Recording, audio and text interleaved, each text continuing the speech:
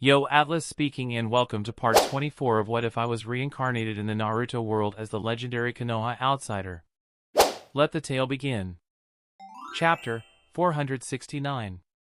Takuma popped the cork off a chilled champagne bottle in Yamanaka Ininpachi's office and poured the bubbly into several flute glasses that went to the Irionin, his clinic staffers, and some other people, all in a joyous mood, filling themselves on the vast amount of food Takuma had ordered. He picked up his glass of seltzer and clinked glasses with the others. Congratulations on a successful publication, Takuma said, raising his glass to Ininpachi, who had finally published his paper on his shadow clone research in a prestigious academic journal. The project that they had worked on for so long was finally revealed to the public. I couldn't have done it without you, Ininpachi said. I don't know about that. Takuma smiled. So, how is it? The conference, I mean. Ininpachi had presented his paper and research to his peers at an academic conference. The reactions were positive. It garnered some interest. The research on clones has been mainly focused on elemental clones because they're much more accessible than the shadow clone technique, so people had some questions. Most were interested in the spiritual energy, the transferring of it. There might be some other applications for it. It got my name out there. According to him, conferences were 30% academic discussions and 70% networking. Takuma felt an arm around his shoulder and found Yamanaka Amami with a glass of bubbly in her hand. She was his batchmate and former teammate, and the one who recommended Ininpachi to him. I sent you to him to fix your sleep schedule.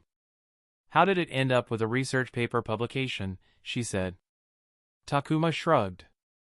I fixed my sleep schedule, but we also did something a little bit extra, too. I guess I should also thank you. This wouldn't have even started if you didn't send him my way, Ininpachi said. Shadow clones, huh? I wasn't even surprised, Amami said. Both of them had talked to her separately, so she knew what they had been working on. She turned to her older cousin and asked, so, any bites for funding or grants? Even though Ininpachi had just presented his research, the paper had been circulating among relevant circles for nearly a month and had been in the peer review process for even longer.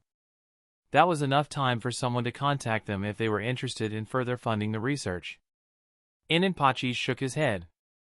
What about your clan? Takuma asked. Aside from the state, the shinobi clans were the major sources of funding for research. Seeing that people were interested in transferring memory via spiritual energy, that would seem like a prime area of interest for the Yamanaka clan, with their mind-body manipulation hijitsu. And it was only natural that Ininpachi would give his clan the first bite at supporting the research. I feel it'll probably go that way. Ininpachi sighed. There was nothing wrong with getting funding from the Yamanaka clan, but with low interest and no competing offers, he might not get as much support as he would like. The shadow clone technique was a niche ninjutsu. It was a B-rank ninjutsu, which already put it out of reach for 99% of shinobi, and given its harsh chakra requirements, those with access almost never took it as their first jutsu. For many chunin, most only had 1 or 2 B-rank ninjutsu, and thus, shadow clones weren't an option for the vast majority. Perhaps it's because of how the research is phrased. You're the only one who's using the clones this way, Ininpachi said. Takuma nodded. If someone asked about his usage of shadow clones, as much as he would like to defend himself, he wouldn't recommend anyone copy him. He wouldn't use it if he didn't absolutely need it, and that, in itself, was an extreme edge case. In truth, he wanted Ininpachi to gain access to a grant or other funds because it would give him a material incentive to continue a particularly niche line of research. Ininpachi ran a busy clinic, had a wife and kids, which put their research, a secondary work project, low on his priorities. After a while, Takuma left the celebration, with Amami tagging along. How's it going? Have you guys settled down yet? He asked. It had been months since the Ironwood Protection Company had to be shuttered because Rude had managed to compromise the Inquisitor unit through him. The standard procedure for these circumstances was to dismantle the unit and reassign operatives and staff, but given that Takanid's Inquisitor unit was among the best in ANBU, it was decided that they would be kept together. However, Changes had to be made, and the unit had been working to get familiar with its new reality. Better than ever. "We don't miss you one bit," Amami said, sticking out her tongue. Takuma smiled. A part of him missed the Campbell squad. He liked the authority that came with leading his own team because it allowed him to charge toward his objectives, but the responsibility of leading people and being the person they looked to for direction sat heavily on his shoulders. It felt so much different to the narcotics task force, due to the difference in scale, even though his responsibilities were more or less the same. It was the difference between walking on a tight beam a couple of feet over the ground and balancing on the same beam over a canyon. The work is different, but just as annoying, so I guess it's going well. There was a saying that, in ANBU, work was either boring as hell or so stressful it ruined a person's health. There was no in between. "What about you? How's it going being a hotshot?" she asked, bumping him in the shoulder. "It's more trouble than it's worth." "Oh, stop. I know you. You wouldn't have left if you weren't getting anything less than what you're satisfied with. How do you know that I got what I wanted? It's either that or you're actively trying to get more." She wasn't wrong. He was trying to get the anti-root initiative under his thumb, which was going well. Boo-Book and more were doing great work. Weasel is no Barbary, but he's a good one. I've been lucky with my supervisors.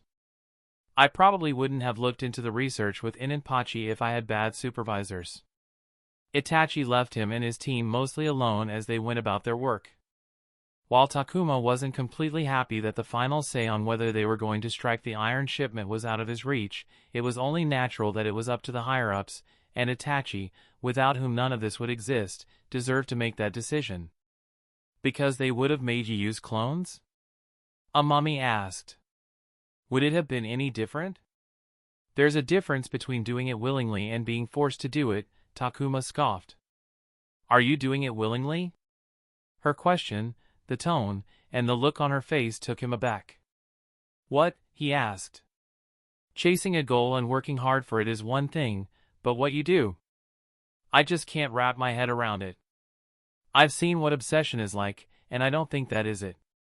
Sometimes I feel like whatever you're being motivated by, if we can call it that, isn't probably normal." "You're right." "I am?" "You said it. Why do you sound so surprised?" She shrugged. "Wasn't expecting you to admit it so freely." "So what is it?" "Maybe I'll tell you some other day." "I knew it. It's that you're a little freak, isn't it?" "Yup, an absolute pervert," he said, laughing. The next day, Takuma was in his office, poring over his third report of the day, when he heard a knock and looked up to see Gojiro at the door. "Yes, Gojiro?" he asked, returning his eyes to the report. "The General Administration has requested a meeting with you at your earliest convenience." "Is it urgent?" "They haven't conveyed that." "My earliest convenience?" "Ask them to check in with me next month." With the possible field operation around the iron shipment to Root, he was swamped with wrapping up the currently open anti-Root initiative cases and making sure nothing imploded, even with Boo-Book and Moore's help. It was a hectic endeavor. He did not have the time to meet up with the General Administration. "I will convey the message," Gojiro replied. The head of staff especially knew how swamped with work they were. But as he turned to leave, Takuma asked, "What do they want?" "If it's about getting people on the upcoming mission, tell them not to bother." Takuma had allowed potential prospects to come onto some of his missions, but if they wanted to put people on the iron shipment operations, they could go screw themselves.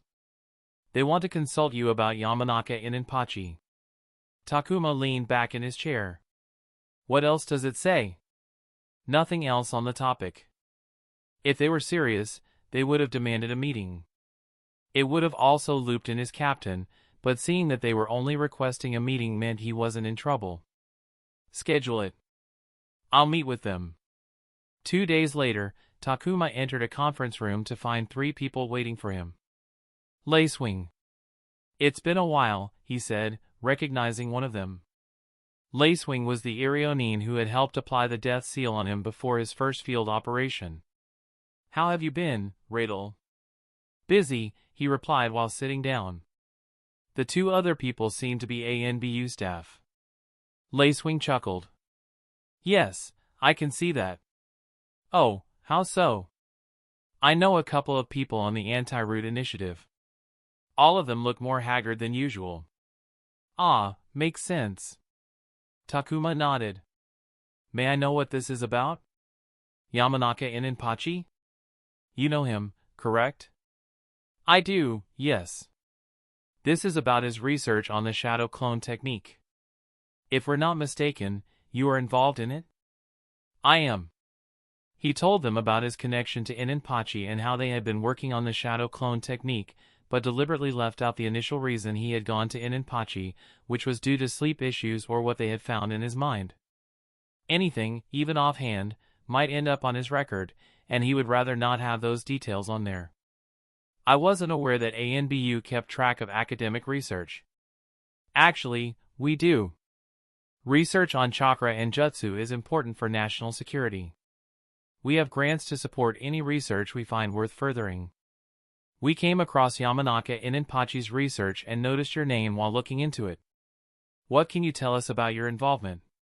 Takuma told them he was the main subject of the research due to his access to the shadow clone technique and how he was the one to approach Ininpachi with the potential subject of research, which answered the question of why Ininpachi would pick up a niche subject to research when his previous topic of studies weren't in that particular domain. Are you planning to fund him? He asked. We aren't sure about it yet. What's your opinion on it? The main subject of the research might not be of interest to many, but the Yamanaka clan is interested in the memory transference over the spiritual energy aspect of the research. They're planning to fund it. They are? Are you sure? Lacewing asked, intrigued. I heard it from Yamanaka Ininpachi himself, Takuma said. I think it's worth funding. We've discussed the future scope of the research, and I think it could be developed into an interrogation tool. I think it'd be a valuable asset, and I think the Yamanaka clan sees it that way as well. It'd be greatly valuable for the work they're already doing in the intelligence department. Even though Takuma didn't say it, the change in Lacewing's expression told him that the Irionin understood what he was trying to say. The Yamanaka clan already had a chokehold on the Hidden Leaf's intelligence department through their Hijitsu, and they were very motivated to keep that control. Improving their Hijitsu would be one way to accomplish it. If the Yamanaka clan funded the research, they would monopolize any further findings. One of ANBU's jobs was to keep clans in check. And one way to do that was to fund the research, so the clans couldn't hoard the fruits. In my opinion, as an ANBUnin, it'd be in the village's interest to support this research. A week later, Takuma received the news that the Yamanaka clan and ANBU were jointly going to fund Ininpachi's research. If the Yamanaka ever incorporated the research into their Hijitsu, ANBU would have some room to come up with an answer if the need arose. Chapter 470, Aquila looked around the office to see his teammates engrossed in their work. After completing the Bison mission, Turn had already begun preparing herself to go after another high-profile target. In her wake, Boo Book and more were wrangling the anti-root initiative to close cases. Hippo was barely in the office, spending his days outside developing and working contacts. He had even been assigned an additional special surveillance assignment recently. Then there was Radel, who was everywhere he looked. The clone force made the 5-man squad many times its size. He was the only one not swamped with work, which was supposed to be a good thing, but Aquila felt anxious about being left out because the mind is a complex thing. His situation wasn't even strange because ANBU's work was supposed to be long stretches of nothing punctuated by short periods of absolute chaos. But his squad, however, always seemed to be in the middle of something. Instead of sitting around and feeling paranoid, Aquila informed the staff he was going out in case they needed to contact him and left the office wearing a straw hat with a short veil that obscured his eyes and the upper part of his nose. Half an hour later, he entered a charming cafe tucked away in a residential area. "Welcome back, sir." "Your usual," said the sole proprietor with a bright smile. He had been frequenting the establishment often enough that he had become a regular. The coffee was average, he'd had better. It was in the opposite direction from his house. The only upside was that it was quiet. So then, why did he visit so often? because a commercial complex stood 2 blocks away from the cafe. "Here you go. Enjoy!" He took a couple of minutes to enjoy the hot coffee and pastry before leaning into his chair and weaving a handful of hand seals that sent a burst of chakra into his pale eyes, hidden behind the veil. Rushing blood bulged the veins around the pupilless eyes as his vision expanded in all directions. He could see the proprietor, even though the man had his back to him, the kid on her tricycle with her mother walking behind her, the wind brushing against the chime hanging on the outdoor balcony of a nearby house.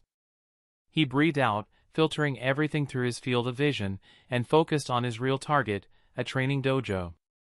His vision extended out, piercing through the cafe wall, traveling through the air, and penetrating a couple of buildings before arriving at the target. He concentrated and scoped his vision through a full-height wall into a massive yard where several shinobi were training, and among them, his target.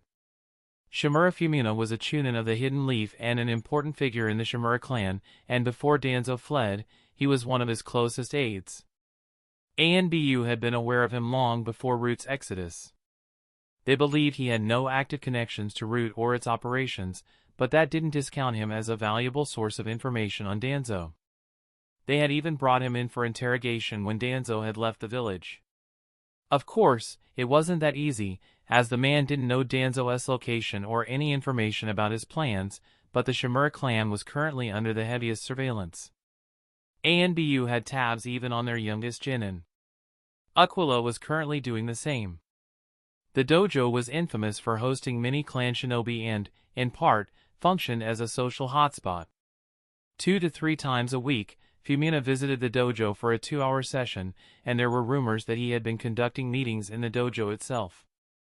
So, Aquila had been keeping an eye on the man, noting down everyone he came into contact with, and passing their information to his intelligence network in case they were a possible lead to Root. And for that, the cafe was a near-perfect place to stake out the dojo from. It was in a part of the residential area that was fairly inaccessible from the area on the dojo's side. Rooftops around the city were essentially part of the shinobi pedestrian infrastructure, and one could find as many shinobi moving through rooftops as on roads. However, this residential area had houses with slanted roofs lined with clay tiles, which were susceptible to cracks and breaking when people jumped on and off them. There had been so many complaints that the Lord Hokage had passed a law ages ago prohibiting anyone from hopping on the roofs of such houses, thereby reducing the number of shinobi in the area. It was also at a suitable distance from the dojo, which lay within his Byakugan's range of perception. No 2 Hyuga's Byakugan were the same. Everyone had varying characteristics. Some could see exceptionally far, while others might have a stronger capacity to see through multiple barriers. Some could perceive chakra with greater clarity, while others had a narrower cone of blindness. At this distance, he could see everywhere in the dojo. However, Aquila's dojutsu was as useful as it was eye-catching. It wasn't meant as a brag, but the Hyuga were born head-turners. Aquila was used to the attention, but attention was antithetical to his job. If, for any reason, anyone doing anything nefarious got a hint that there was a Hyuga hanging out nearby, they would immediately abandon everything. The Hyuga district of the Hidden Leaf Village boasted the lowest crime rate in the city for that very reason. Aquila couldn't be seen roaming out and about, with or without his mask, which made the quaint cafe with a proprietor, who was fed the story that his customer only wanted some peace and quiet without anyone bothering him, the perfect place to be.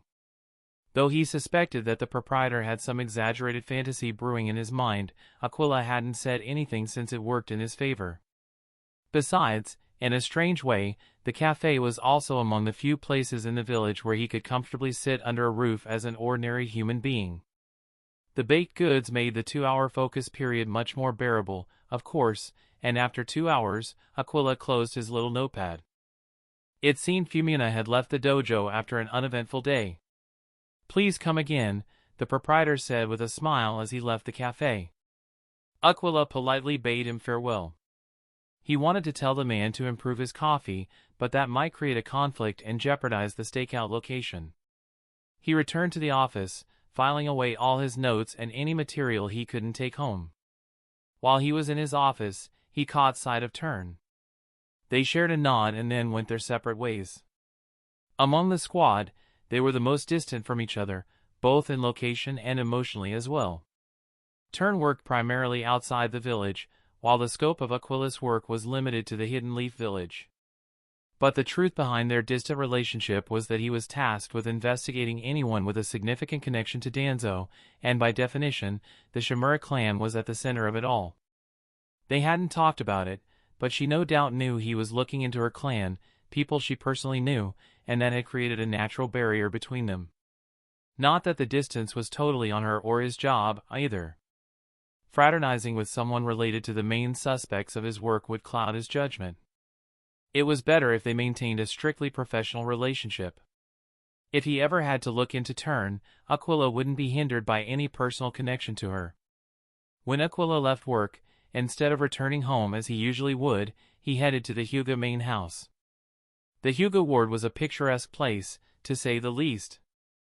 It was well maintained by the authorities, and the residents had a high level of civic sense and treated public infrastructure with respect. The Hyuga clan was among the most avid patrons of the arts. Their part of the village featured many stunning stoneworks, detailed sculptures, charming murals, and other public artworks that elevated it. Many painters, photographers, and magazines would regularly come to capture its beauty. Once, he had felt proud of it.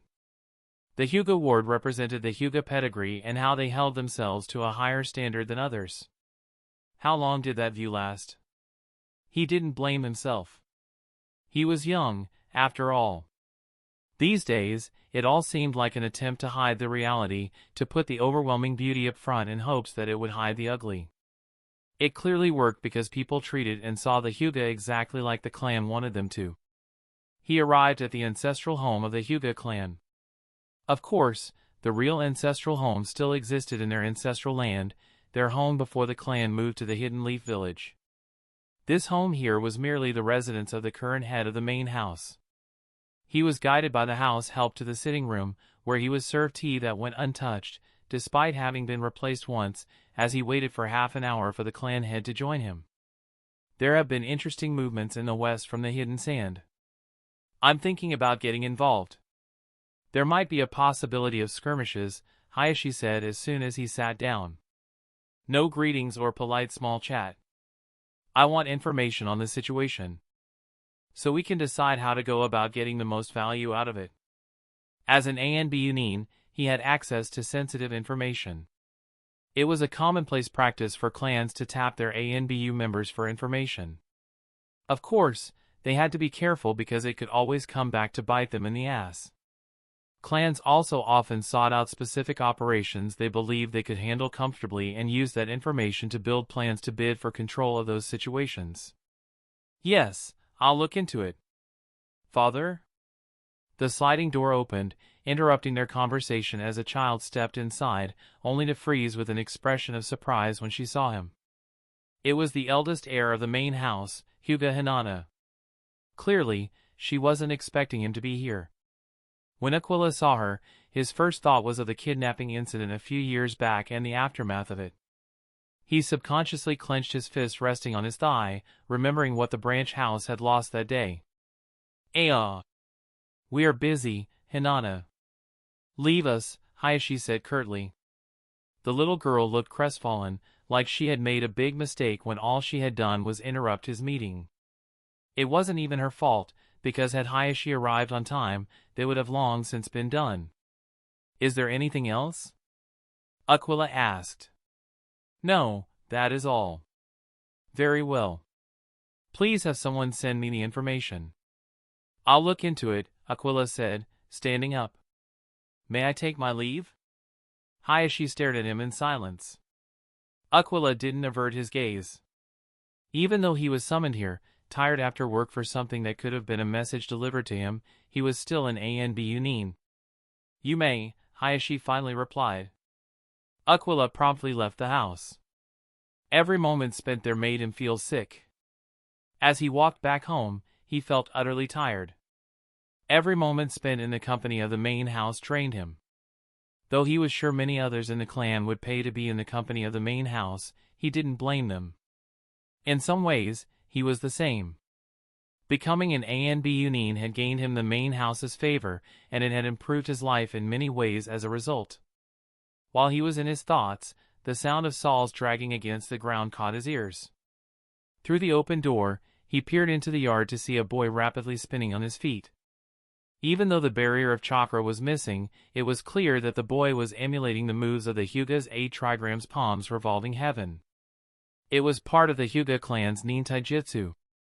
While every Hyuga shinobi had the Hyuga's gentle fist hammered into them from a young age, the 8 trigrams, a secret chapter of jutsu under gentle fist, were reserved for the members of the main house. Some members of the branch house, those who showed talent and, more importantly, loyalty to the main house, were taught it as well, as a reward. Aquila was given the opportunity to learn revolving heaven when he made ANBU. Right now, he was seeing a boy who wasn't even a shinobi on the verge of mastering that art. He knew the boy wasn't taught how to perform that move. He also knew the boy. There wasn't anyone in the clan who didn't know the boy because of his genius, but even then, Aquila wasn't expecting this level of prodigy. Hyuga Niji, the son of the late Hisashi Hyuga, a former head of the branch house. "Focus on your balance," he said. Niji stopped and gazed at him out on the street. As they shared a silent gaze, Aquila saw anger, pain, and caution, all swirling in a chaos of emotions in the young eyes. "You're close. Carry the momentum from your feet up towards your body," Aquila said, and gave him a couple of rotations worth of demonstration before walking away. He didn't wish to say any more. Otherwise, he'd risk being blamed for passing on clan secrets without permission. ANBU or not, he couldn't take that heat. He finally reached his home, where he lived alone. Feeling that he needed a bath to relax, he decided to have one, opting to draw one at home. There was a natural hot spring nearby that he often visited, but he didn't feel like walking there. While he waited for the water to heat up, he stepped in front of the sink to wash his face and remove his forehead protector, revealing a white bandage beneath it. That, too, was unfastened, strips of white cloth falling around his shoulders to reveal a green Juinjutsu seal. The cursed seal, caged bird. The fate of all Hyuga apart from the main house. He looked at himself in the mirror and, even now, could see the lingering shadows that haunted Niji Hyuga in full force. However, unlike the young boy, all of those swirling emotions were washed over by resignation. That, too, was the fate of all Hyuga apart from the main house. Chapter 471, Moore walked to the clone and leaned against the desk as he gazed at the Radal's squad offices. There was a hush that lingered in the space. At a glance, everyone seemed to be working hard, but he doubted they were concentrating on what they were doing. "Any updates?" he asked. Radal didn't look up from his work as he answered, "You know it doesn't work that way. We'll know when he returns." Moore sighed. It had been 2 weeks since Weasel had informed them that he would announce whether they would attack the upcoming iron shipment. 2 weeks later, he summoned Radal to his office, who had been gone for half an hour. Everyone on the team was anxiously waiting for him to return. It was certainly strange to wait for someone whose many clones were still in the office. "What do you reckon? What are they going to decide?" "I can't say. Even if I could speculate about what Weasel might want, I don't know the Stag or the Lord Hokage well enough to know what they're thinking," Radal replied, looking up at him. "What do you want them to decide on?" "I don't want them to wait. We did all the work, ran everyone ragged, and risked and compromised operations by rushing through them. If the order ends up being to wait, wouldn't that mean all of this work was for nothing?" "I can understand that," Radal sighed, leaning back in his chair. "Does it bother you to have the decision out of your hands?" Radal was big on control. One of his biggest directives to the team was to extend control over the anti-root initiative. His clones also allowed him much greater control over the team than a standard squad leader would have. "Of course it does," Radal said bluntly. "There's a case for why those close to the ground might not be able to make an objective decision. I agree with you that we should move as soon as possible, but who's to say that we aren't influenced by our feelings? Some detached from the day-to-day might be able to look at the picture more clearly. Simultaneously, someone higher up who doesn't know the details and intricacies might not be suited to make the decision. Who's to say which is right? Anyway, the chain of command exists for a reason, and I trust Weasel. he'll put the best case forward. Moore would rather make the decision on his own because, in his experience, higher-ups more often than not make subpar decisions. However, he wasn't going to say that in front of his current boss. Speaking of Weasel, I heard that you are both from the same academy batch. You must have known each other from a young age, he said, making small talk. The Radel squad had no shortage of one-to-one time with the boss because he was literally everywhere. The real trick was to find a shadow clone, because that meant Radel would actually have the memories of the interaction rather than a note made by a water clone. Not really. Weasel graduated early. We were in the same class for one academic year, well, a few months. I barely have memories of back then, Radel replied. We only got properly acquainted at work. Moore wasn't sure if that was true. Radel previously worked at the police force and had connections with the Uchiha clan. A person like that joining ANBU and eventually ending up in the Uchiha sphere of influence, right under Weasel, it was a stretch to believe they didn't know each other well beforehand.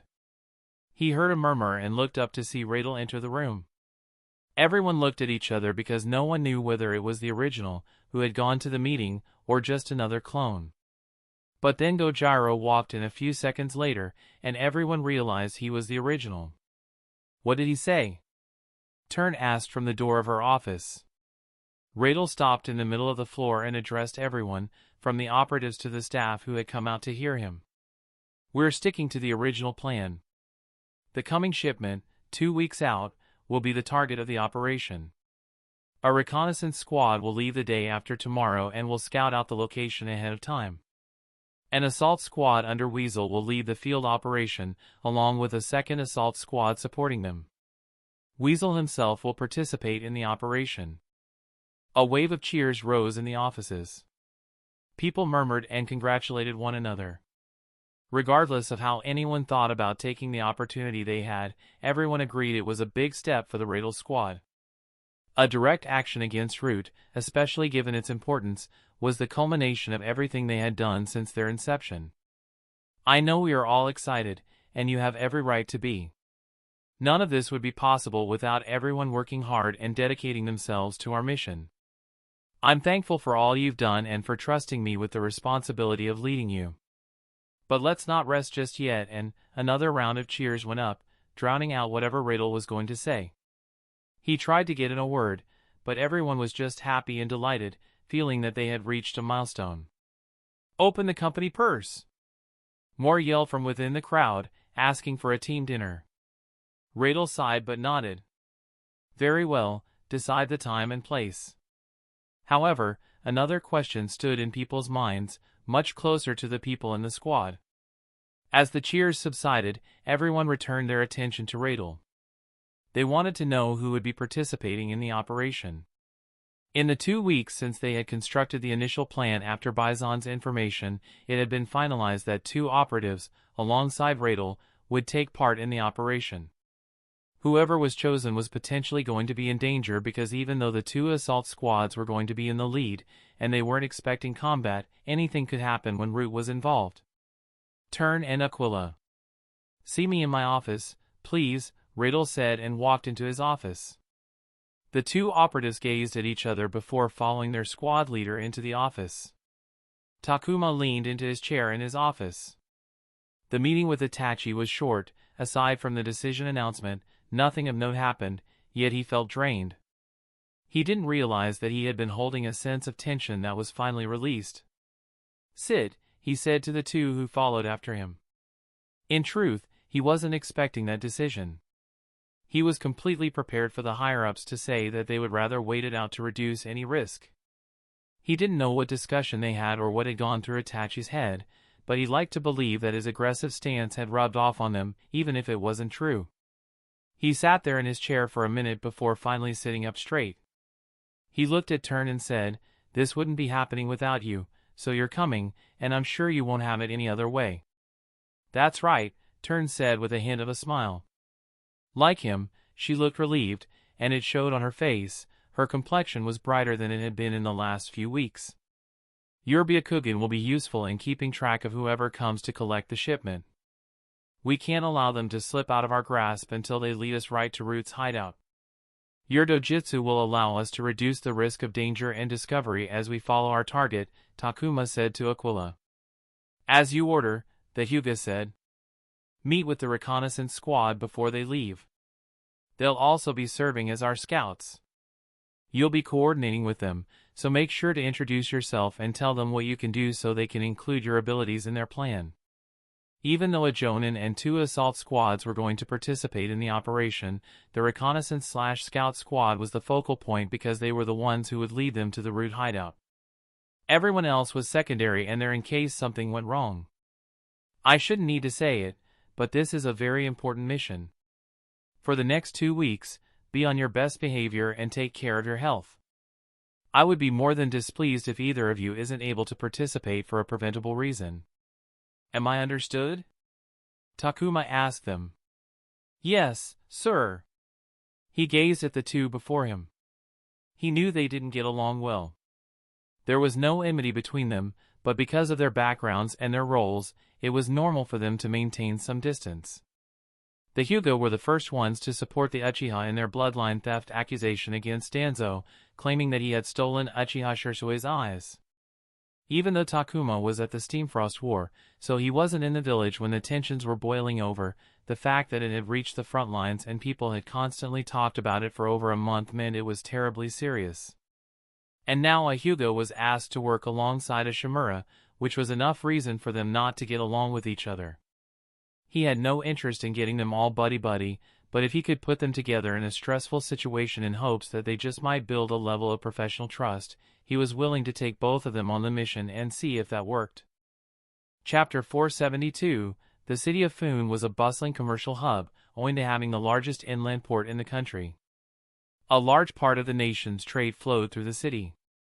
Large container ships and bulk carriers sailed in and out of the port, where massive cranes and hundreds of men worked hard to load and unload cargo. Established around the same time as the domestic shinobi clan wars had subsided with the founding of the Hidden Leaf Village, Foon had only grown since then as the national trade grew and the port played an increasing part in it. The residents were no strangers to new faces. As merchants and couriers rolled in and out of the city every day, they welcomed them, as the traffic fueled the hospitality industry, with hostels, inns, restaurants, and bars built to serve those who stopped by to do business.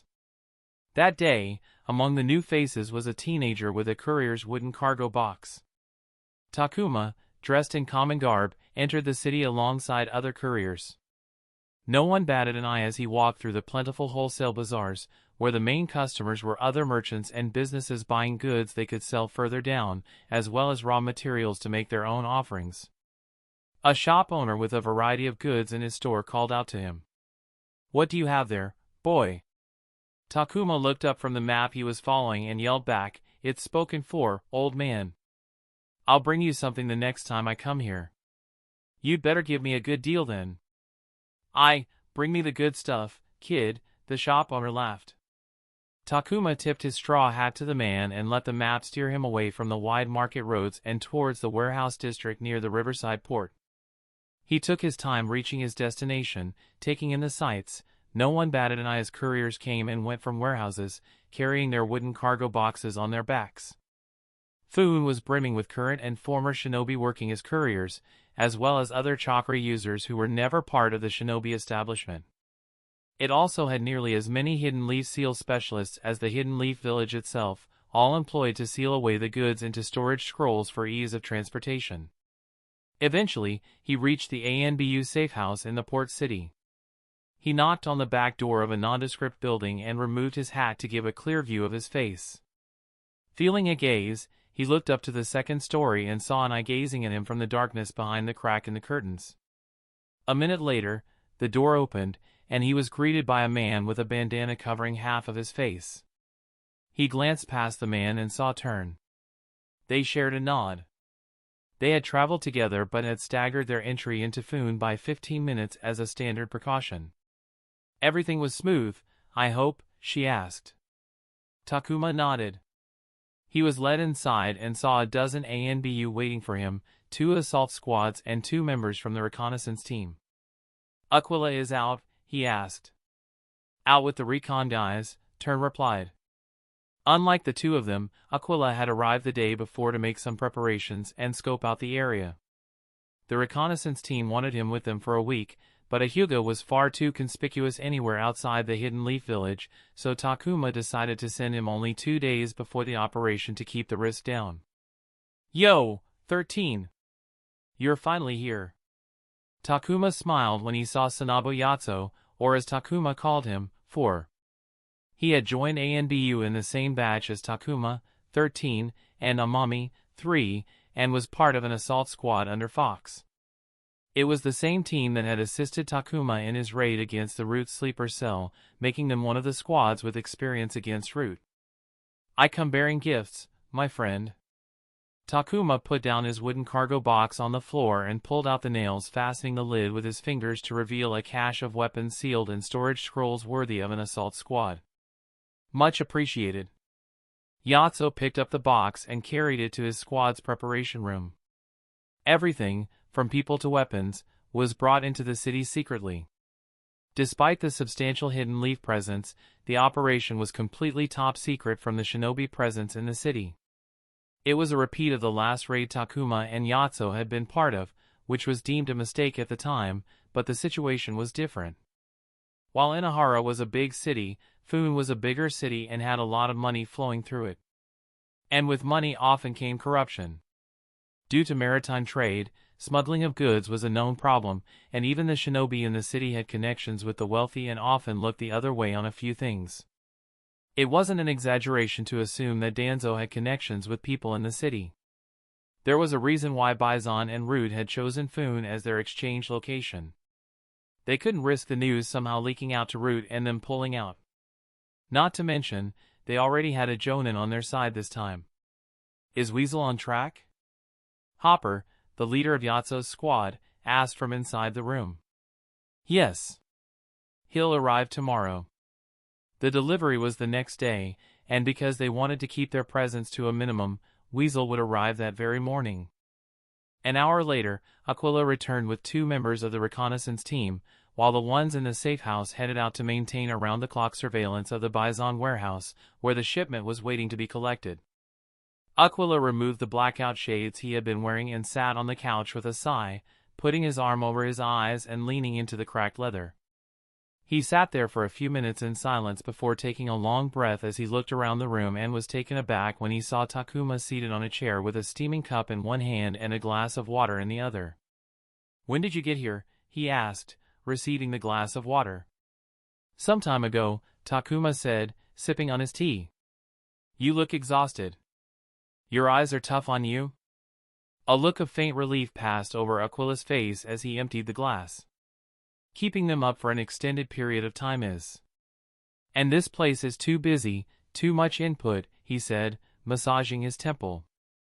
"Thank you for your hard work," Takuma said. "How is it looking? Any problems?" "No, the warehouse is a good location. We have a clear view from all directions. Sneaking inside the building to have a more direct view is feasible. Recon and I judge that it'll be difficult to sneak out the shipment without us knowing." "What about a trained Root agent?" "I don't think that's a factor. Anyone coming to collect the shipment will have to deal with the civilian workers in the warehouse. We shouldn't underestimate civilians. A majority of our intelligence network is built on civilian contacts. In these sorts of things, it's the mind that matters," Takuma said, tapping his temple, "and in that regard, all of us are on an even playing field." Aquila didn't seem convinced that he could be outsmarted by a bunch of warehouse workers, which he couldn't blame him for. It was tough to escape a Hyuga's all-seeing eyes. "Rest well. You'll have a busy day tomorrow," Takuma smiled. In the evening, they had a meeting after dinner where they went through the location, personnel, routines, timings, and everything they needed to know about their target. Weasel's assault squad was taking the lead with an ANBU lieutenant in charge of the field operation, with Fox's assault squad as the secondary squad. The Radal squad operatives were going to provide support wherever needed.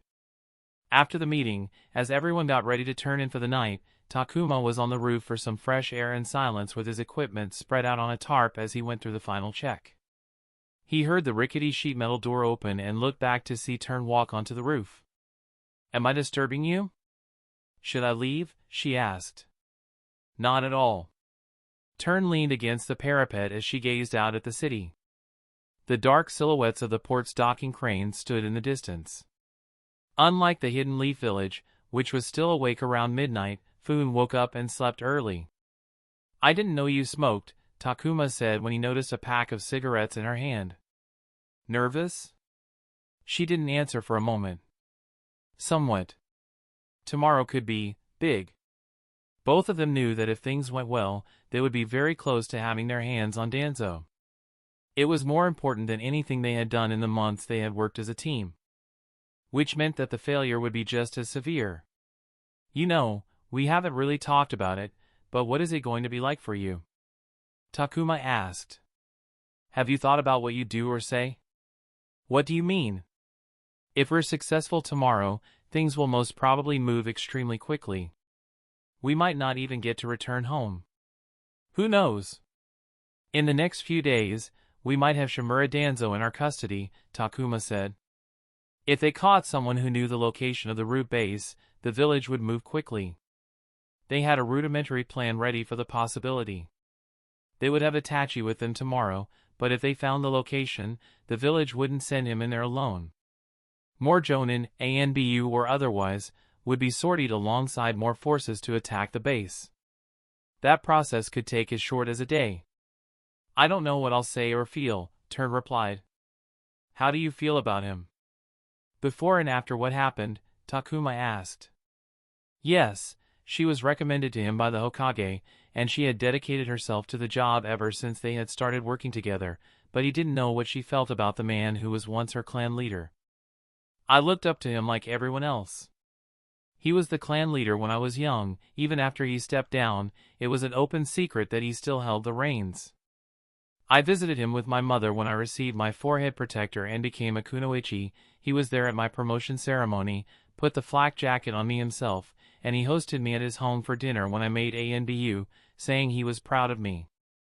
I wanted to make him proud, impress him. We feared him, but at the same time, he was truly whom every Shimura looked up to. The ideal shinobi. It wasn't an exaggeration. Shimura Danzo might very well be anyone's image of an ideal shinobi. A war-decorated jonin, respected clan head, a Hokage candidate, the second Hokage's student, the man who had shaped Leaf ANBU into what it was today, and an old man in a world where often, shinobi died young. Looking at his life and career, who wouldn't want to be him? We knew there were things he did that were clearly wrong, but then he never got in trouble, so that could only mean one thing, and everything worked out in his favor. He couldn't be wrong, doubting him was a sin, and speaking against him was traitorous. So when he did yet another thing that no one else would dare even think about, no one thought much of it because that was the norm. It was stupid looking back at it, wasn't it? Touching the Uchiha's eyes, that's... Bloodline theft was probably among the worst crimes one could commit in the Hidden Leaf Village. With the number of sought-after bloodline limits and hidden jutsu, going after a clan's source of power was taken seriously. And going after the Uchiha's Sharingan was the worst-case scenario, only comparable to targeting the Hyuga's Byakugan. To think that Danzo would get out scot-free was indeed stupid, but in an environment where people had seen one man do things that crossed the boundary and pay no price, and in fact gain time after time, one could see why they wouldn't be worried. Then hell broke loose, and in the blink of an eye, the entire village was standing against us, and everyone was calling for his head and demanding that the Shimura pay a price. We were scared, but we believed in him, that even if it looked worse than ever, he would pull through like he always did and everything would be fine. It just wasn't that. For a time, the Uchiha clan wasn't able to prove that Danzo had Uchiha Shirsui's eyes. That was enough for his supporters to keep faith in him. But then he abandoned us, fled with his prize root, leaving his clan, his own family, behind to face the wrath. All the things he had done, but gotten away with, all of it came down on us. His enemies, who had never done anything in fear of him, now had nothing holding them back, so they all came at us. The Shimura clan's situation was challenging.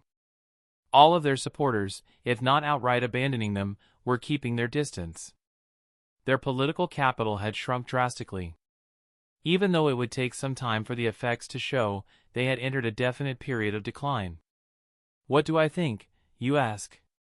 Many in the clan think that all of this is unfair. That we are unjustly paying for the mistakes he made.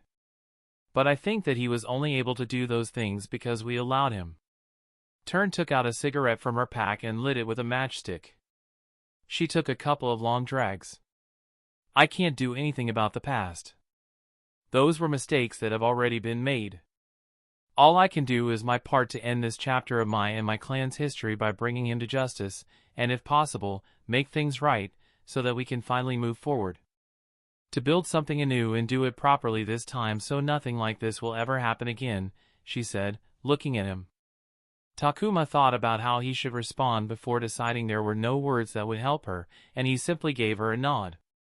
He couldn't imagine or relate to what she was feeling, just like she had no idea what he knew and how that knowledge bore down on him. However, even if it meant something very different to both, they were after the same thing, and that was enough. Chapter 473, the operatives rose with the sun and began getting ready for the day. A couple of guys were in the kitchen putting something together for everyone to eat while they waited for their turn at one of 3 showers in the safe house, which wasn't enough for a group of their size. 10-minute limit per person. Hopper yelled. He pointed at Yatso and a couple of his guys. There's a tap and a hose on the roof. Get yourself clean there. I want all of you in gear before Weasel gets here. Takuma was in the kitchen on coffee duty when someone moved beside him. He looked up at Kingfisher, the ANBU lieutenant, making him the highest-ranking person in the house.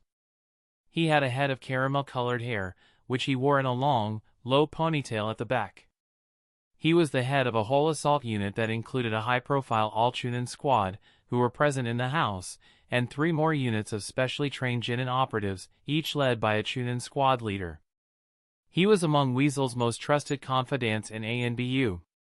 ANBU lieutenants, like Barbary, didn't participate in the field, so having Kingfisher here meant that Itachi was taking this very seriously. You didn't say much yesterday during the meeting, Kingfisher said. There wasn't much to say.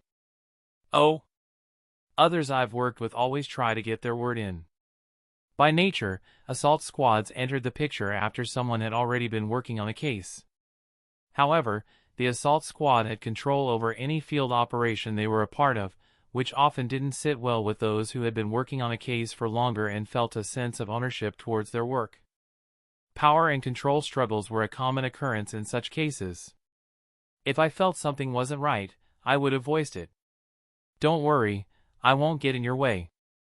If you need me to do something, feel free to command me like I'm one of your men, Takuma said. The assault squad had greater expertise than he did, and given the weight being assigned to the operation, they had enough motivation to ensure it went smoothly. Truthfully, that's a surprise given your reputation. My reputation? Bossy boots. Bossy boots? They say that you're so obsessed with control that you create 1 clone per person in your squad, including the staff. That way, you'd know what every single one of your subordinates is doing constantly. That sounds terrible, Takuma said, imagining what that'd be like, but he was more concerned about what types of baseless rumors about him were floating out there. I assure you none of that is true. I only create clones because I require them for work. Kingfisher looked skeptical. And who could blame him? The number of clones running around in Raidal Squad offices was truly ridiculous. No one in their right mind would do a job that required creating so many clones. Takuma sighed. He wondered if he needed to do some reputation management after he returned home. What are the chances that we get what we want today? The lieutenant asked. Takuma gazed at the man. Instead of answering, he asked, concerned about the possible attack en route right after this? Just last night, he had discussed it with Turn. Kingfisher had a severe look as he nodded. That attack would be much more dangerous than this operation. We will be going into the enemy's base. I'd die before saying anything good about Root, they'll be dangerous opponents. It depends. If you end up doing nothing today and we follow the shipment right to the Root base, we might have some time, at most a few days, to prepare and mount a proper attack. But, if you see action today, that means something went wrong and we'd have to rush everything before Root gets the news, Takuma said. The two assault squads were there because ANBU had to take into account that Danzo might have heard about Bison's troubles and might think that the Hidden Leaf was attempting to get to him. So, it's either all good or all bad, Kingfisher sighed. A tough deal, Takuma nodded. There was a knock on the main door, and everyone in earshot paused. Two people moved to the second-floor window, while others stepped into the front hallway. A minute later, someone announced that it was Weasel. Everyone breathed a sigh of relief before gathering in the front hall to welcome the ANBU captain. Uchiha Itachi stepped into the room, dressed in a simple shirt and pants with a cloak around his shoulders. People stiffened in attention as his eyes swept through the room. His gaze lingered on Kingfisher and Takuma, both of whom returned a nod. However, while they were expecting him, they weren't expecting the person standing behind him. "Who is that?" Kingfisher whispered. "I don't know," Takuma replied. The man was in his early 30s and had a polite smile that remained affixed on his lips and eyes. He gave a shallow bow to the room but didn't say anything or introduce himself. "Please introduce us, Captain," Kingfisher asked. "This is Operative Raven. He won't be participating in the field operation. He's here in case we need expedited information extraction." Takuma and Kingfisher exchanged a glance. In case things went wrong today, things would move quickly, and getting the location of the Root base would be the top priority. Until today, they had captured quite a few Root agents. Takuma himself had captured the agents from the Inahara sleeper cell and the ones who attacked him during the Firegrass border outpost, but none of them gave up Root's base location, and it was not for a lack of trying. Even if the Hidden Leaf had by far the best interrogation capabilities across the nations, they couldn't extract what wasn't there. "Status update, Kingfisher?" Itachi asked. "Yes, sir. The reconnaissance has been completed. All routes out of the city have been mapped. The entire team has been briefed on their roles and responsibilities. With you present, we can start the final briefing. Let's not waste any time. We will convene after everyone's ready," Itachi said, looking at the embarrassed operatives, all in some state of not being ready. It took about an hour for everyone to get ready. Because they were trying to hide their identities, neither side was dressed in ANBU gear nor in Leaf gear. Everyone was dressed in different tactical gear, all of it a derivative of the Leaf gear considered the standard blueprint in the Land of Fire, all of which was hidden beneath cloaks. Including Weasel and Raven, a total of 21 operatives were involved in the operation. 18 of them were present in the room, which was just a little bit too cramped. The remaining operatives were keeping an eye on the warehouse. A table was set up in the middle of the room where Itachi, Takuma, Raven, Hopper, the reconnaissance squad leader, and the Weasel's assault squad leader sat, while everyone else settled around the room as Kingfisher addressed the group. The iron shipment sits in a Bison warehouse that is currently being watched by the reconnaissance team. Putting it in simple words, when the shipment is picked up, we will follow that person to wherever they lead us, and hopefully, by the end of it, we will have the base location. They could capture the person for interrogation, but there was always a risk that things would go wrong. Even Jutsu-enhanced interrogation, even that of the Yamanaka clan, carried the risk that if they pushed incorrectly, they could end up killing the target. Even the most skilled and experienced users could make mistakes because people were unique and what they could take was different. On the other hand, following someone was less risky and more reliable for the current scenario. The recon team, along with Aquila, will take charge and coordinate with the rest. The assault squad will maintain a safe distance from the target and maintain positions where we are always ready to move in case the need arises. Itachi turned to Aquila. "Conserve your chakra and mental stamina. We could be on the road for multiple days. Only use your eyes to perform periodic surrounding checks and routine confirmation on the target's position. I want you to remain in good condition until the very end." "Yes, sir," Aquila said. Itachi nodded before turning to Kingfisher. "How can I contribute?" "You, Radel, Turn, and Raven will hang back as our reserves. If either squad requires anything, we will call up the reserves." Kingfisher wasn't going to tell his boss to do something. Just his presence was enough, and in case shit went south, he would be their strongest asset. Kingfisher then discussed the fine details of the plan and had everyone tune their short-range portable radios to the same frequency for communication. With the warehouse set to open in a few hours, the assault squads split into their own rooms for their final team meetings, while the reconnaissance squad members, with Aquila, moved out ahead of everyone else. "So, Raven?" Takuma asked Itachi as they stood in the corner of a room. "He's from the Hokage's ANBU," Itachi said.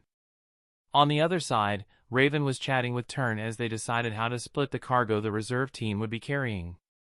Takuma was surprised. The Hokage's ANBU was a group of operatives who directly served under the Hokage and answered only to him. Even though they were still part of the department of ANBU, they also existed outside of it.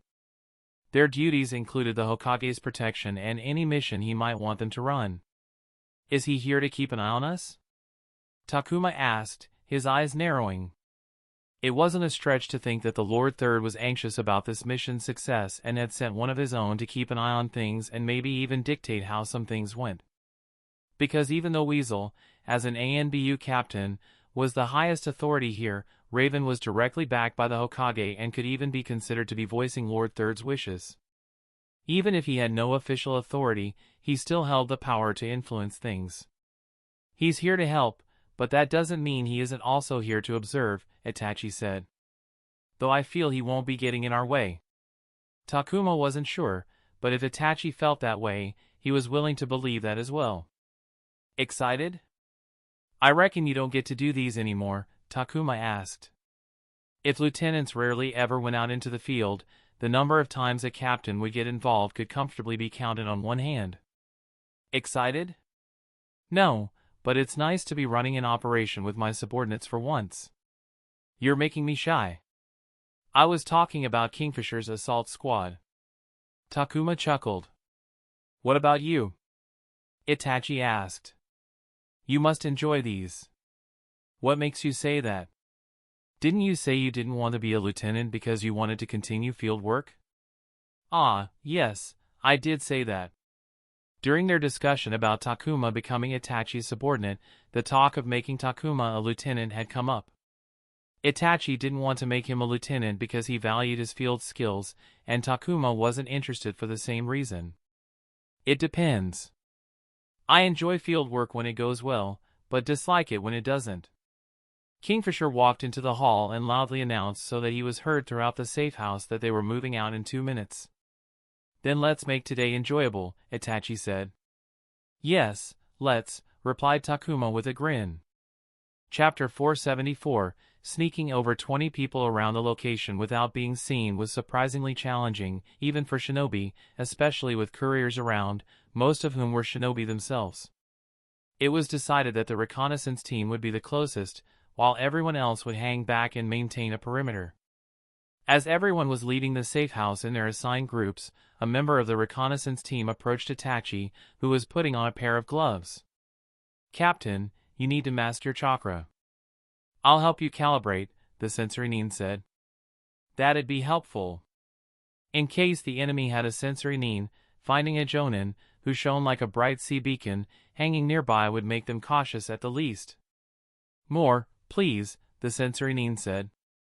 Itachi, with his eyes closed, nodded and continued to lower his natural mixing of chakra as the sensory nin kept an eye on how it looked to another sensory nin's perception. "That looks all right. You can stop now, sir." "Thank you," Itachi nodded. "Wait, you need to master yourself more." Takuma was conversing with Turn when the sensory nin spoke to him. "Me?" he asked, confused because he thought he had already masked himself enough. "Yes, you need to bring your chakra further down." Takuma glanced at Turn, who shrugged. As instructed, he further slowed down the mix until the sensory nin asked him to stop, which was just at the edge of what he was comfortable with. Going any further would mean risking cutting off the mix altogether, which could spell his death if he wasn't careful. He noticed Raven looking at him. "What?" he asked. "You must have a lot of chakra," Raven said. "Let's go," Itachi said. The warehouse district rose early, as couriers always wanted to make the most of daylight during their travels. The team didn't think they would need to wait long. The group, consisting of Takuma, Itachi, Turn, and Raven, stood in an alley waiting for the reconnaissance team to make contact, and the message came soon. The radio transponder attached to Takuma's backpack buzzed with a noisy crackle. He pulled the receiver to his ear while everyone stared at him. Team 4, received, over, he replied and then gazed at everyone. The shipment has been picked up. We are moving.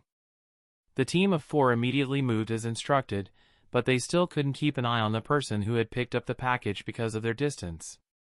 Takuma wanted to buzz in and ask for additional details, but that would only disturb the reconnaissance team. The courier is moving toward the port, Takuma relayed the information he received. Is he planning to board a ship? Turn frowned. That'd be a problem, Itachi commented. If the courier was indeed boarding a ship, following on foot might be problematic if the journey spanned multiple days, since ships didn't need to stop at night, while the team would require rest.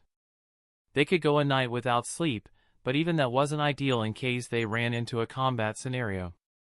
As they feared, the port was the target's destination. He's talking to someone, letting him on board. The team is trying to find the ship's route and destination, Takuma said. What should be our next move, Captain? Turn asked Itachi. Can we get someone on the ship?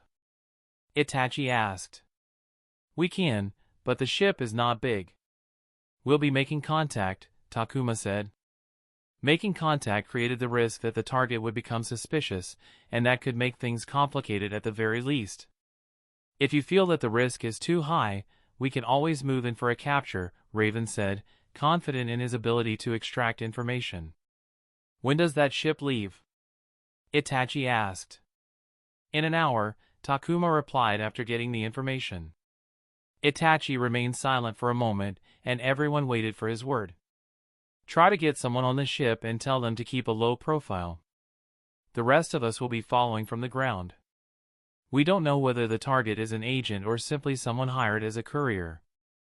If he's taking a ship, it would be easier to know if he has someone following him. I want to go on the ship, Takuma said.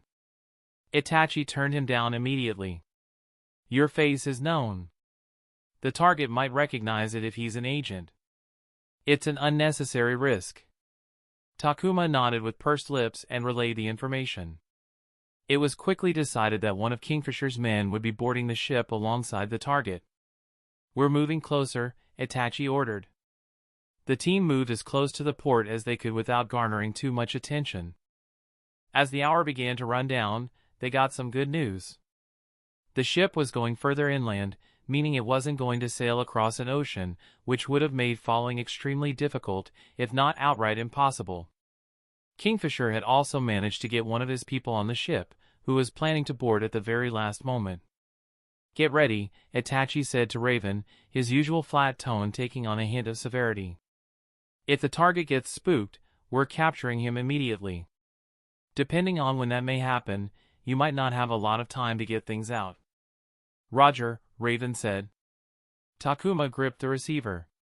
He knew that he wasn't going to get to do much because he had already done his part by getting ANBU to this stage, but it was frustrating just to be standing around doing nothing. For now, all he could do was the little things. And maybe that was a good thing, he thought to himself. It would be better if the little things were all that was required from him. Aquila had started at the edge of the port but had moved closer after it was discovered that the target was going to board a ship. With his Byakugan activated behind a pair of blackout shades, he kept an eye on the target. The target had weapons on him, which wasn't strange, seeing how many couriers were former shinobi. After spending years carrying weapons, it became a habit to be at least lightly armed. Not to mention, protection against bandits was a reason why shinobi were chosen to be couriers, thus making carrying weapons a part of the job. However, he had noticed a few things that stood out. The target is cautious and alert to his surroundings, he spoke into the radio. No one had a better look at the target than he, so any information he could give was much appreciated. The target was always looking around at his surroundings and the people around him. It could be seen as a remnant of his training as a shinobi, but Aquila had observed countless people in his life during his dojutsu training. Most shinobi weren't this alert, especially when they weren't in a relatively safe space. The target's behavior could mean he was paranoid or expecting to be in danger. In preparation for the operation, they had discussed the possibility that Root might become suspicious due to events around Bison. It was among the main reasons the higher-ups had taken their time making the decision. There was a high chance that was true. Assuming the courier was a Root agent, his caution and alertness would be natural. It could also be an indicator that the target was an agent. He was sure everyone else on the operation was thinking about the same thing. "The target has boarded the ship," he said, continuing to relay the information. Aquila breathed out a sigh as the bulging veins around his eyes relaxed just a bit. Maybe because of how important this operation was to his squad's mission, he was single-mindedly focusing on the target and perhaps concentrated too much. He tried to pull the collar of his gear out to let some cool air in. With the target on the boat, he pulled back a bit and broadened his area of focus. He peered at the operative from the assault squad who had changed something to make his gear seem less conspicuous. It didn't seem to work well, because he still seemed to be the one with the heavy weapons. However, there was only so much one could do with limited time. It was then that he noticed a few cloaked figures enter his field of vision from multiple directions. They were moving fast, and as they moved deeper into his field of vision, more details became clearer. They were heavily armed, and at that point, they pulled out masks and put them on their faces. Aquila's hand moved so fast to grab the radio that he almost ripped the cord. But just as he was about to push the button to speak, the receiver crackled, and a rushed and panicked voice came out. It was the reconnaissance team's sensory nin. "I sense high levels of chakra. It's a Jonin." A blur passed by his vision, too fast for him to catch. For a split second, he thought it was a mistake and he had seen nothing, until the voice from the radio was cut off by an ear-ringing explosion followed by an earthquake that almost knocked Aquila off his feet. His vision in one direction turned white. He instinctively squinted his eyes, which did nothing, as the Byakugan could see through the back of his head. A pair of thin eyelids was going to do nothing. Even though the fire and smoke reduced the clarity and made it harder to look, he saw it as clear as day. One masked man, who looked so similar to the Leaf ANBU he regularly saw, was standing in the flaming wreckage of what was previously a warehouse, with the bodies of Kingfisher's assault squad strewn around the man. "No!" The veins around his eyes returned to normal as he closed his eyes and cut off the chakra to the Byakugan because he couldn't bear to look at it. However, it was already too late, as the sight of Kingfisher's body torn in half from the waist would forever remain etched in his mind. Chapter 475, I sense high levels of chakra. It's a Jonin.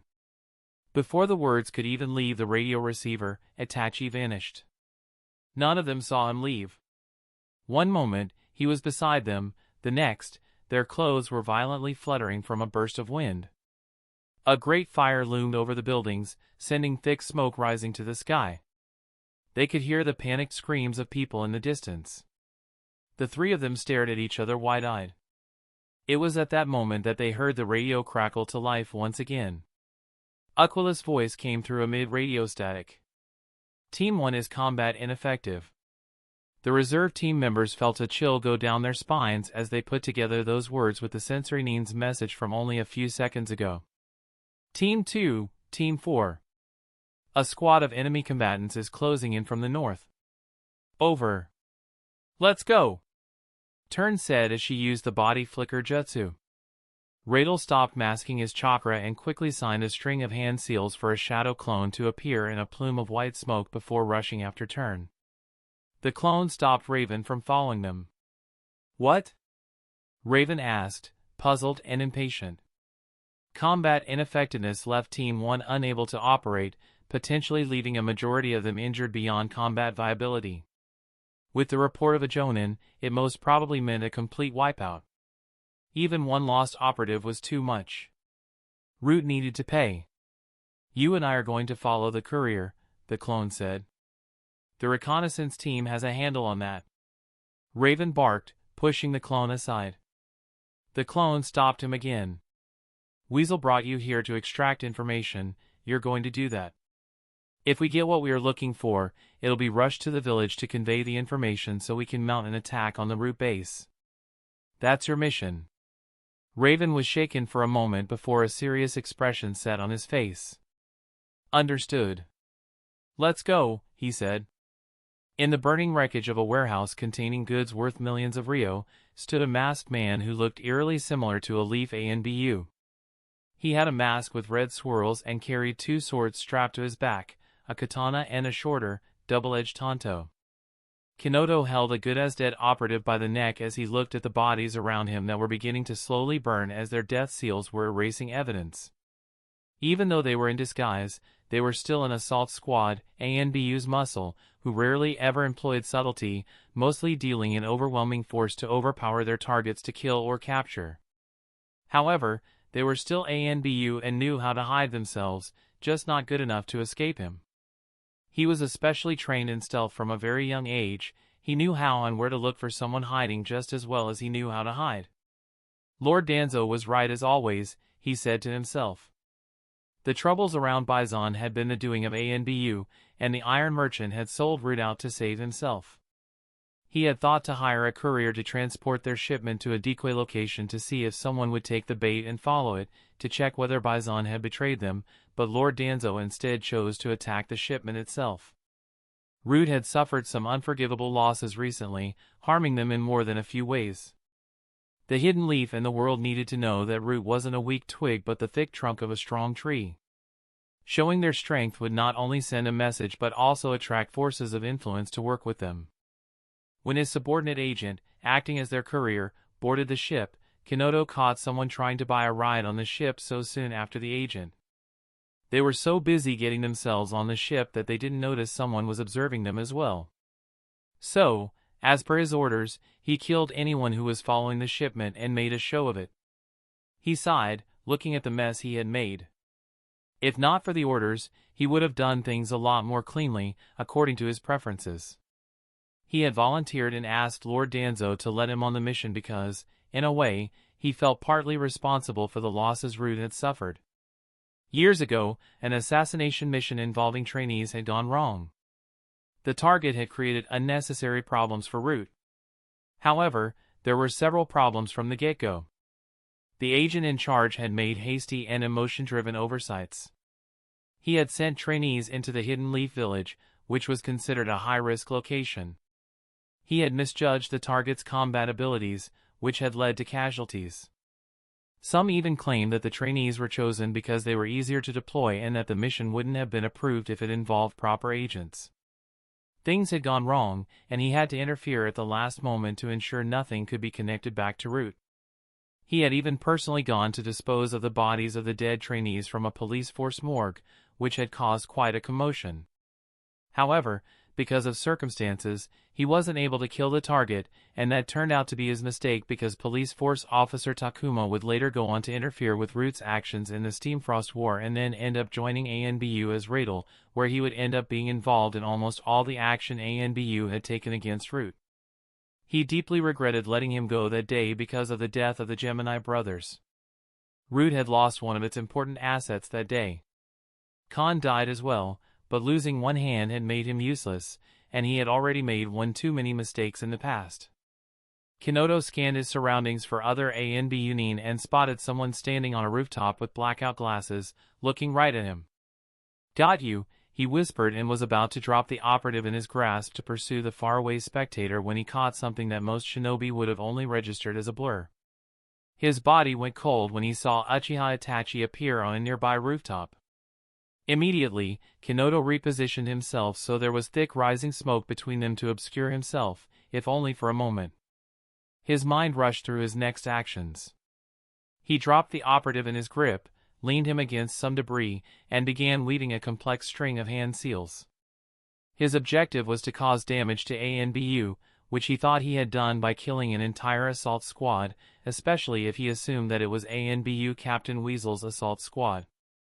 He ripped the sleeves of the near-dead operative and gripped both of his upper arms until the death seal appeared on the right arm. He bit his thumb and drew on the death seal with his blood.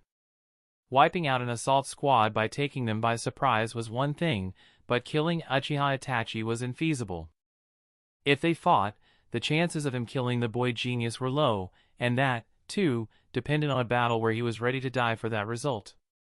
Given time and the preparation, he could have increased his chances, but he wasn't interested in a head-on battle. As a bloody, cursed seal appeared over the death seal, Kanoto stabbed the operative in his heart, and a moment later, Itachi tore through the smoke with the Sharingan glowing red in his eyes. "Here, a gift," Kanoto said as he tossed the corpse towards him. Itachi caught the operative in his arms and immediately leapt back.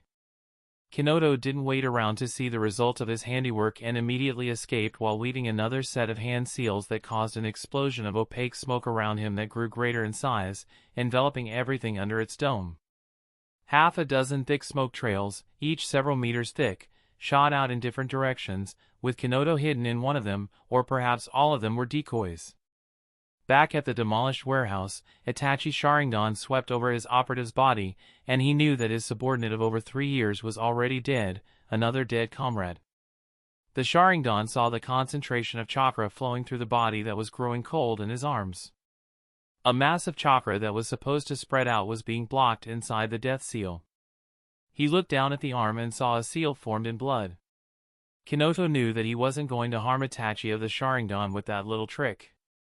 However, hurting him was never the intention. He just needed to buy some time, and even the boy genius, who was known to be ruthless, didn't have a heart of stone. ANBU's death seal couldn't be removed or stopped without the secret information, especially not on the fly, but once it was triggered, some things could be done to twist its function slightly. Itachi bit the corner of his lip just shy of drawing blood. Despite every fiber of his being unwilling to do it, he knew that it had to be done. He threw his subordinate's body high into the air, barely a couple of seconds before it exploded into a gory mess of flesh, blood, and bones. He closed his eyes as a spray of bloody rain fell on him. It painted his face and dripped from his hair. He opened his eyes after a moment and turned around to gaze at the piles of blue flames that were his subordinates, who had already turned mostly into ash. This was the fate of an ANBU nin who is killed in action. He already knew it, yet he still wished he had a moment to say goodbye to them properly. As the opaque, choking smoke began to take him and his resting comrades over, Itachi took a breath. Despite being dripping with blood, he bit his thumb to draw blood. He wove hand seals before kneeling to press his palm into the ground for a jutsu formula to spread out on the floor. Summoning jutsu. A murder, nay, a massacre, of crows began pouring from the black cloak on his back. The winged shadows took to the air and began spreading out. If the spreading smoke that made it difficult to breathe wasn't terrifying enough, a black mass of birds, with their piercing caws, spreading through the sky made people think that hell had descended on earth. A pair of crows, 2 sizes larger than the others, landed on his shoulders. "Find him." The pair of crows gazed at him in silence for a moment before taking to the air. Takuma gazed at the spreading smoke and the crows flying into the air. He could smell burning in the air even though the smoke hadn't reached them yet. It was some kind of fire release ninjutsu, releasing a mixture of smoke and ash. He pulled the radio from his backpack and spoke, "Aquila, don't participate in the fight. Focus on evacuating the people who are struggling in the smoke." Over. There was a static silence before the Hyuga's response came in. "Roger." Over. He caught up with Turn, who asked, "Where's Raven?" "He's going after the courier." "Listen, I think they're going to cause some commotion and destroy property to keep us occupied, to give the courier a better chance to escape. The moment they think they've delayed us enough, they'll escape." "Fuck!" Turn screamed, clearly emotional about what had happened. He understood her and felt something burning in his gut. "That's why, don't hesitate to kill," he said. "You don't need to tell me." She stopped herself and read his face for a moment, and a sense of rationality returned to her. "We might need them alive in case the courier escapes." "I know.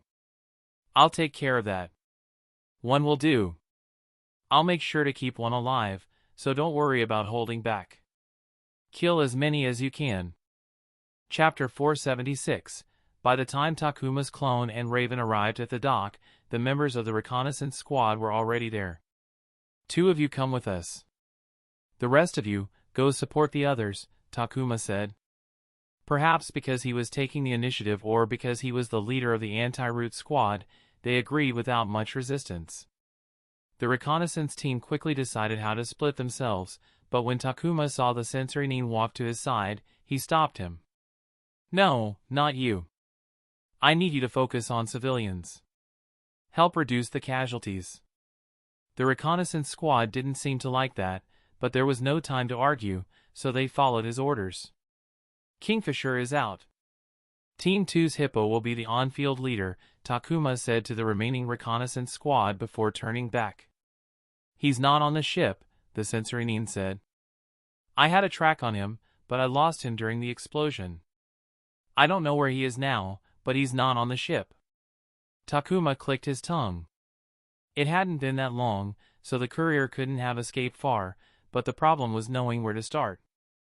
They had limited manpower, so even spreading out wasn't going to do much when only two of them had a high level of tracking experience.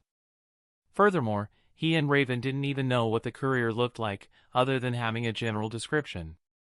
"We should start from the ship regardless," Raven said, and they leapt onto the ship without waiting for the others. "That's a better option than guessing." The reconnaissance squad members' words made Takuma move, and all of them boarded the ship, furiously searching it for any clues. He decided to ask people on the ship if they had seen the courier. The explosion had brought everyone to the deck, so finding them was easy. It turned out that Raven had the same idea because Takuma ran into him interrogating one of the ship's crew. Takuma was briskly walking to question another person when he saw Raven weave a short series of hand seals before putting his palm over a crewman's head. The crewman's eyes rolled back as his body went partially limp. A few seconds later, Raven removed his hand, and the crewman suddenly and abruptly regained consciousness. "Huh, what happened? What did you do?" he asked, stepping away from Raven with shaky legs. "Found him. He crossed the river," Raven said when he noticed Takuma. "Yamanaka?" Raven nodded. "We should hurry." When the four gathered, he told them that he had seen the courier jump off the boat and run across the river in the crewman's memories. "We can work with that," said one of the trackers. Even though Foon was a port city, it only existed on one side of the river because the river's bend made it deep enough for large vessels to dock only on the outside curve, so only one side flourished. In contrast, the inside curve, which was too shallow and muddy, was essentially a swamp prone to flooding and thus left undeveloped. It was as though the trackers could see tracks invisible to others' eyes. They saw broken stems, displaced rocks, and smudges of moss, patterns that were invisible to Takuma and Raven until they pointed them out. While both were ANBU and taught the basics of tracking, they couldn't hold a candle to real trackers. "He's sticking parallel to the river." The trackers looked at the swampland surroundings, which turned into a dense forest as one moved farther from the river. The woods were dense and widespread enough that even shinobi could get completely lost inside with no landmarks to follow and lose their sense of direction, unable to get out without the proper know-how to navigate the dangerous terrain. Even using chakra to keep them above the swamps and mud, which would normally sink a person up to their knees, didn't make traversal exactly easy. The waterlogged terrain was too varied and unpredictable for them to consistently control their chakra, causing them to sink into the mud up to their ankles at times. The trackers, who had vastly superior knowledge of the terrain, did much better than the other two, whose feet were wet and caked with dirt. "Are you fine with splitting your chakra? Wouldn't it be dangerous for you back in the city?" Raven asked. From what he knew, a shadow clone took half of the user's chakra. "It's not ideal, but I think I can afford one split. Maybe one more, if push comes to shove," Takuma replied while keenly observing their surroundings for any danger as they made their way through the muck. He could make 3 clones at home because there was no mortal danger, and he could afford to have clones that had lower levels of chakra. However, in combat situations, he didn't feel comfortable parting with a majority of his chakra. "You must have heard about me from the Shadow Clone research," Raven said while looking up to see some crows flying silently through the sky. Takuma glanced at Raven, one of the Hokage's ANBU and a Mindwalker. It was completely viable that someone with that background would know about Inenpachi's research, especially when the ANBU were now funding the research alongside the Yamanaka clan. "What about it?" he asked. "Oh, nothing. It's not my field, but I found it immensely fascinating. And I was talking to my clan leader about it, and he, too, found it very fascinating. If you're interested, he'd be glad to host you at his home for a conversation over a meal," Raven said. "You're doing this now?" "Here?" Takuma asked, surprised that Raven was bringing up the topic of a potential relationship, most definitely in the form of a sponsorship or fealty, now that they were in the middle of chasing a root agent. "I'm honored that he wishes to meet me, but I can't give an answer right now," he said, pushing this topic down the line for when he had the time to give it proper headspace. "I understand," Raven nodded. They continued for a couple of minutes before one of the trackers whispered urgently, "Found him." The group of four halted in their steps. Initially, Takuma couldn't see the courier until he noticed a man wearing a ghillie cloak that hid him in the environment. "Be quiet," he said. They had their target in sight. As long as they were careful, they would have him in custody, ready to have their Mindwalker pull the information out of his head. But things weren't going to be that easy, as the courier almost immediately spotted them and bolted. "Fuck!" Takuma spat as they chased after the courier. Time was of the essence. They needed to get the information back to the Hidden Leaf Village. He looked at the two trackers, who were faring better than he was on the terrain, and barked, "Push him closer to the river, I'll handle the rest." The two trackers nodded and rushed ahead faster than Takuma had expected, revealing that they had been holding back. "Get ready to do your work," he said to Raven. "You can't kill him, you know." "I won't, but it will surely hurt." The courier was fast. He managed to maintain the distance even after the trackers sped up, and it seemed they wouldn't be able to catch up until the courier tripped over a protruding cypress root. He went down for only a second before recovering, but that 1 second made all the difference. It could have been panic, but the courier wasn't able to recover properly, allowing the trackers to close the distance and push him toward the river. Even Takuma and Raven closed the distance considerably. "Hey, we are plenty close to the river. What's the plan?" Raven said, hearing the river rage on his right. Takuma didn't reply and kept an eye on the courier, his breathing echoing in his ears along with the roaring river to his right. His fingers turned into a blur of motion, weaving a flurry of hand seals. Immediately, he realized a gap in his training. He had never trained building up a B-rank ninjutsu while running at full speed over uneven terrain, and it was much more challenging than he had expected. He didn't slow down.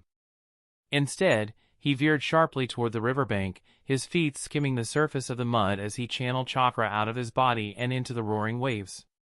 He felt the massive volume of the river, the raw energy of the countless cubic meters of water surging towards the coast, as he threw his arms to the left. Water release, water colliding wave. Takuma had learned the jutsu to create enough water to power water release, water dragon missile jutsu, but like all water release ninjutsu, it could be used from an existing water source. The river revolted and the wave detonated. The high-velocity plane became a horizontal tsunami that shredded everything in its path. Ancient cypress trees were snapped like dry kindling. He pushed his hands forward, and it felt like he was pushing a mountain. The trackers running forward felt their hearts leap in their chests when they saw a mini tsunami about to consume them whole, only for the wave to curve forward, barely missing them and instead making only the courier its meal. Takuma lost his ground and went tumbling, almost slipping off the riverbank into the river if not for Raven pulling him back. "Are you all right?" Raven asked, a look of shock on his face. Takuma lay on the ground, the lower half of his body submerged in the cold, waterlogged mud, his chest rising and falling in a controlled rhythm. "Go! Go!" "I'm fine." "Find him and get the information out," Takuma said between breaths. "If he's still alive, that is," Raven said, patting Takuma on the chest and rushing forward towards what was once a dense thicket, but had now been ravaged into a muddy scar of flattened reeds and broken timber. The trackers cursed and hurled abuses at Takuma, even though he wasn't the one who had approached them. Still, Raven managed to rally them into finding the courier, and they eventually found him tangled in a mess of uprooted fern, knocked out by the sheer hydrostatic shock of the B-rank jutsu, but still alive. Raven put his hands on the courier's head and began the retrieval process. Takuma eventually got up with a groan. With a water source present, he could have used the water dragon missile jutsu, but that had a greater chance of outright killing the courier. Using a B-rank jutsu was definitely overkill, but he needed something that would outright knock out the courier without killing him, so the root agent wouldn't have a chance to take his own life. The mass of the water colliding wave could be spread out, allowing him to reduce the impact it would have on the target. Not to mention, providing a water release ninjutsu, which was heavily geared towards water creation and water control, with a source of water significantly reduces the chakra cost. And he needed to conserve his chakra reserves in case the original released him. He got up and slowly walked to where Raven was working on the courier with the two trackers protecting him from any interference. That was not okay, one of them said, genuinely upset about almost dying. I apologize, and I'll explain more of it when all of this is over, Takuma said. Got it, Raven said after barely a couple of minutes. Already? Takuma was surprised, thinking it would take longer, but then, the courier, who was leaning against a stump, fell limp to the ground with thin blood trails pouring out of his nose, ears, and eyes before pale blue flames erupted on his body, the sign of a death seal triggering. What the hell? He's dead! Raven ignored him and instead pulled out a small notepad and pen to write down the locational details of Root's base and handed copies to the other three. Memorize it and keep it safe. He breathed a tired sigh before speaking.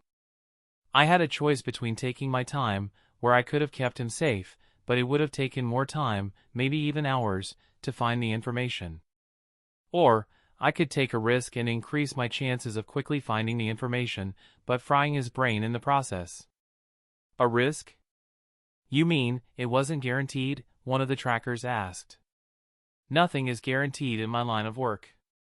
Takuma looked at the dead root agent and quickly resolved his feelings on the matter. He took ample risks in his work in life, so he wasn't in a position to criticize Raven. We need to get this information back home as soon as possible. Takuma's words were cut off when suddenly the riverbank on the other side exploded as a figure dressed in a black cloak and a mask with red swirl patterns, with two swords strapped to his back, landed at the edge. Chapter 477, The humidity of the river hung heavy over the reeds sticking out of the muddy bank. The four ANBU operatives standing around the slumped body of the courier turned to look across the expanse of the rushing river at the man who had suddenly arrived at the opposite bank, bringing with him a presence that made the ANBU's collective breath hitch. At first glance, he looked no different from any other ANBU operative wearing a white, patterned mask and the standard gear worn beneath a cloak. However, the ANBU on the mission were all disguised in non-standard gear. More importantly, the figure wore a mask without an animal motif. This was undoubtedly a root agent. He stared at them as they stared at him. Then, his gaze fell upon the slowly burning courier lying just behind the group. Don't move, Raven hissed, his hand white-knuckled into a trembling fist. They didn't know his identity or rank. They could guess, but when the unmistakable, suffocating weight of his chakra fell on them, an invisible tide that pushed against their lungs, they knew they were in the presence of a Jonin, a master of chakra who far outclassed their combined strength. The intel, Takuma said, moving his side away from the enemy to look down at the slip of paper in his hand. His wet fingers had blotted and smudged some of the ink that hadn't dried yet. He scanned the root's base location over and over to desperately memorize it. All of you need to get the fuck out of here, he said, his voice trembling slightly. When he didn't hear a response, he glanced back to see everyone frozen in fear, staring at the man across the river. He bit the inside of his cheek and considered the risk before releasing his chakra to neutralize the pressure bearing down on them. There was near-instant relief as they shuffled uncomfortably. Takuma himself breathed a sigh of relief that the Jonin didn't charge at them the moment he used his chakra. I'll hold him back. Run towards the port, he said, his voice cracking with fear and nervousness. He didn't need to say more. The math was simple and brutal. To this man, they were merely obstacles to be cleared. If they fought, they would likely die. If they ran away, the chances of their survival would rise. While still low, anything was better than zero. But... Got it. Raven cut off one of the trackers. Takuma nodded without looking back. The two trackers didn't know that he was a clone. He could die, and nothing would be lost, but real lives would be lost in the case of the others. Go! Takuma yelled as he rushed through hand seals. Across the water, the stranger's hand drifted to the swords on his back. The wind died down, leaving only the roar of the river and the frantic drumming of their hearts. The distance between the banks felt like inches. The other three bolted, using the body flicker jutsu to put the maximum amount of distance between them and the Jonin as fast as possible. They disregarded the danger because they had no control over their movement once they entered the flicker. However, their ability to move didn't mean much when they were facing a Jonin. The short tanto smoothly slid out of its sheath, catching the sun on its blade. The Jonin leaned forward, and Takuma, who had finished his hand seals, moved to intercept him when he went after the others. His pupils shrank in shock at the speed at which the man covered the river chasm. However, he could see it. It was the fastest he had seen anyone move, but he could still follow him. Unfortunately, that was all he could do. He barely crossed his arms to protect himself before he was sent flying and crashed into a tree. The trunk snapped, and he nearly snapped a second tree standing behind it. And yet, he was alive. It had worked in time. Takuma got up with gritted teeth as his skin turned a matte onyx. The earth-natured chakra flowed through his body, strengthening it from within. A shadow clone was a fragile entity with a relatively low damage threshold, crossing which would destroy it. However, he found that he knew a perfect B-rank ninjutsu that could surmount that weakness. Earth Release, Earth Spear. The rush of power that came with using a B-rank ninjutsu almost rivaled the fear he was feeling while facing a far stronger enemy. He was a clone, but the emotions that made him Takuma all remained the same. His death wasn't going to mean much, but the fear of dying still rose from the depths of his constructed being. Oh, the Jonin muttered. Takuma didn't attack or make any sudden moves. His aim was to buy time and to make no aggressive action that might motivate the rude Jonin to take him more seriously. He nervously swallowed when the Jonin stepped forward, but then something broke the tension as a large pillar of fire shot into the sky near them. What? Takuma was taken aback because the fire came from the direction where the others had run. Had they run into other root agents? Pesky bugs, the Jonin said, clicking his tongue. Some distance away, the trackers dug their heels into the ground and leapt out of the way, thinking they were attacked when they felt heat on their backs a moment before the sound of accelerated fuel set on fire.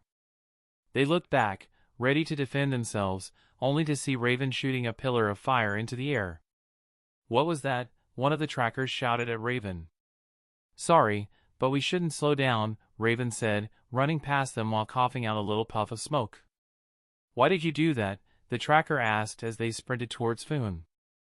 Shooting what looked like a B-rank fire release ninjutsu at the sky was utterly shocking. I saw crows in the sky, Raven said before turning his head to look back at where they had just escaped. Back with Takuma and the rude Jonin, the tension, interrupted by the sudden fire, returned full force just as quickly. However, the man's body language now looked displeased because of what had happened. He turned towards Takuma and said, Operative Radel, or should I call you Chunin Takuma? Takuma knew that Root was aware of his identity, but he was still surprised that a Jonin knew him. He decided to speak to waste some more time. Was I in the latest Root newsletter or something? Well, I did kill your daddy's favorite twins. Is he mad at me, or is he mad at you, because he for sure isn't going to be mad at himself for sending those bozos my way? By the time he was done speaking, he realized he might have been too aggressive, which was something he wanted to avoid. The man didn't reply and instead raised his tanto, which made Takuma twitch, only to return it to its sheath while removing his mask at the same time. Why you? Takuma physically recoiled when he saw the face of the man who had once saved his life. Back during the first assassination attempt on his life by Root, a jonin who had happened to be nearby had saved Takuma because Takuma wasn't able to finish off all of his assailants. He wouldn't come to know about his benefactor until sometime later, when he woke up from his life-saving operation and people told him more details after he had stabilized. Jonin Kinoto. It's been a while, hasn't it? Kinoto said with a faint smile on his face. Takuma felt dizzy. They had only met once when the jonin had come to his hospital room for a visit. He wanted to give his thanks to the man when he wasn't confined to the bed, but by the time he could reach a point in his rehabilitation where he could walk on his own, Kinoto was out of the village for his duties. Soon after, he deployed to the Steamfrost War. In fact, Takuma didn't know that his savior was a Root agent for the longest time because of the limited availability of information at the frontline camps. Since the day he had found out the shocking truth, he had always had one question on his mind. Why didn't you kill me back then? Too many witnesses. But you were so injured, I was hoping that you'd pass on your way to the hospital. A pity you didn't, truly. Kinoto's smile affected Takuma more than he would ever admit. You have caused too many problems. And while it's admirable to let your fellow operatives flee, I'll be satisfied by putting an end to any future unneeded interference on your part. Kinoto pulled out his other sword, a katana, from his back, and then all but teleported to his position. Focus, focus, focus, Takuma chanted repeatedly in his mind as he got ready. He could follow the man, but that was easy compared to willing his body to react in time. He raised the kunai in his hand, and to his surprise, he saw sparks fly as the long blade stopped a foot away from his face. He was able to see and react to the attack properly. He could do this. There was no change in expression on Kinoto as he simply moved to the next attack. Their arms turned into blurs as Takuma pushed himself to block all the sword swings. He tried to move back, but the jonin gave him no space and even increased the pressure until he got an opportunity to kick him in the leg. As Takuma fell, he still managed to block another swing, but the kunai that was being chipped away with each strike finally snapped. However, it was still successful in absorbing most of the swing's power, and the blade harmlessly scraped against his chest. He grabbed the blade with his hand and struck out with his other hand. He pushed the augmentation to its utmost limit, something that he could only do with Earth's Spear, fortifying his body. Kinoto swiftly moved his arm to block, but Takuma pulled on the sword to shift him slightly. The fist grazed the arm before slamming right below his ribs. Kinoto's eyes widened as he immediately moved away while pulling the sword out of Takuma's grip. Takuma's eyes widened while his heart switched from beating in fear to beating in excitement. Kinoto felt that he had managed to make a jonin back away. He stood up while charging another augmentation and threw a feint with his other hand, and was going to follow with an augmented strike when Kinoto perfectly moved around him, with the sound of his sword singing lingering behind him. Takuma felt a chill down his spine when he felt cold steel slide against his neck, followed by a sudden drop in his chakra reserves as Earth's Spear burned through his chakra to protect him. He would have been dead if not for its protection. Any and all excitement went away as he turned around to swing the augmentation, and when Kinoto effortlessly moved just out of his reach, he converted to the second form and let the burst of chakra out of his fist. The jonin blocked it with his sword and slid a few feet in the mud but was wholly unharmed, with only his sword arm being forced to the side. Now, that was dangerous. I should nip it in the bud before it hurts others, Kinoto said with a shadow over his eyes. He twisted his sword, and it began to hum with an arc of lightning as thin as a hair traveling up and down the edge. Takuma knew that running wouldn't do anything, leaving him only one chance. He was going to fight. He didn't know the reason behind the fire release ninjutsu, but keeping a jonin away from them even for a few more seconds was going to be better than anything else he could do for them. Kinoto moved, and Takuma gritted his teeth as the jonin was even faster. His eyes strained to keep up, and he barely dodged by throwing his body behind a tree. The hair-thin arc of lightning didn't look like much, but it carved through the trunk and caused the damp wood to erupt in fire. He ran around the thick bald cypress tree and jumped parallel to the ground while throwing a bunch of explosive tags. Useless toys, Kinoto muttered. His sword moved with a trail of lightning, hitting each tag, cutting and burning them before they could explode. Takuma came to a rolling stop in the waterlogged mud and ran towards Kanoto. "I killed a jonin with that toy," he said while kicking the ground hard to cause the water and mud to explode towards Kanoto. "Yes, I heard about that," Kanoto said, simply raising his arm to protect his face with his sword ready for anything to come. "But if you think that means anything, then—" He twitched when he suddenly felt something clamp onto his sword arm's wrist. The grip was instantaneous and impossibly tight. He looked down, and shock flooded his veins when he saw that the hand gripping him was a festering mass of rot. The thumb was missing, snapped off at the joint, leaving a jagged spur of brownish-yellow bone protruding from gray, oozing flesh. The skin sloughed away at the knuckles to reveal the sick, grayish-purple tendons underneath. The fingers dug into his skin with a gritty, grinding pressure, sliding slightly on a film of putrid slime that coated the palm. "Keikinito, HLPP," said one of the Gemini brothers. He flinched when he felt two arms wrap around his opposite leg and looked down to see the other brother lying at his feet, a nightmare of missing pieces, his left shoulder completely devoid of flesh, a gray humerus bone jutting out of the socket, packed with mud and writhing worms.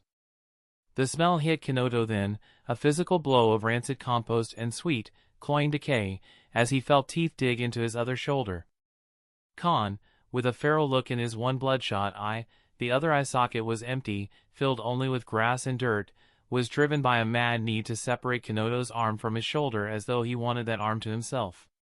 If that were not enough, he looked ahead and saw Danzo charging at him. Similar to others, but in other ways worse. The ribcage of the man he admired above all else had been pulled open, and through warped bars of cracked bone, Kanoto stared directly into a cavernous hollow. There were no recognizable organs left, only a thick, grayish sludge that pulsed sluggishly, spilling out between the ribs like rancid porridge as he charged at him with a dull hunger in the milky, deflated sphere that rolled wildly in its socket, blind but driven by a singular, hungering instinct. It was a nightmare. His dead comrades pulled him down while his leader, not even a shell of his former self, charged at him, driven by base hunger. He felt a paralyzing cold. It wasn't the chill of the air, but the deep, radiating frigidity of something he couldn't even imagine until it was shown to him. "How dare you!" The genjutsu shattered as Kanoto raised his hand and wrapped his grip around Takuma's neck. At the same moment a heavy augmentation slammed into his stomach. The pain radiating from his body was nothing compared to the rage he felt. "Defile him like that?" Takuma croaked as he was pulled by the throat, but then roared as he tucked his legs up and charged them with chakra before slamming both of them into Kanoto's chest. Even the jonin couldn't just shrug that off, and his grip around the throat weakened. Takuma freed himself and tried to put distance between them after regaining his balance, but trying is all he could do when a dozen slices of Kanoto's sword cut every corner of his body in less than a span of seconds. He was sent flying over the bank with arcs of electricity piercing his body. He screamed in pain while the earth spear devoured chakra. He gave it full rein to take as much as possible, and for a moment, it seemed to be working, only for the jutsu to shatter. He had managed to survive but was without protection and had lost more chakra than he had ever intended to. As he flew over the river, he knew he didn't have much time. He could feel the bonds of the jutsu keeping him together were unraveling. The fall would be enough to doom him. He turned his head to look at Kanoto with a painful scowl on his face, his body hunched forward. The all-out augmentation on both feet, which could take considerably more chakra than his arms, packed a punch. He could be proud that he managed to hurt a jonin in active combat, even if it was only a little. Fuck it, he thought, he was sure that the original wouldn't mind if he used some more. He spun the valve open and let an ample amount of his chakra flow as he weaved hand seals. It rained down, and a portion of the rushing river suddenly calmed to the point of going still before it exploded upward, the pillar rapidly gaining the form of a dragon while the river raged beneath it. If he were going to make a move, it would be with a bang because that seemed to be the case every time he seriously went against a jonin. Water release, water dragon missile jutsu. On the bank, a calm appeared on Kanoto as he breathed out. He assumed a sword stance without a hint of wasted movement, the skill making the simple movement look elegant. The thin arc of lightning suddenly burst in size to cover the blade in pure destruction. He beheld the water dragon as it opened its maw to roar at him. He felt its chakra and could tell that it was on the cusp of entering the transitional stage of transformation that only a few rare shinobi ever got to touch, chakra enlightenment. Even though he called it transitional, most never got out of it. Those who did gained a transcendent understanding of chakra.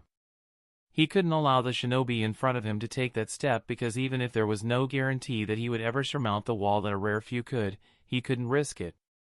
He had the inkling that if that day ever came, Root would have its worst nightmare on its hands. Kenodo's hand trembled. The Genjutsu felt too real, a corner of his heart was still feeling the chill. If it was like that now, he didn't want to imagine what it would be like after chakra enlightenment. He didn't want to imagine it. The trembling disappeared as he breathed out. He raised the sword above his head as the dragon charged at him, tearing everything in its path, and then swung it down in one clean motion. There was no other noise other than that of the water dragon's violent charge before an eerie moment of silence where all sound disappeared. Then, there was a loud crash as every inch of the water dragon exploded in all directions except towards Konoha. Every single drop had its motion and trajectory abruptly changed, and no amount of chakra flowing through the mass could stop the forceful change. Takuma watched as his strongest weapon was defeated with a single swing. A deep feeling of resentment rose in him. He didn't want to accept that there was such a gap between him and the class that stood atop the world of shinobi.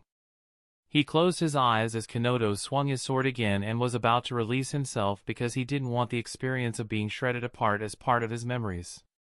It was then that he felt a pair of arms lift him from midair and carry him away. He opened his eyes as they touched the ground and found himself staring at a pair of red pupils with 3 spinning tomo. And that would be his last view as he snapped back into focus and blurted out, "We have the low," only to explode into a fleeting cloud of smoke. Chapter 478, What the fuck? Takuma's eyes widened incredulously when a paltry bundle of physical and spiritual energy returned to his body.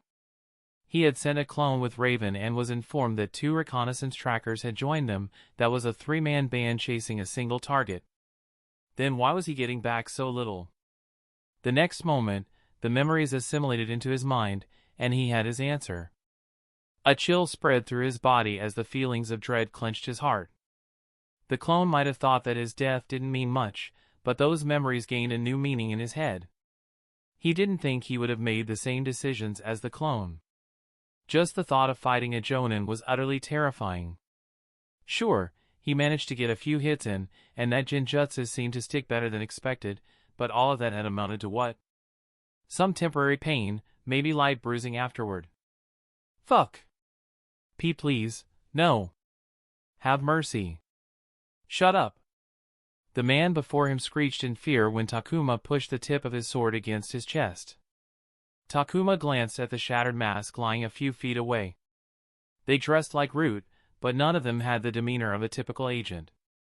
He had personally gone through 5 of them already, and from what he was hearing on radio communications, there were at least 15 of them roaming around the port, causing chaos. He glared at the man. Not to mention, they were sloppy. If Root agents were one thing, they were not sloppy.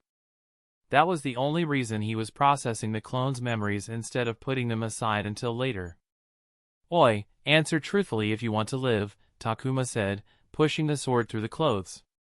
The man flinched when he felt the cool steel against his skin. Are you from Root? And no. I'm not. I don't even know what that is. Then why the fuck are you doing this? We got paid to cause some commotion.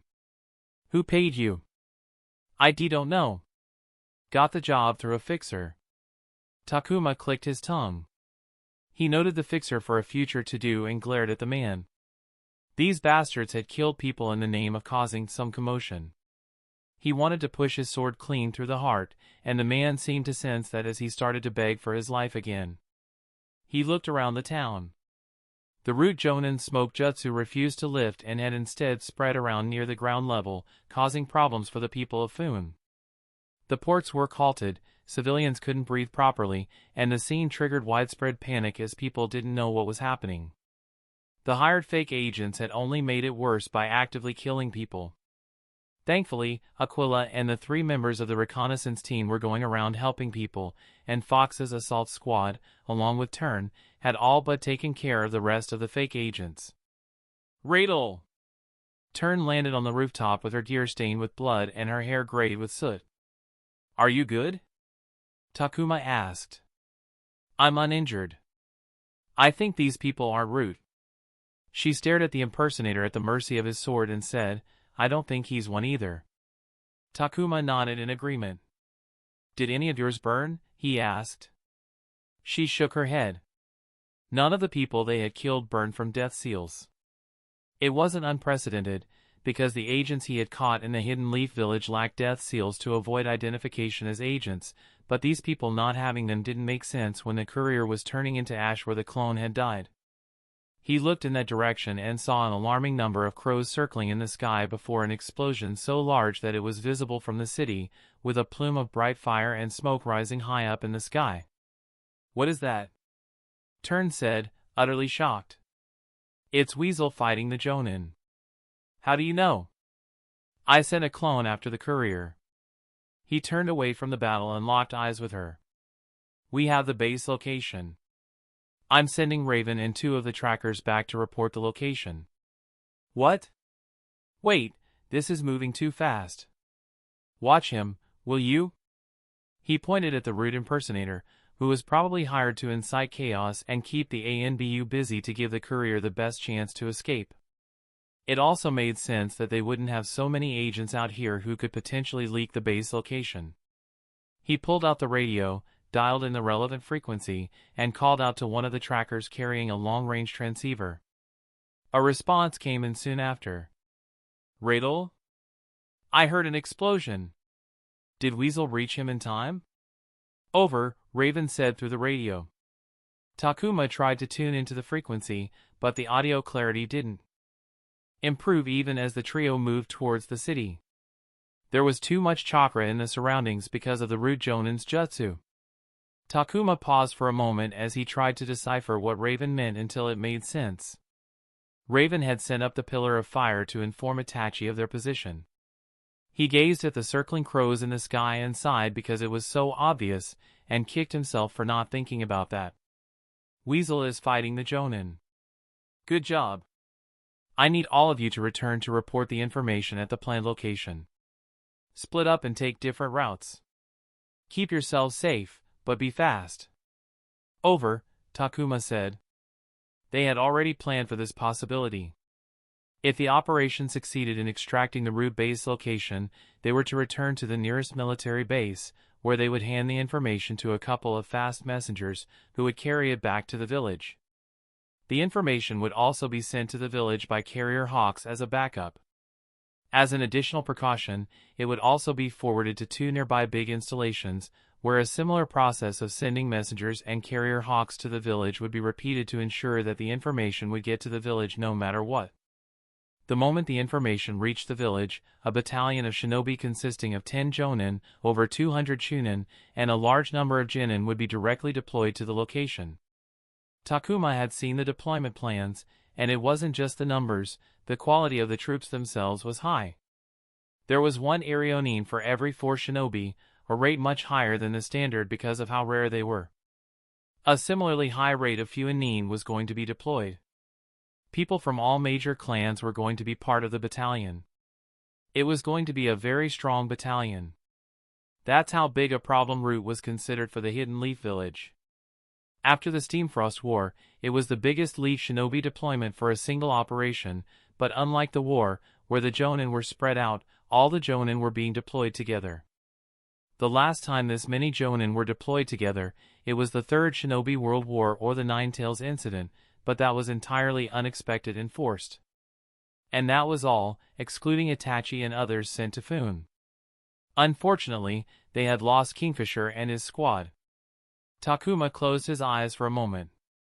He hadn't had the time to process that, and he didn't know if he wanted to process it because all that did was dredge up a sludge of feelings he didn't want to feel. Understood. We're leaving. Over, Raven said through the radio. I wish you the best of luck. Takuma said his final words before putting the radio down, pushing down his feelings to focus on the task at hand. "What about Weasel?" Turn asked, who now had her foot on the fake agent, who was on the floor on his stomach with his hands spread wide. "Nothing we can do there. If you want to worry, do it for the rude Jonin. That man just might be in the worst fight of his life, maybe even his last," Takuma said just in time for another explosion from around the same location that the two Jonin were fighting. "A clone?" Kinoto blinked as he saw the characteristic smoke of the shadow clone jutsu disappear around Uchiha Itachi's arms. He had long decided not to engage Itachi at Foon. The only reason he wasn't already long gone was that he wanted to pick up the valuable shipment from the agent acting as the courier. He wouldn't have cared about the ANB Union around the dead agent as long as he got the courier. A few Chunin meant nothing to him. But then he saw Takuma, and that was the only reason he chose to engage, knowing that it might risk Itachi catching up with him. All that, just to know that his target was a clone. At least the Gemini brothers had fought the real person. All he did was waste his time against a clone.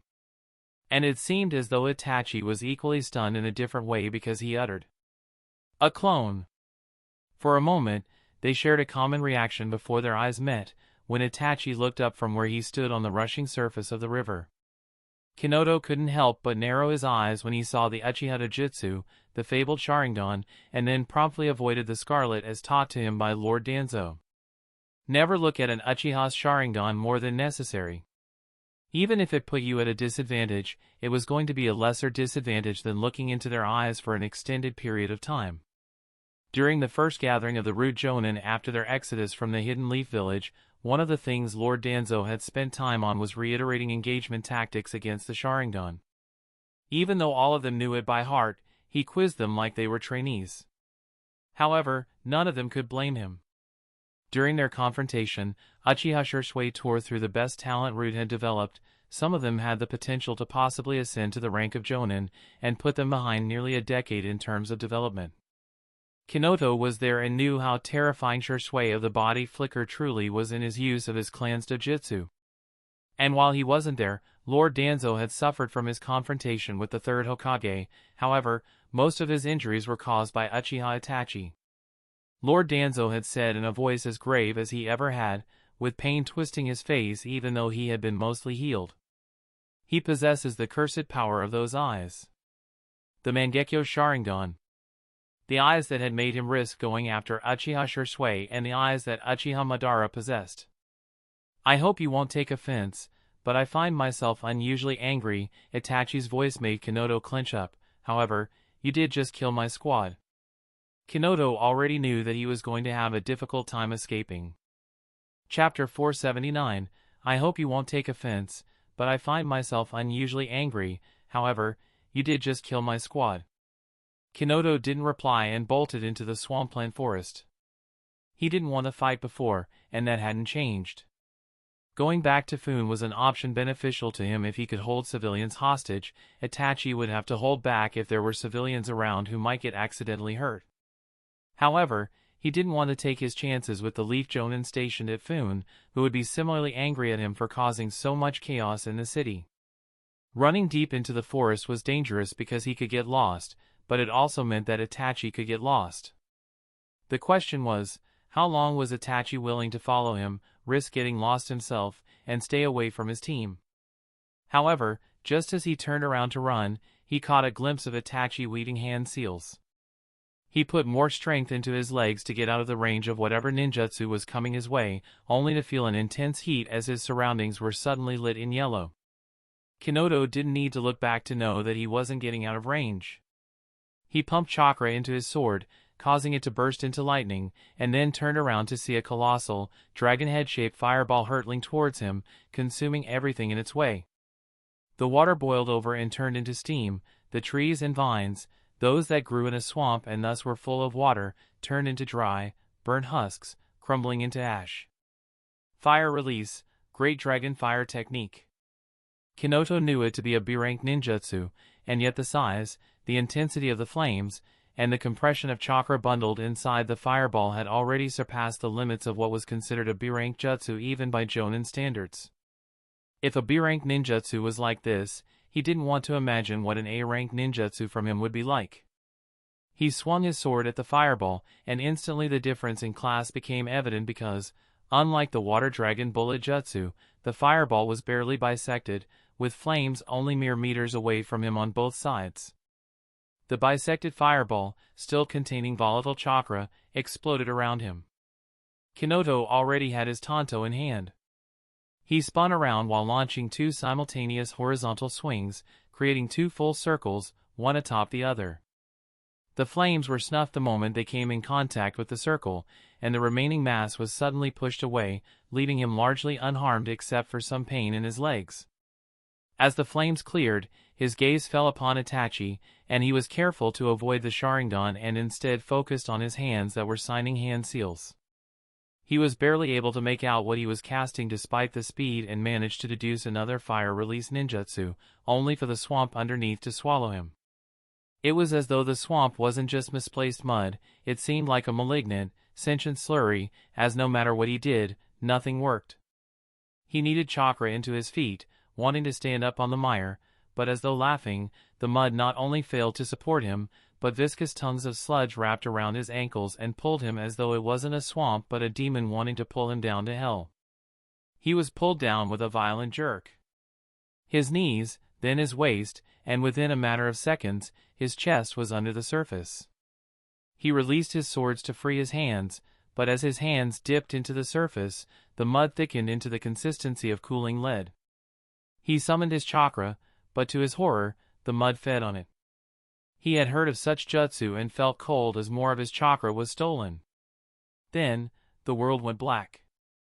The transition from the frantic air of combat to the crushing silence of the deep was instantaneous. As his head slipped beneath the surface, the swamp packed itself into his ears and nostrils. It was gritty and suffocating. The deeper he sank, the colder it got as the swamp transformed from liquid to solid. Liquid? Cold? Just a moment ago, the entire swamp around him was literally boiling from Itachi's fire-release ninjutsu to the point that it hurt his feet, so then why was the water around him cold?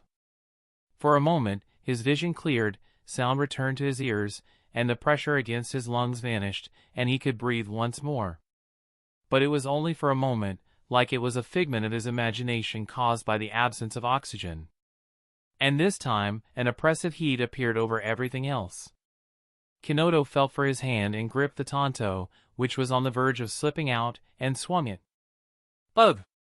Blood splattered as the tanto grazed through his side just a little too deeply, and the lightning-natured chakra flooded his body, disrupting everything from muscle balance, blood flow, and the movement of chakra through his body. Just like the darkness, the return to his true senses was instantaneous as the genjutsu shattered, and he was back to reality. However, that was the least of his problems as Itachi was now running towards him. His body felt weak from the cut and chakra drain, but his mind was sharper than ever as adrenaline coursed through him in droves. When was the last time he was this focused? Maybe the last time he was in a situation where he was only a step away from death. The tanto was firmly in his hand, but the katana had slipped away. The enemy was running towards him. Confront him? He wouldn't be able to reach the sword in time to do anything with it, and perhaps taking on the Sharingan at melee range was a poor choice and would only end up tying him up. If he wanted to escape, he needed something big, or the Uchiha wasn't going to let him go. Was his body ready for it? Not at all. It would hurt. However, pain was much better than death. He pumped chakra into the tanto and chucked it towards Itachi to slow him down before jumping behind a nearby tree and slapping a set of short-fuse explosive tags he could get his hands on in the moment, before jumping away while leading hand seals. The tree exploded, and Kinoto ran as far as he could for a few seconds before turning around. It was the right decision, because a shuriken covered in flame almost stabbed him in the back. He dodged it and looked up to see a dozen more flaming shuriken around him. If that was all, it wouldn't have been a problem, but the shuriken bounced off each other, confusing him as a portion of his focus was occupied by weaving hand seals. He managed to avoid all but one that struck the back of his shoulder, causing such sharp pain as the fire-natured chakra penetrated his skin through the wound and burned everything it touched. However, It seemed that he had just played into his enemy's hand because as he moved to avoid the shuriken, he was moving to where Itachi wanted him to go. By the time he noticed what he was doing, it was already too late as a wide-headed arrow burned a hole through a tree and then went right through him. Itachi stepped around the tree and charged at Kinoto with his sword covered in fire. However, only a couple of steps later, his eyes widened as he stopped and leapt back as far as he could.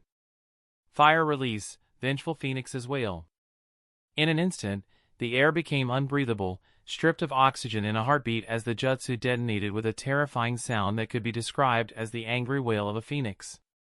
The creator of the jutsu described it as the whiteout, as in the first second, the reeds, trees, vines, and the shuriken that had been thrown, they simply ceased to be. They were calcified and rendered into fine, gray ash before a single flame could even be visible. The air caught fire, a swirling vortex of incandescent orange and white that turned the world into a monochromatic hellscape. The swamp turned into a desert wasteland as the heat wave flash evaporated all water, and that state itself was temporary as the land completely surrendered. Soil and stone reached their melting point in seconds, turning into a viscous, bubbling sludge of glowing lava. Everything ceased to exist, everything bar one. It was the same color as the hellscape surrounding it, so it almost seemed to blend in perfectly, but a reddish-orange skeleton of a giant, its own ethereal flames surrounding it, stood as the only unaffected thing in the area. Itachi, with a pained look on his face as every cell in his body seemed to protest, looked around the difficult-to-distinguish surroundings and failed to find Kinoto anywhere. He tried to stay longer to look more before being forced by his own eyes and body to rush out of the jutsu's area of influence. Kinoto floated in the middle of the river, letting the flow carry him. His face was marred with pain as not one portion of his body was uninjured. The skin on his torso had suffered horrific burns, while his internal organs were in such a state of harm that it was a miracle that he was conscious. However, that was just the injuries he had suffered at the enemy's hand. Every inch of his chakra pathway system was in screeching pain from chakra burn. Where B-rank ninjutsu made people feel a rush of power, A-rank ninjutsu were a tremendous burden on the body. Humans weren't built to handle that amount of chakra, which would cause harm to the chakra pathways. To prepare the body for such a burden, it had to be slowly pushed with an ever larger amount of chakra. Kinoto didn't have the time to do that and was now suffering the consequences. Even the natural flow of chakra was causing him pain, and the chakra he was sending to his organs to keep them from getting worse was like pumping magma through his veins. He didn't think he had it in him to use anything above a C-rank ninjutsu. This is a problem. Getting home is going to be difficult, he managed to think when his brain wasn't striking in pain. In Foon, a cloaked figure, standing over a building far away from the chaos that was happening, peered through a pair of binoculars. She looked at the port, which was covered in smoke, and then looked at the fiery hellscape along the river some way outside the city. She swallowed nervously after seeing the latter, with a slight shake in her hands because of what it might mean. After some time, she put her binoculars down, wrote an encrypted message on a thin roll of paper, put it in the container attached to the leg of a very special pigeon, and let it fly. She watched it until the bird disappeared from her sight. She then got up and slowly began moving towards the port. Chapter 480, the port was Foon's lifeline, and the chaos there forced everything to a halt. It didn't take long for the shinobi, and even the few samurai stationed in the city, to rush to the riverside. By the time they arrived, the Leaf ANBU had already donned their masks. For a tense moment, the ANBU were surrounded by the forces of dozens upon dozens, who couldn't be sure if the masked figures were friends or foes. "Who's in charge?" Takuma asked, stepping forward toward the leader. "There are civilians in need of help. It would be best if we can defuse this situation and get them the help they need." He raised a scroll in his hand that would validate their identity as ANBU. "This feels awfully familiar, don't you think?" said Hopper, who was standing beside him. The last time they had to show someone their papers led to them getting stripped and subjected to an anal cavity search. It was an unpleasant experience for everyone involved.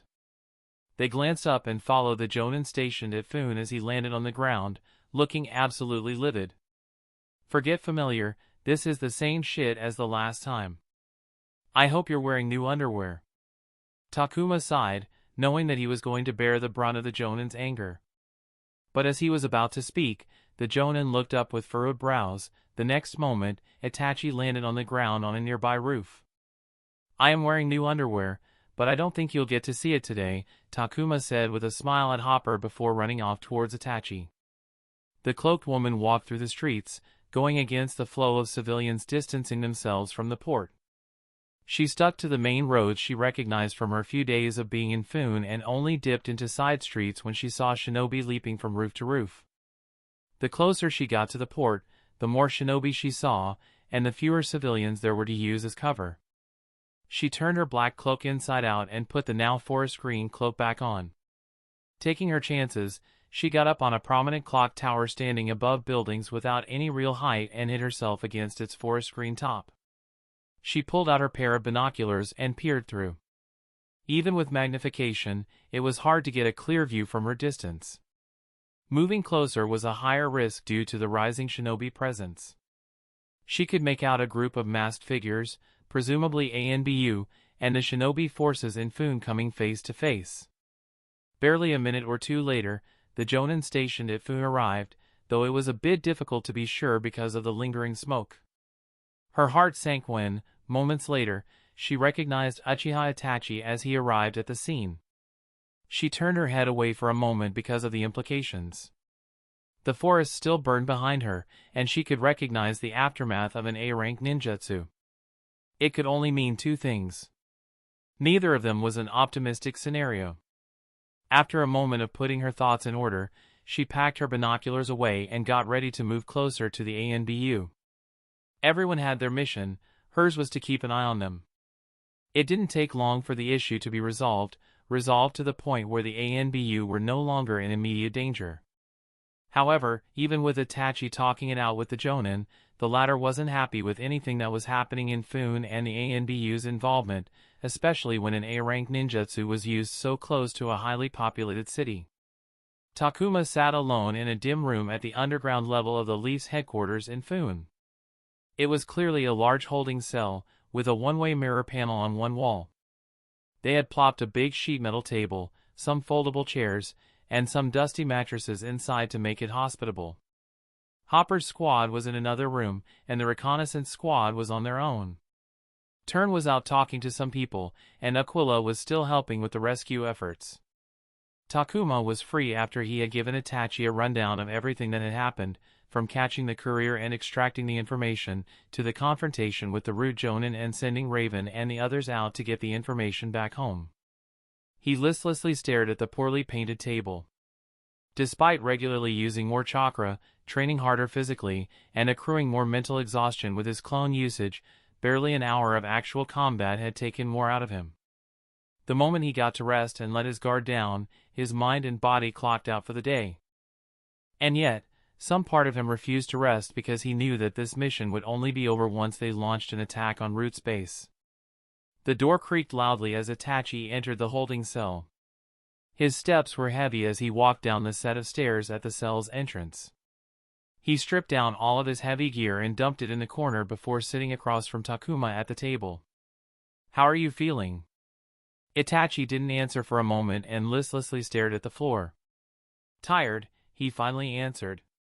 Takuma glanced at his captain's gear and saw a transparent plastic bag, black with soot, though he could make out its contents and immediately knew that they were whatever had survived of Itachi's assault team.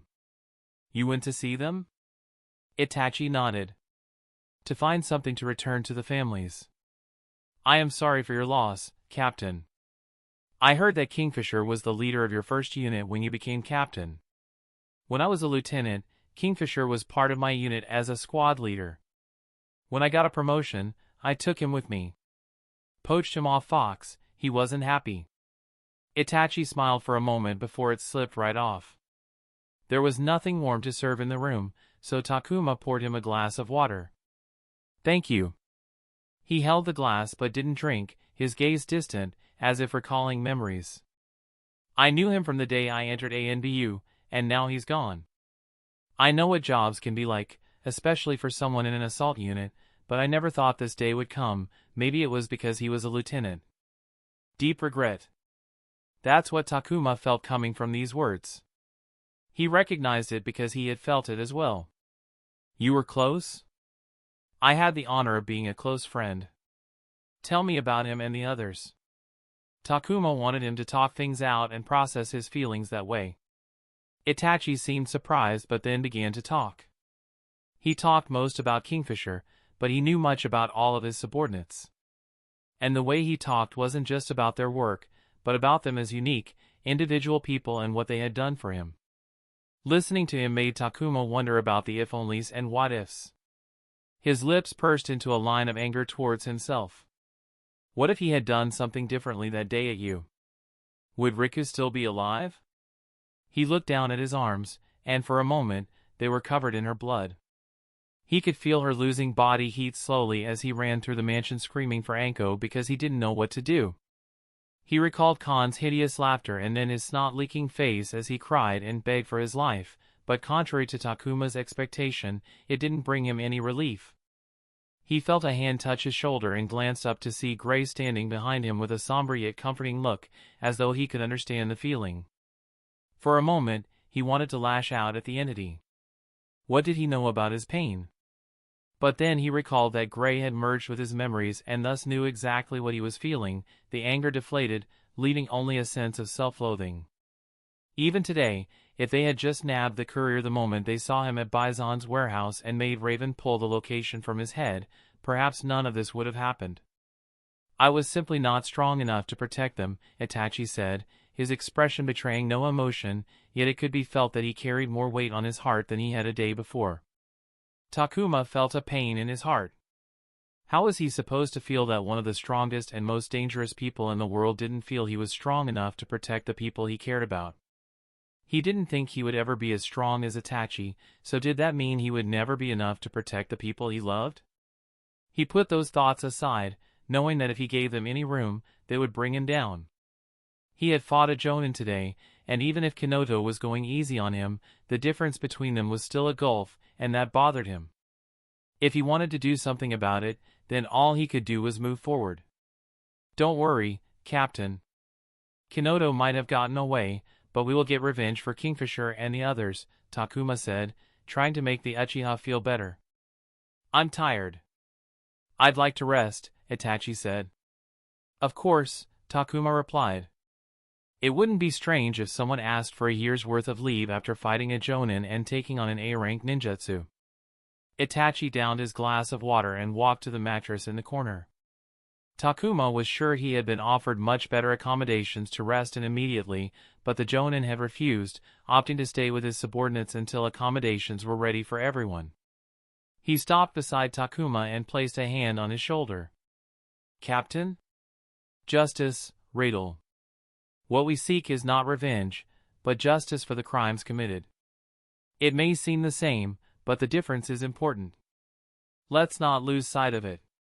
He gave him a soft smile and then went to lie on the mattress. Takuma leaned into his chair and slumped his head back to stare at the ceiling. He had been a police force officer and A&B Union long enough and lying to himself for even longer to have a good grasp on knowing if someone was lying. A bitter look appeared on his face when he felt the truth in those words. Justice, not revenge. Those words would have seemed naive if they came from anyone else, or if they were just some words that were thrown because they were the correct response. However, it required a different kind of strength to say those words after losing someone and actually mean them. It seemed that he was not only inferior in power and talent, but also in other things as well. And while he could add clones to supplement the first two, he didn't know if he could do something about the other kind of strength. And perhaps that was the difference that actually mattered. Chapter 481, a merchant worked the thick farmer's wad of wheat between his teeth, the rhythmic chew matching the steady clop-clop of his mare. His carriage was piled high with hand-woven silk and jars of mountain honey, treasures bartered from the valley villages that would fetch a high price. The road to the military base was long and dusty, but the late afternoon sun was still warm. He was humming a jaunty folk tune, his eyes half-lidded, when his peaceful midday haze shattered. A violent gust whipped the straw hat right off his head. Before he could blink, 3 streaks of shadow, a blur of black cloaks and white masks, shot past the carriage at a speed that defied the natural order. The mare shrieked, rearing on her hind legs in a blind panic. The honey jars rattled as the carriage lurched. The merchant choked on his gum, nearly swallowing the wad as he hauled back on the reins. "Easy, girl. It's all good, my dear," he wheezed, his heart hammering against his ribs. "Gods above." He looked back, but other than the billowing dust on its way to settling, the road was silent again. The group of three was Raven and the two reconnaissance trackers carrying the location of the route base. They didn't slow until they reached the stone ramparts of the Leaf military installation, which rose above the forest canopy. They cleared the perimeter trench in a leap, landing with a collective thud before the heavy iron-reinforced gates. "Identification," the sentry guard barked, his hand hovering over a signal flare. Raven didn't stop to breathe. He flashed a scroll with a hidden seal, the mark of the ANBU, before throwing it to the man. After a minute, the gates groaned open just enough for them to slide through like ghosts. "We need to speak to the base commander." "Now," he rasped, his voice raw. Within minutes, the base commander appeared with Raven's scroll in hand. "By wing and foot," Raven said, pressing the dirty piece of parchment into the Jonin's hand. "Now." At the top of the central spire, the master of the aviary whistled sharply. 3 messenger hawks, specially bred for speed and endurance, took to the sky. They banked hard, heading south with their sharp cries echoing in the skies. Simultaneously, 2 runners, trained in long distance, chakra-enhanced sprinting, bolted from the rear exit and into the hidden forest paths. As the birds vanished into the clouds, the 2 trackers finally slumped against the cold stone walls. They had done their part. The intel was in flight, a race against time to reach the Hokage's desk as soon as possible. "Take a rest." "You deserve it," Raven said as he attached his refilled water canteen to his utility belt. He looked like he was ready to leave. "What are you doing?" "I'm heading to the village as well," Raven said. "Huh? Why?" "You won't reach there before the runners. But I'll be there in time to give some context." They had sent other information, such as the squad wipeout and the presence of a rude Jonin, but all of it was kept to the barest facts so as not to cause any confusion or distraction. It would be better if the Lord Hokage had a clearer view of the situation before he makes any last-minute decisions or adjustments. Lord Hokage had sent him on this operation so he could help Weasel with his clan's Hijitsu and to be absolutely sure that they had the accurate information, because they had to be sure it was right before they could move so many Jonin. But it was also to have someone he trusted and close to him on the scene. This was undoubtedly the most important thing currently for the Hidden Leaf, and they had to ensure that it was handled with the utmost care. "I'm off. Pray that I reach it in time." Back at Foon, Itachi allowed everyone to rest for a few hours before calling a meeting in the early evening. The accommodations had been arranged shortly thereafter, so everyone arrived at the meeting after showering and eating. They were set up in a guest house maintained by the Hidden Leaf for shinobi traveling on official business. Aquila sat beside Takuma on a couch with a tired sigh. He had been out there the longest, helping with the civilian rescue efforts, and had only had an hour of rest before coming to the meeting. "Are your eyes feeling all right? You can skip the meeting if you aren't feeling well." "Thank you. I'm a little tired, but I want to be here." That was true for everyone in the room. What they had managed to achieve today was a crucial step in dealing with Root. Everyone was invested in seeing it through to the end. Itachi entered the large living room where they had gathered, and everyone immediately hushed and settled down in the presence of the captain. He didn't look like he had fought a Jonin in the morning one bit, and everyone felt that as their admiration for him increased. They knew of the Uchiha prodigy and had heard of his exploits, but seeing it all up close made it feel all the more real. He gazed at the operatives, and for a moment, his gaze lingered on the unoccupied furniture. "The first wave of messenger hawks and runners will reach the village in the next couple of hours at most," Itachi began, his voice low. "Lord Hokage will have the coordinates, making the route base an official and tangible target. They'll leave at dusk, and by tomorrow afternoon, they'll be at the enemy gates to lead the strike. And we'll be there with them." Takuma looked at the map spread out on the low table before him, a location near the northern part of the land of fire marked in red. They had won the intelligence war, but that wouldn't mean much if they weren't successful tomorrow. We succeeded, Itachi continued. But let us not forget the price we paid. His eyes went again to the unoccupied furniture where Kingfisher and his squad would have Saturday. We came here together, but we will be leaving men behind. There was a moment of silence in the room as everyone felt the true weight of what had happened. Everyone else who would eventually learn of this day would focus on the rude Jonin and how the team had managed to find the base location, while they would also see the lives lost. It wouldn't be the same for the team. It's a bitter taste, Itachi said.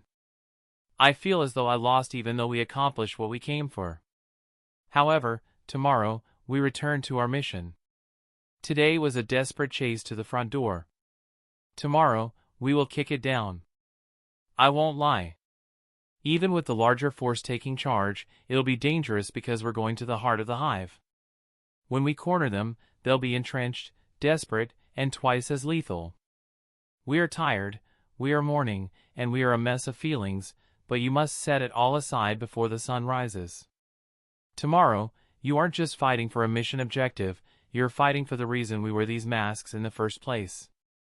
He looked out the window toward the distance, in the general direction of the Hidden Leaf village. Somewhere in the village, people are returning from work to their families. There are academy students complaining about the homework they have to do. There are mothers waiting for their children to return home from playing outside, blissfully unaware of the route base location or the threat it represents.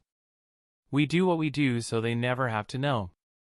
We spend our lives fighting the darkness so they can live in the light. We protect the will of fire so that it can spread its warmth and brightness. And I wouldn't have it any other way. Every drop of blood spilled today was a shield placed in front of our home. Tomorrow, we finish the job. We owe Kingfisher's squad that. Rest now. Heal your wounds. Eat your fill. Because when the sun hits the land tomorrow, we are going to fight for the peace of everyone who depends on us. The silence that lingered in the room had now changed. It wasn't the silence of exhaustion, it was the silence of resolve. In the small dining area of the Hokage's private residence, Sarutobi Hiruzen sat with a smile across from his grandson as they ate their dinner together. He had set aside his iconic Hokage hat and coat and looked less like the leader of the Hidden Leaf and more like a tired grandfather in a simple kimono. Across from him, a young Konohamaru was mid-sentence, waving a pair of chopsticks with enthusiasm. And then, Gramps, I'm gonna learn a jutsu so big it'll blow the roof off our office. Even you won't be able to. Eat your carrots, Konohamaru, Hiruzen interrupted with a soft, crinkled smile. A great shinobi needs a strong body as much as a sharp mind. Grand plans require a full stomach. Konohamaru groaned, looking at the dreadful vegetables, but before he could protest, Hiruzen said, I only became the Hokage because I ate my vegetables. The young boy's eyes flickered with doubt, but he looked down at the vegetables in his bowl and eventually ate them with great reluctance. Good boy, Hiruzen smiled. The wind chime hanging by the door to the garden sang melodiously. Hiruzen's smile didn't drop, but his eyes shifted towards the open sliding door. A silhouette coalesced out of the darkness, an ANBU operative kneeling in the corridor, just out of Konohamaru's sight. Gramps? Konohamaru looked up at Hiruzen as the latter got up. Finish your vegetables, Konohamaru, he replied before walking to the corridor. Lord Hokage, the operative whispered. Weasel has sent back information. They have secured the location of the root base. With his back turned to his grandson, the old grandfather vanished, and the leader of the Hidden Leaf, who had survived 3 shinobi world wars, stood in his place. He was surprised by how quickly the information came back. It was either because something had gone exceptionally well or things had gone wrong. What's the integrity of the information? Raven extracted it himself. He's sure of it. Which meant that they had the right location. Hiruzen's heart picked up pace. He regretted not taking care of Danzo the last time they had faced each other. Since then, the Hidden Leaf had no clue about his location despite devoting substantial intelligence resources to it. Even Jiraiya had failed to find Root's location. Anything else? Root was expecting us. A Jonin ambushed the mission team, we lost a full squad. Weasel engaged the Jonin in battle, but we don't know the outcome of that battle. Hiruzen closed his eyes for a brief moment, offering a silent prayer for the fallen, before opening them with worry for Itachi. He had confidence in the young man, but things were never simple out on the field. Even if he didn't think Itachi would lose, he worried about any grave injuries. Even though it was his choice, he didn't know how the Uchiha clan would feel if they suffered more harm at the hands of Root. Itachi, for his potential, was their future, and any harm to him meant harm to the clan.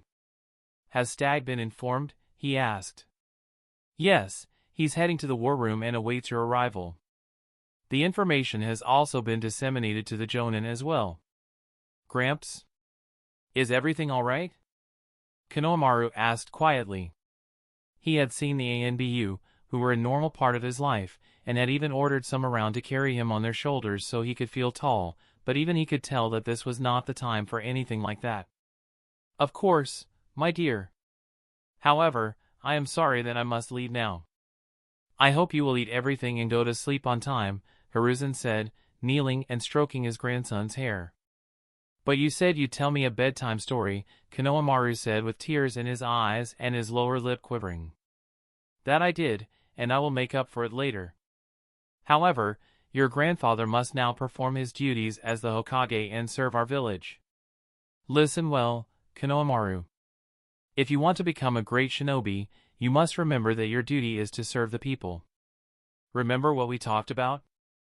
Hiruzen wiped the tears from his grandson's eyes. "About the Will of Fire?" "Indeed. I love our village, which is why I named you after it, and I love you, so I must do everything in my power to make sure that it is safe. And that's the Will of Fire. One day, when you become a shinobi, you must also protect what you love." Konohamaru nodded, now trying to look brave through his red face. Hiruzen smiled before getting up and turning around to face the operative. "Shall we?" Chapter 482, The War Room of the Hidden Leaf Village.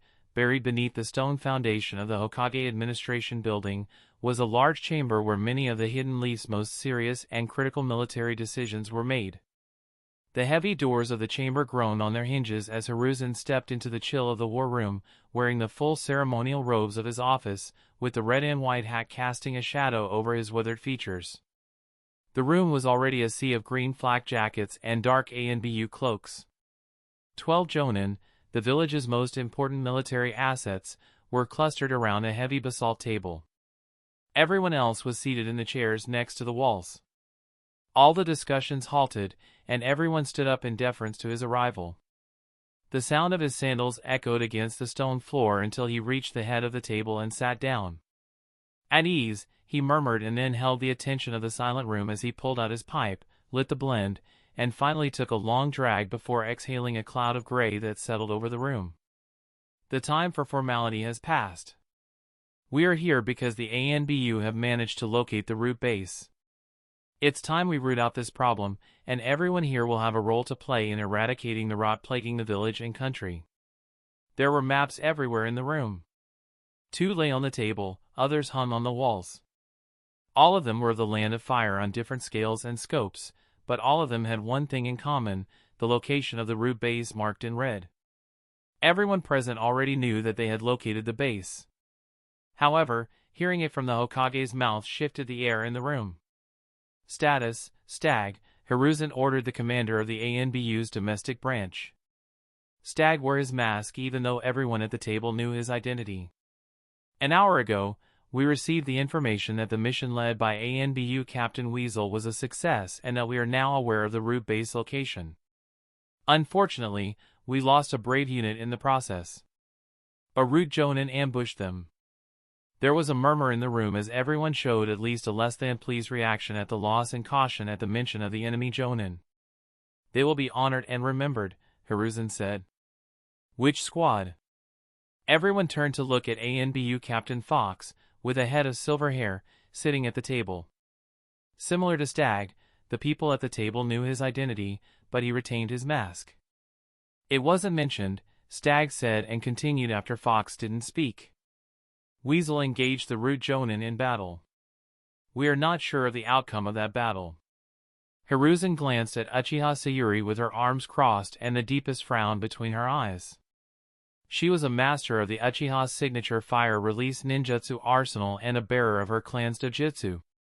Nowadays, she kept herself busy with managing her department in the Leaf Military Police Force, but in her earlier days as a Jonin, she had completed many A-rank missions and had even participated in some landmark S-rank missions for the village. Stag then gestured to Nara Shikaku, the highest-ranking Leaf Jonin commander and head of the Nara clan, who spoke, "The preparations are set, Lord Hokage. The forces reserved for this mission are being contacted and will be ready to mobilize at dusk. We are currently formulating the most efficient route to the target location and will have a logistics plan ready for an initial review within the hour." Only 2 ANBU captains, Fox and Weasel, were participating in the attack with other Jonin coming from regular forces. As the Jonin commander, Shikaku was responsible for choosing and gathering the Jonin who were to participate in the mission. Neither he nor Stag was going to participate.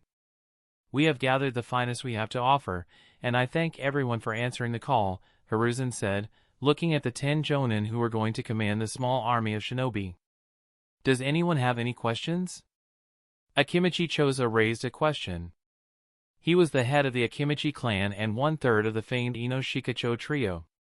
He was also one of the shinobi most trusted by Hiruzen to bring results out in the field. Choza had personally volunteered when Shikaku had approached the Akimichi clan. What would be the consequences of Weasel's fight against the Root Jonin? Let's assume that the Jonin manages to escape. Choza was careful not to say anything about a potential Weasel loss, and returns to the Root base. What are the chances that they might make a move? A move like abandoning their base. The moment the ANBU made contact with Root and Foon, the latter would know that the former was onto them. "Do we know if that Jonin knows if we have the location?" asked Yuhi Kurenai, a brilliant Jinjutsu specialist and among the youngest Jonin in the room.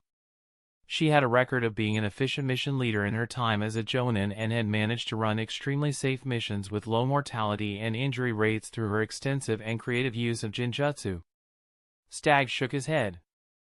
The chamber door grated, and an ANBU nin made a beeline to Hiruzen and whispered something into his ear.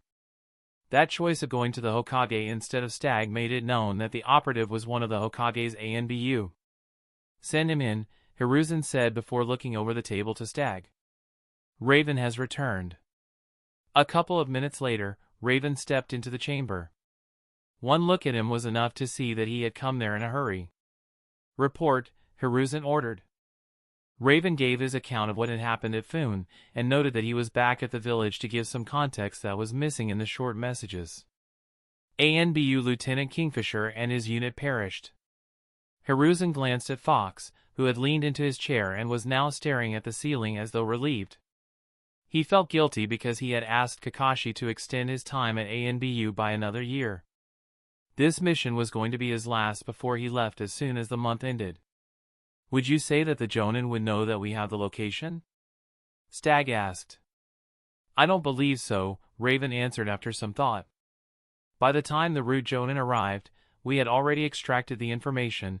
The agent died during the interrogation, triggering the death seal. Operative Radel then engaged the Jonin in combat to give us time to escape." "How is he? How were his injuries?" Hiruzen asked. The first report didn't say anything about Radel's death, which meant that by the time Raven left, he hadn't died, and Hiruzen knew that Weasel had engaged the Jonin. However, fighting a Jonin as a Chunin must have come with potentially lethal injuries. "Ah, I wasn't aware at first, but the operative Radel with me was a shadow clone," Raven said, almost sheepishly. Inazuka Gaku burst into loud laughter. He was a genius tracker who moved with a pack of 6 ninkin, a high number even for those in the Inazuka clan, and was in perfect sync with all of them. His bingo book warned people to stay away from him because if he caught the scent of a target even once, it was nearly impossible to escape him as he would continue to hunt you down. They gave him the moniker of the Unfailing Hound. "So you're saying that the Jonin ended up wasting his time fighting a clone, which gave Weasel enough time to catch up. That guy sure screwed him over," he snorted. "Yes.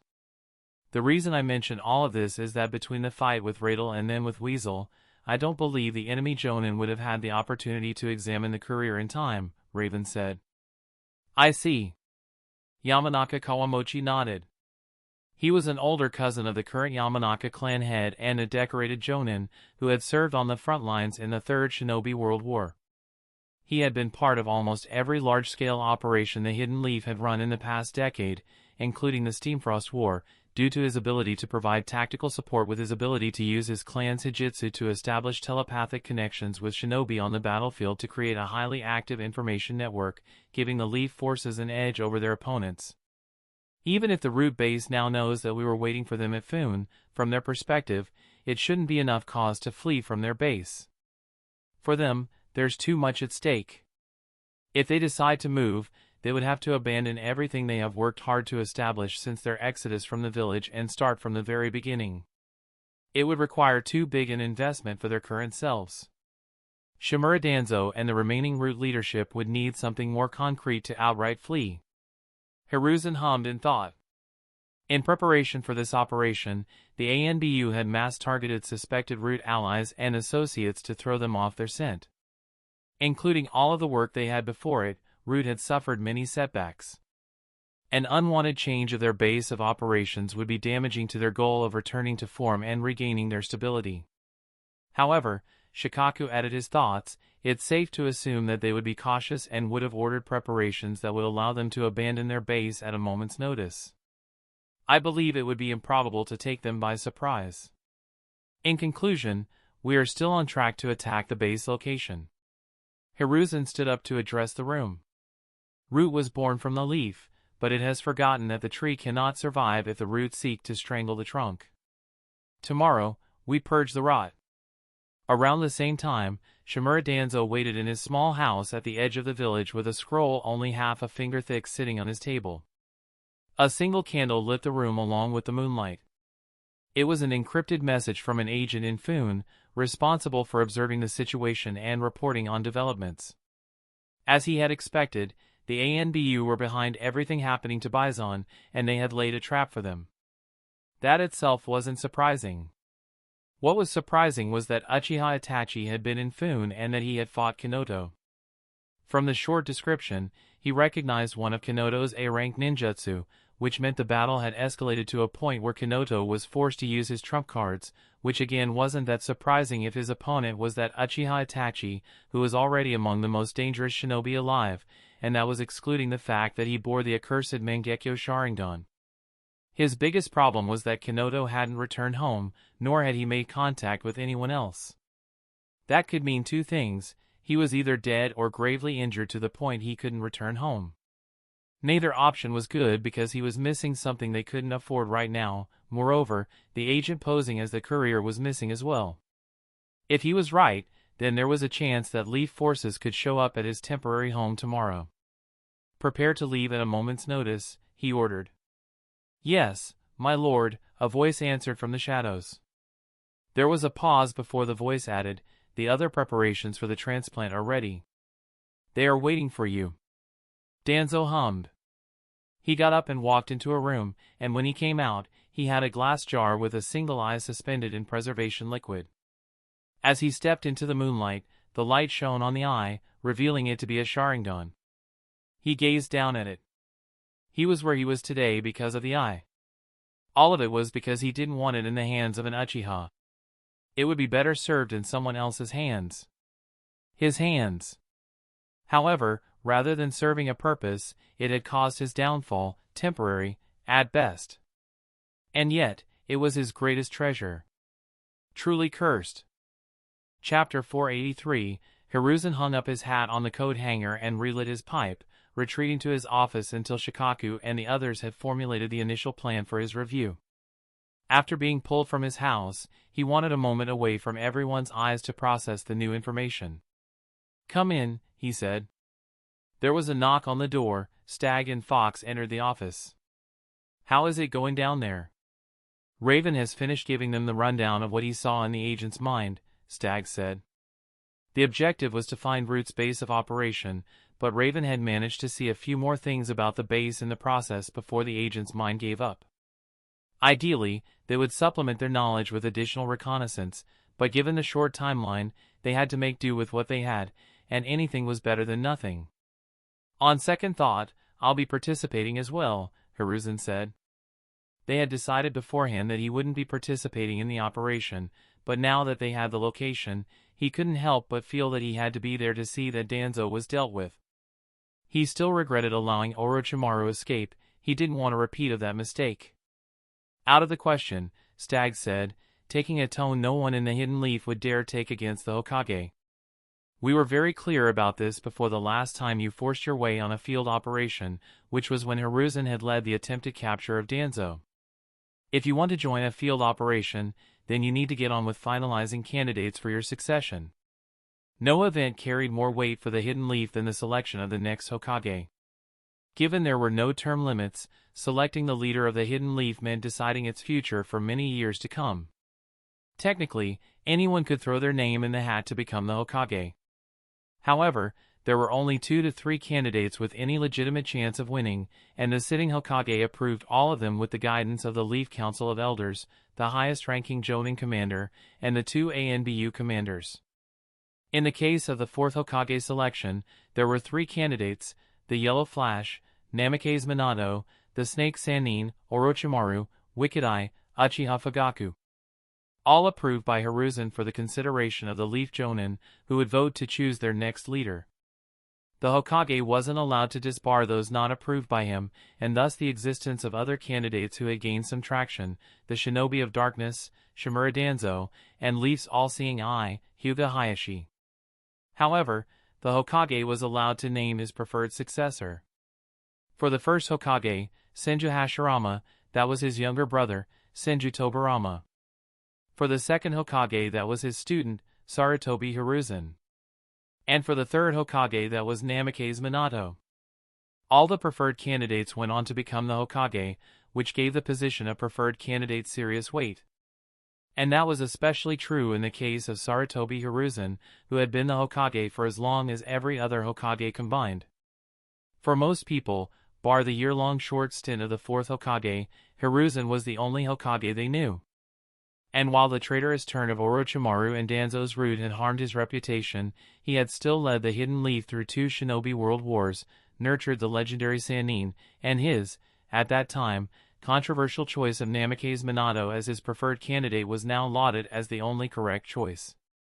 For those reasons, the Leaf Jonin cared about who he would have as his preferred candidate for the 5th Hokage. Having been through 2 wars, Hiruzen always made his preferred candidate's identity clear to the Council of Elders and the ANBU. The candidate changed through the years, but he always had a name in case of his death. However, after reassuming his position after Fourth's death, he had avoided naming who he wished to succeed him. I told you who I want to succeed me. And as Lord Jiraiya has said every time you ask him, he doesn't want to wear the hat. He didn't want it back when you asked him to be the 4th, he doesn't want it now, Stag said. Then I don't have a name. Hokage ANBU commander, father-son, stared down at each other. Let's not let things get heated. Fox interrupted the tense situation. I agree with Commander Stag, Lord Hokage.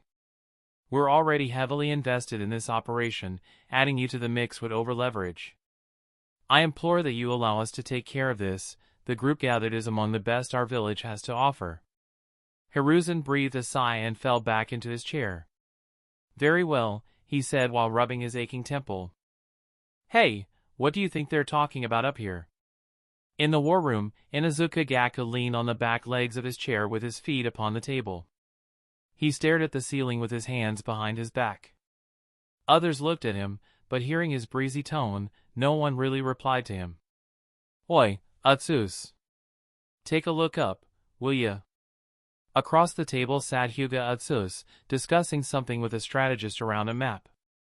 The Hyuga clan was divided into the main house and the side house.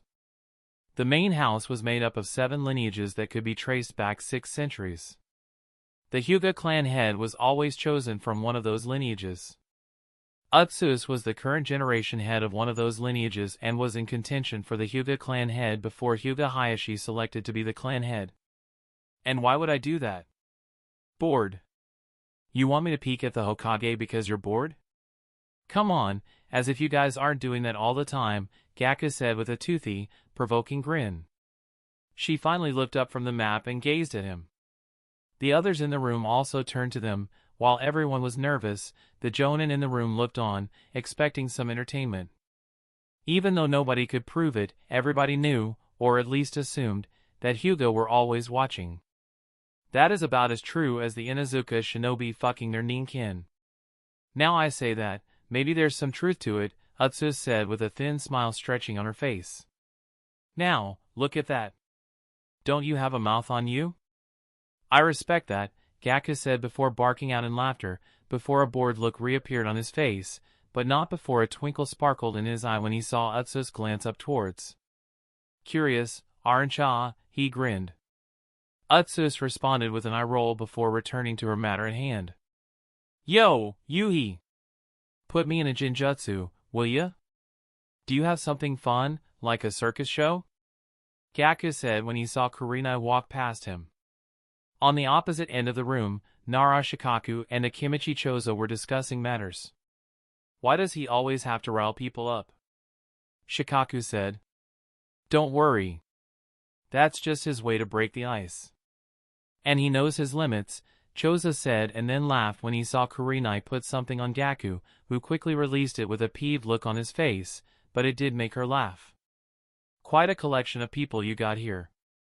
I see the Uchiha sent Sayuri, they must be serious. Danzo killed Uchiha Shursui and stole his eyes. They have to be serious, Shikaku said, looking at a woman in the corner, commanding the attention of a third of the room as she gave orders and suggested improvements on the plans. If not for Weasel already involved, I'm sure Fugaku would have been present in the room. Who are you planning to put her together with? She has that temper of hers, Chozo said. The 10 jonin in the room were going to be paired as they would lead the operation from the front. I'm thinking about Aburame Shibi, Shikaku said, looking at the Aburame clan leader sitting in the corner. Like Chozo, he was the only other clan leader in the group. The Aburame clan considered Shimura Danzo the #1 threat towards the Hidden Leaf. Doesn't matter whatever temper she has if it just fizzles against an unflappable wall. Good choice. He's a good man, Chozo smiled. Oh, I didn't know you knew him personally, Shikaku said. As clan leaders, they ran in similar social circles, so they knew each other in a professional capacity, which wasn't much, given how reclusive most Aburame tend to be.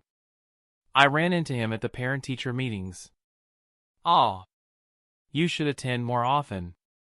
That's more Shikamaru's mother thing. Who am I getting paired with? Asked Chozo, chuckling. You'll be looking after Yamanaka Kawamochi.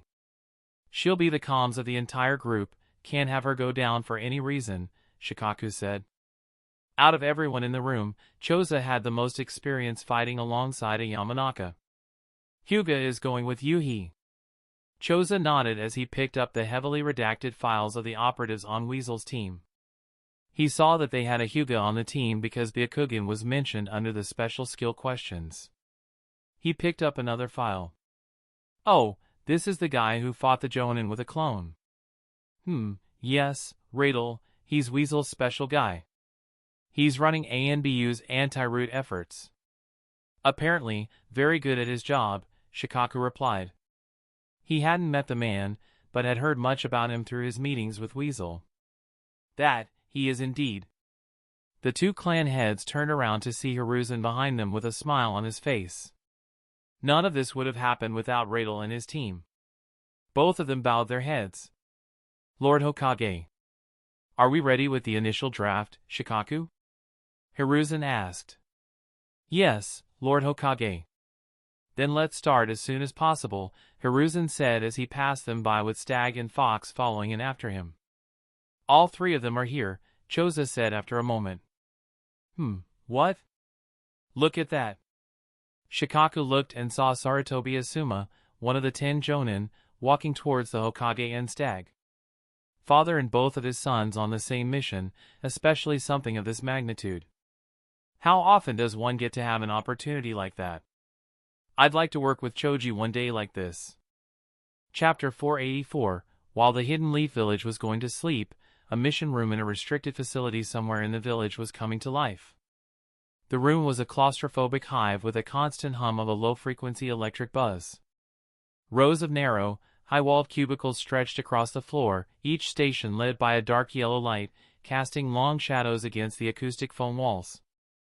Thick bundles of black cables were taped to the floor and dove into the floorboards, 2 cables each coming out from every cubicle, connected to the black telephone sitting on each desk.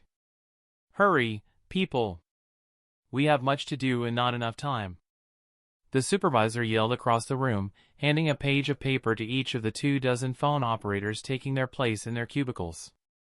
There was the scratching noise of sharpening pencils, flaps of paper, and clicks of numbered buttons on the telephones as the operators looked at the name on the lists handed to them and dialed the corresponding landline numbers.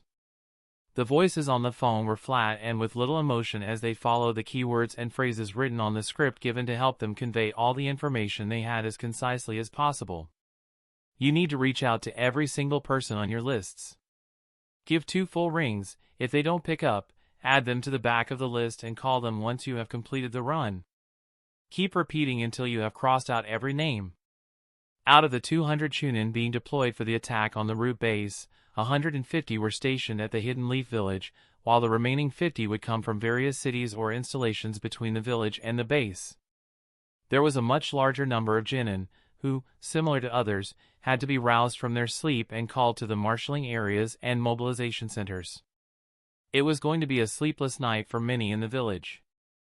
The mechanical ring of a telephone and a dark hallway of a house at the edge of the Uchiha compound.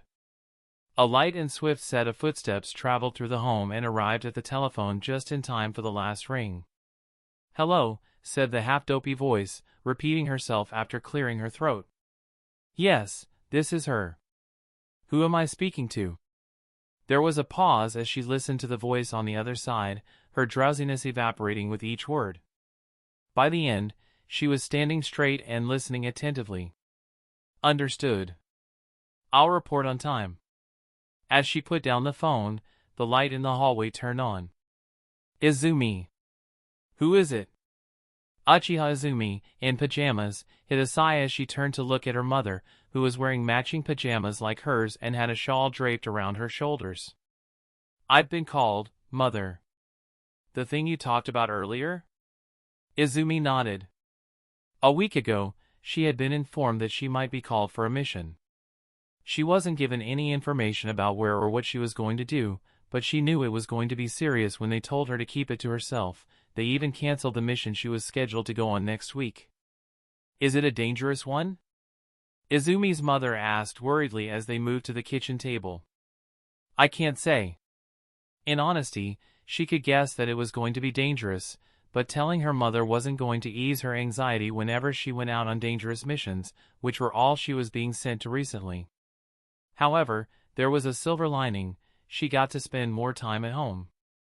The more dangerous the mission she was sent to, the longer her downtime. "Be careful out there," Izumi's mother said, gently placing her hand on her daughter's. Izumi softly smiled as she held her mother's hand. A part of her was annoyed because she knew that when her mother was like this, she would continue to tell her to be safe until she left.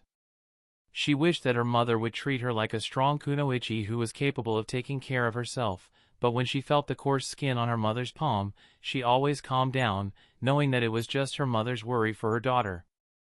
After Izumi's father died, she was left to raise Izumi on her own. It was only natural that she didn't want to lose her daughter like she lost her husband. "Of course, Mother. Who's going to scold me for falling for scams if I don't return to you?" Izumi grinned. There was nothing more powerful than her desire to give her mother the best life she could live. "I'm going to ruin you," Nenro smirked while pushing his hair back, "and I'm going to enjoy it." Big words for someone on the back foot, AI returned with narrowed eyes. Masaki licked his lips while looking down at his hand. AI raised 3 shuriken while she watched Nenro draw a sword. The tension rose, and her eyes narrowed when he reached to a place she couldn't see and pulled out a paper tag. Her eyes widened for a moment before excitement rushed to her face as she all but screamed in joy. "Yes!" She slapped the 3 shuriken cards in the center of the circle they sat in and then flipped the upside-down card on her side to reveal a stylized portrait of the Uchiha clan head. Nenro's eyes widened when he saw the stern face and the picture of a 3-tomo Sharingan framed in a hexagon at the upper corner of the card. No! Uchiha Fugaku, Shuriken Jutsu, double the value of all shuriken cards. I win, you sucker! AI clapped and then got up to do a little dance, all the while showing her tongue to a vexed Nenro, who threw down his sword and paper tag card in front of his lap, where his Hyuga Hayashi card was sitting. It was dumb luck, he said. Strategy, baby, she replied with a grin. Might guy. I win, right? Both of them quarreling with each other turned to look at Masaki, who had 2 fist cards and a kick card, the 2 weakest point cards in the game, and sitting in front of them was the Might Guy card, strangely not dressed in his green jumpsuit, that converted the point cards into augmented fist and augmented kick, and because he had both augmented fist and augmented kick in his hand, the special Might Guy bonus, the hidden leaf kata, got activated, giving +2 to all of them, raising him from a very low third to a close first, thus putting him over both of them in their late-night session of the Ultimate Ninja Storm board game. You're kidding! AI stood there with a gaping mouth at her loss and the set of cards in Masaki's hand. Nenro, who had slumped against the couch behind, began howling in laughter. He wasn't even mad that he was now in last place and had to do all the dishes. In the background of that home filled with laughter, the home phone began to ring. Anko, dressed only in her panties, walked through her home, utterly annoyed by the loud phone ring that broke her sleep. She had ignored the first call, not wanting to get off her bed, but the second call forced her to get up. She stopped halfway in front of a door and opened it to peek into Kurenai's room to find her missing. Maybe her roommate had gone to see the Hokage's son for a late-night visit. Kurenai had been hanging out with the prodigal son since his return to the village. She smirked because she knew that 2 of them were tiptoeing around each other, still trying to rebuild their previous friendship, but she could tell that 2 of them could take it further. She finally reached the phone illuminated by a dim lamp sitting next to it and clicked her tongue because she hoped that the ring would end by the time she got there, and she would have an excuse not to care. Yeah, what? She snapped at the phone. Huh, that's today? Ah, I forgot. Yeah, got it. I'll be there quickly. Wait! Tell me the address again, will ya? I didn't write it, let me put it down. Anko listened to the dial tone for a second, then put the receiver down and walked through the apartment suite she shared with Kurenai to a sliding door that had once been a simple wooden frame, replaced with a heavy metal panel when Kurenai moved in. She pulled the door aside to reveal a small armory with weapons, katana, staffs, whips, and daggers, mounted on the walls with a heavy oak maintenance station, scarred by years of sharpening and modifications. The drawers to the right were filled with sealed stacks of explosive tags, powder and paper for smoke bombs, and open-faced bins containing hundreds of kunai, shuriken, and senbon. A wall to the left was taken by supplies that could be used to create field kits, like bags, first aid supplies, ready-to-eat meals, and sleeping bags, and a rack full of sealing scrolls to pack everything inside. She took in the smell of clothes and cold steel, mixed with the faint dry scent of aged parchment, and then walked to the corner with her battle gear and started pulling things out. The full-length mirror to her side caught her sight, and she turned to look at it before shifting her body to get the cursed mark in the reflection. The ugly mark that ruined her life. The 3 black tomo represent the vile Juinjutsu, and a thin outline around the mark reflects the Lord Third seal, keeping it at bay. As her anger flared, the tomo glowed red for only a second as Anko forced herself to wrangle her emotions before the outline seal could wake to counter the curse. She breathed out and stood still for a moment to gather herself before turning away from the mirror. One day, she thought while clenching her fists. Chapter 485. The air inside the cavernous warehouse was 3 degrees colder than the night air. As Kamiko stepped through the heavy sliding doors, the sheer density of over 100 shinobi fizzled the yawn she was trying to stifle. Whoa! The last time she had been in the presence of this many shinobi was at the Steamfrost War. Feels like war, doesn't it? An arm wrapped around her shoulder. She frowned until she saw Fuma Arisu standing beside her. I didn't know the police force was involved in this mission, Kimiko said. They were looking for people, so I volunteered, Arisu said. Before them lay a vast floor, a sea of dull green jackets. Leaf shinobi were being grouped into clusters, wooden crates of weapons and supplies were being brought down by cranes from tall warehouse shelves, and a projector was throwing an image of the information on a big white sheet hung on the innermost walls. This is big, but I don't think it's war big, Kimiko said. 100 was a big number, but that was nothing even for the smallest war activities. However, 100 people under the same roof, all having been summoned for the same mission, was indeed warlike. This is just one of the many marshalling areas, Arisu said. How do you know that? I'm in the police force. We hear things, she winked. They spotted a person who seemed to know what was happening and moved towards the armory station, where a logistics officer barked without looking up at them. Names and registration numbers? They gave him the information, and he shuffled through the stack of lists on his clipboard before telling them their assignments.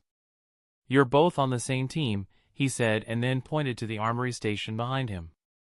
Collect your supplies and head towards the space reserved for Team 14. You'll be joined by your Chunin team leader in due time. They looked at each other before heading towards the armory station, where a heavy wooden crate was slid towards them. Inside was Leaf's standard loadout, provided to General Assault-type shinobi. Both of them added the equipment to the personal, specialized gear they had brought with them from home. I still don't get how you use something so big, Kimiko said, eyeing the ginormous collapsible shuriken she had brought as part of her kit. If she knew her friend, Arisa probably had more sealed in a scroll somewhere on her body. I don't see why more people don't. Kimiko shook her head and then eyed the whetstone at the edge of the armory station, but then caught the sight of a couple of aburames silently checking their hive jars with the insects skittering around inside. Their haunting drone made her shiver inside. Who else is going to be here? Arisu asked. At least a couple more, I guess, Kimiko said, slinging her backpack over her shoulder. Let's go. Room 2, please. Momo nodded to the kunoichi and walked down the hallway of a building she didn't know existed until half an hour ago, and entered the room marked with a number 2 plaque. It was silent inside, and everyone in the room turned to look at her as she entered the room. Just from the first glance, she recognized everyone she saw and then many more as she was walking down the channel between 2 grids of chairs. One thing common to everyone was that they were all Chunin. It was a Chunin-only meeting. She found an empty seat near the back. As she sat down, a man rolled in a projector on a trolley along with a briefcase of slides that he stood by as though guarding them. Just from looking around the room, it had to be serious, or else there wouldn't be 25 Chunin gathered in the room. And there were more rooms in the building, and she guessed all of them had a similar demographic in them. Hey, they called us pretty late at night. You got any info? Momo asked her neighbor. The purple-haired kunoichi beside her was leaning on the back legs of her chair and had her feet on the chair in front of her. More strangely, she had a sleep-eye mask and what seemed like a lollipop stick sticking out from between her slightly open lips. While everyone in the room was serious, reflecting the atmosphere, she was the only one who seemed not to fit the vibe. Huh? No idea, she said, shifting her lollipop until it bulged her cheek. Oh! You got any? Unfortunately, no. The woman took out a lollipop from her pocket and held it out to her. Want one? Thank you, she said, taking the lollipop. I'm Okubo Momo. The woman pulled the mask off one of her eyes. Mitarashi Anko. Nice to meet you. Do you have any guesses? They're making a big deal out of it. With this many Chunin in the building, I'm assuming it's a matter of national security or at least a threat to the village. But there's this secrecy around it, so I'd say it's not an attack from our side. What does secrecy have to do with that? There's no reliable way to hide this big force, Momo assumed. If there were this many Chunin, then Jonin would be involved, and many more Jinin. If we mobilize in large numbers, the news is going to go to every other village, and they'd be ready before we even get there. Every village had foreign spies that relate information back home. Really? I think there are a couple of ways to get by undetected. It's definitely possible, but I don't think that's it, Momo nodded. If they took their time, it would be possible to remain undetected long enough to gain advantage, but while she was coming down the building from her home, she had seen a lot of shinobi with backpacks and satchels out there. Seeing people out after midnight was by no means strange, but seeing shinobi in gear with baggage wasn't normal. That wasn't trying to hide anything. Makes sense, said Anko. There was a rush of noise in the room before it immediately quieted down as a masked ANBU Nin walked into the room with a couple of regular shinobi walking behind him and locked the door. He had a mask that had a deer motif on it and a head of black hair. He walked to the podium at the front of the room before facing the crowd. I'm the ANBU commander. Which meant he was a Jonin and the most important ANBU there was. Everyone immediately stood up except Anko, who had to get her feet down, and by the time she did that, the Jonin had already told them to sit down, and so she didn't bother to stand up. At least her chair was now standing on all its legs, and she had pulled her eye mask to her forehead. I'll be giving you an initial briefing for the mission you have been called here for. The ANBU captain's voice was stern with a tone of authority that anyone could tell demanded their full attention. The man who had rolled in the projector placed a slide into it, which was then reflected on the screen in the front. Momo recognized the shape of her country's northern border. A place relatively near the border of the Land of Fire, shared with the Land of Rapids, the home to the hidden waterfall, was marked on the map with a red dot.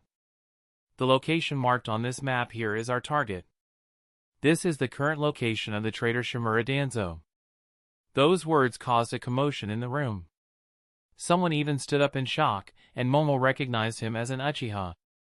Anko even leaned forward in her chair, and the lazy look in her eyes changed as she intently stared at Danzo's face that appeared on the second slide.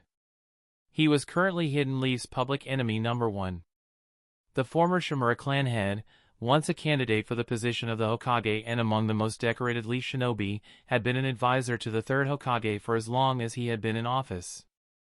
There was a lot of anger from the general shinobi against the man, especially the shinobi with a civilian background, which was the majority of the Leaf shinobi population, who thought of him as the clan shinobi who took advantage of the Hidden Leaf with their influence.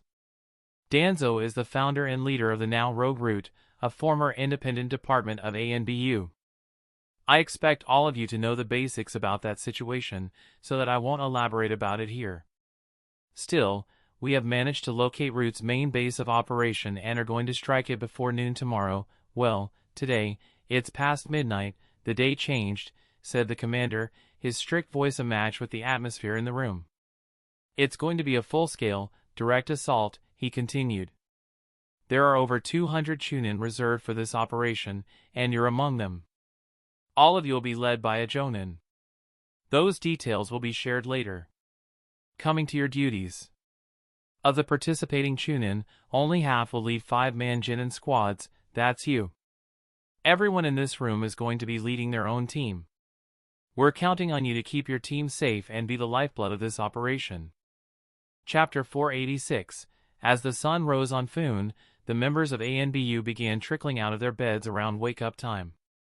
They had gone to sleep restlessly, knowing that a dangerous battle awaited them, but all had fallen into a sound sleep from the day's fatigue. When they arrived at the main hall, they found Weasel and Hopper already awake with multiple maps spread around the room. Good morning, Hopper greeted them with a cup of coffee in his hand. The orders came in an hour ago. There isn't much in there. High Command probably had to rush to get them to us in time. We have the location to rendezvous with the main force. Hippo looked at the wall clock. The main force would have left the village around now. We still have some time before we leave. Freshen up, eat your fill, and finish the checks on your gear.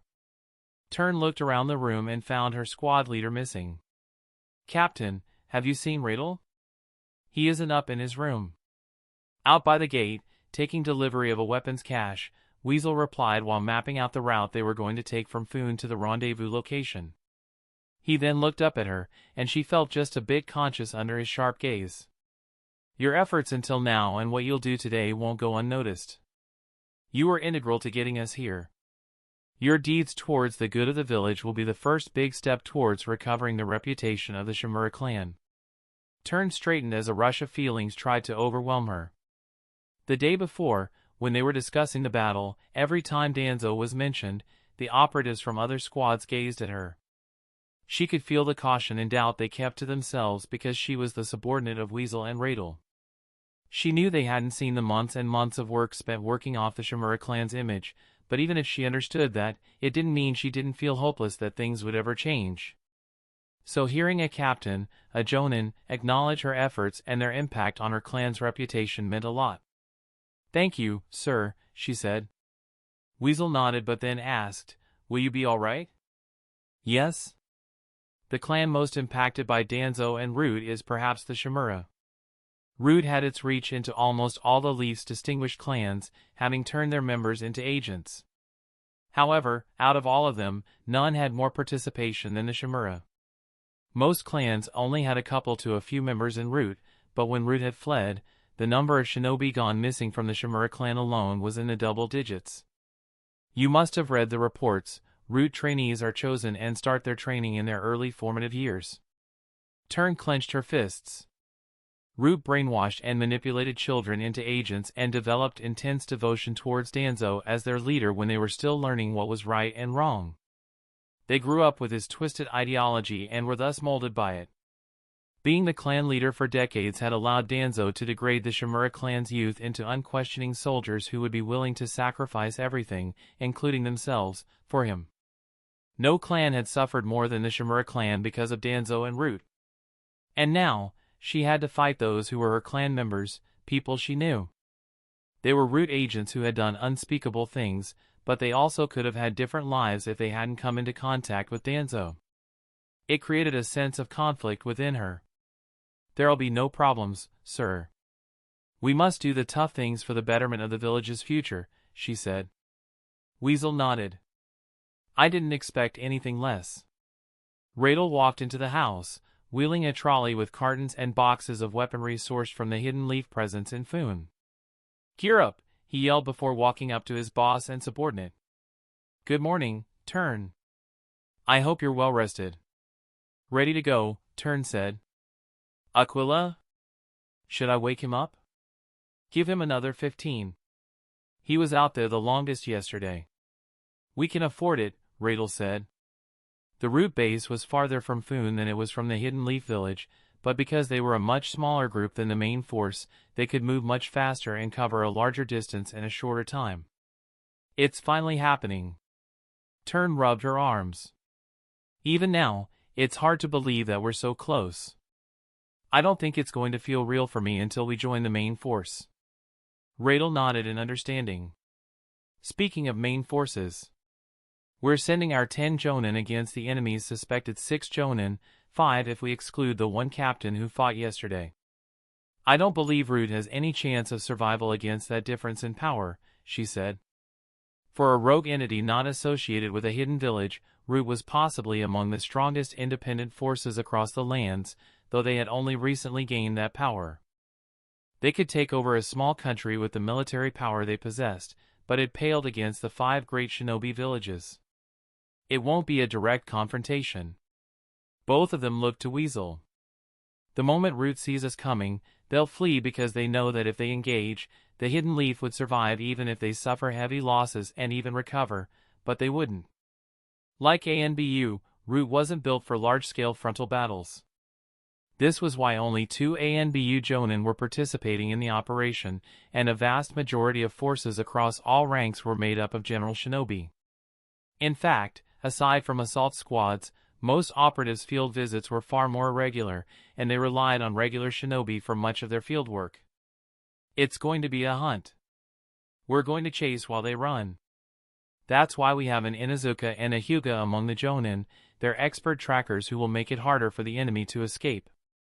Fox himself has excellent tracking abilities. Through his summoning contract, Radel uttered with a nod. "Yes, I'm surprised you know that," Weasel said.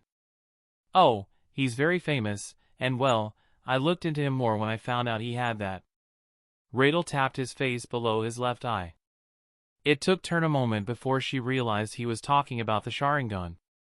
Copy Ninja Kakashi is the true identity of Fox. He had the Uchiha's Dojutsu in his left eye despite not being remotely related to the clan, which was one of the most bizarre things considering how much bloodline limits are guarded by the clans.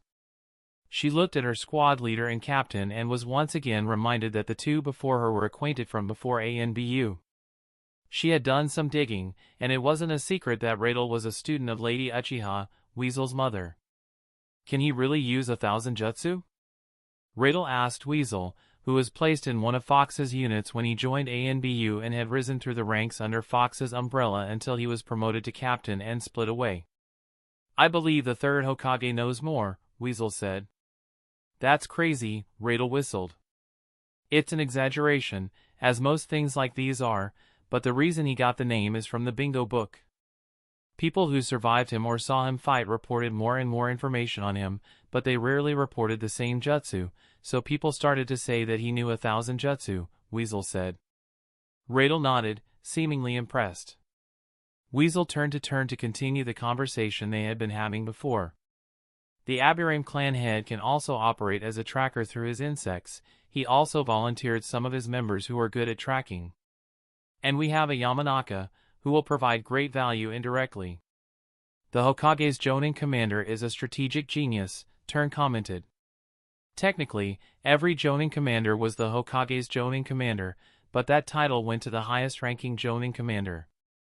The Nara clan head, Nara Shikaku, currently holds that position and title. A hunt, huh? Radel had a faraway look before he smiled. Whoever gets the head of the spider will be the hero. Be that hero, Captain. A hero who brings evil to justice. All of us here will be your sidekicks. Weasel gazed at Radel for a moment before nodding with a small smile on his face. The root agent had a thin cotton sheet around her as she sat on a dusty roof with a metal water canteen sitting on a portable burner. When the soup inside reached a boil, she removed it from the flame and ate her first meal, and perhaps her only warm meal of the day. Her mission was to keep an eye on whoever came to Foon following their setup. After what had happened the day before, she had kept watch on the guest house where the ANBU were staying through the night. At first, after everything was done, she was of the mind that further observation was unnecessary, but with the whereabouts of Jonin Kanoto unknown, she had to keep an eye on them even though she wanted to look for him because he could be in mortal danger after his fight with Uchiha Itachi. Through the night, she increasingly considered abandoning the ANBU and going after Kanoto. It would get her in trouble, but the loss of a Jonin would be too much for Root to bear currently. She was willing to take punishment if it meant that the Foundation would remain strong. But then an hour ago, she noticed what she believed to be a weapons cache delivered to the guest house. If they were going home, they wouldn't need to refresh their weapons, which meant that they had other significant plans. If it involved Uchiha Itachi, it would be something Root would want to know, even if it had nothing to do with them. She finished her soup, washed her canteen at a working tap on the roof, and then filled it with boiled water. Just as she was done, there was more movement at the guest house. She instantly backed away and hid her presence when she saw all the ANBU come out. They were on the move. She packed her stuff and then followed them for 10 minutes until they arrived at the Leaf's Foon headquarters. She remained outside but guessed that they were there to meet the Jonin before they left. And it seemed that she was right because they were only in the building for another 10 minutes before they set out. Soon, they left Foon, and she was on the road with them, following them from a distance. They were heading west, which was in line with their route if they wanted to head back to the Hidden Leaf Village, but her assumption was challenged when they ran past the southwest turn that would have put them on a trade route that ran to the village.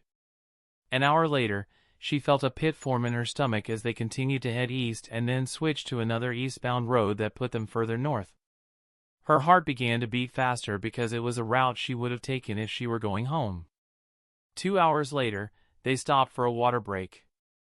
In that time, she whipped out a route map from her backpack and nervously looked to confirm their location. No. She didn't need to look at the map because she already knew that her fears were true. She simply wished that the map would say something else. Alas, it said what it was always going to say. ANBU was heading towards Root's new village. Chapter 487, the sun was about to reach its peak when they rendezvoused with the main forces. I hear them, Takuma said as his ear twitched. Everyone glanced at him before looking ahead, and a few moments later, a traveling sea of green and blue in front of them became visible. They had finally caught up with the main force's backline just in time as they were about to reach the route base. The column of hundreds of shinobi covered the entire breadth of the road as they marched forward with speed. They weren't loud, but the sound of hundreds of boots hitting the flattened road created a low, constant vibration. "Masks up," Itachi ordered. The team, dressed in gray and black, put on their masks and sped up. "Make way!" Takuma yelled, backing his voice with chakra. The people in the back jumped in surprise upon hearing the startling, inorganic voice. The ones who saw them first saw the masked ANBU and began relaying instructions. The sea of shinobi parted as they began to peel away from the center of the formation. The ranks shifted to the left and right, opening up a straight corridor, allowing the ANBU team to run through without slowing down. Takuma gazed at the crowd on both sides as hundreds passed by. He could feel their gazes and their nervousness from the soon approaching battle. The last time he had seen this many shinobi in one place was during the funeral at Yu during the Steamfrost War. And even then, there weren't as many participants in that siege. They were making their way to the front when they skidded to a halt on the dirt path as they were cut off by a kunoichi with flat bangs and long sideburns that framed her face. Her hair reached the small of her back with red ornaments tied into it. She appeared in a whirl of green leaves and was dressed in the leaf flak jacket, but the blue was replaced with black, with white diamonds at the cuff ends of her sleeves, and an arm patch on the upper arm featuring a Uchiha fan inside a shuriken, the symbol of the Leaf Military Police Force. Takuma's eyes narrowed when he saw the woman, and he felt a burst of anger that he had pushed down. "Jonin Sayuri," Itachi said, stepping forward. Without a word, Uchiha Sayuri's eyes turned red as her Sharingan came to life. Whispers filled the space as some of the shinobi marching forward paused to stare. It was not every day they got to see the revered Uchiha Dojutsu. She observed the ANBU for a tense moment before her eyes returned to their normal onyx hue. "Follow me to the front." She then turned to face the increasingly large crowd and barked orders, "Keep moving. Maintain formations." A Jonin's words were enough to scare people into obeying. The Chunin in the crowd began to get their people in order and move them back into formation. "Something wrong?" Aquila asked as they followed Sayuri towards the front. Takuma tore his eyes from the woman who had essentially fired him while he was recovering at the hospital. "Just some undesirable history. Ask me later over drinks after all of this is over," he whispered, patting the Hyuga on his back. As they crossed the halfway point, they started passing by the Jonin placed around the force to ensure they had proper coverage in case of an ambush. "All of them are leaking chakra," the sensorinine from reconnaissance said. He gazed at Hyuga Utsus, who looked right back at him as they passed her by, startling him. He pulled his eyes away and spoke after a moment. "The Jonin are getting ready." Takuma caught a glimpse of Sarutobi Asuma with a cigarette between his lips. The smoke he exhaled didn't dissipate into the open air like it normally would, and instead remained as rising clouds of smoke. He could guess that it had something to do with chakra. Chakra burn, he thought, glancing at his captain. They had discussed his fight with Kinoto the last evening. Itachi thought that the Root Jonin had suffered from chakra burn after using the A-rank ninjutsu because he hadn't prepared his body to bear the load of the jutsu safely. The Leaf Jonin were preparing themselves for the battle to come. Takuma nervously swallowed. "It's finally feeling real for me," he said to Turn, who nodded as she unconsciously fiddled with a strap on her gear. Waiting for them at the front of the army were two Jonin. Hatake Kakashi had heard the commotion and was expecting them. He was dressed in the standard leaf gear and was participating in the war as himself. There wasn't any need for him to hide behind his ANBU identity. In fact, all ANBU in the main force were participating as regular shinobi. Only the Foon team was dressed in their ANBU gear. Kakashi gave the order to stop the army. He looked at them, but his gaze lingered on Hopper's squad. There was a sense of relief in his eyes when he saw that his subordinates were safe.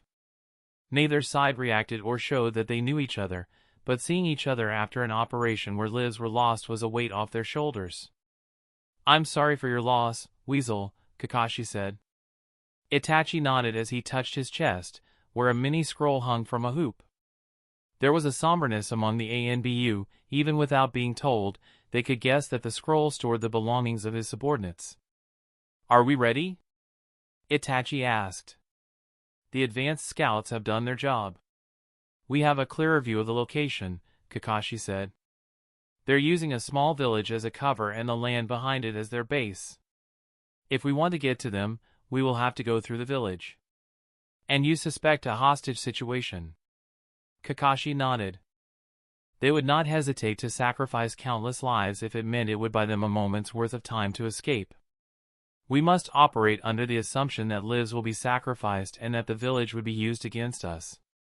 The weight of the situation rose and became clear. They knew that Danzo chose the small village with no remarkable qualities for a reason, and perhaps this type of situation was among them. They didn't know how the villagers would react, but one thing was clear, it wasn't going to be easy navigating the situation.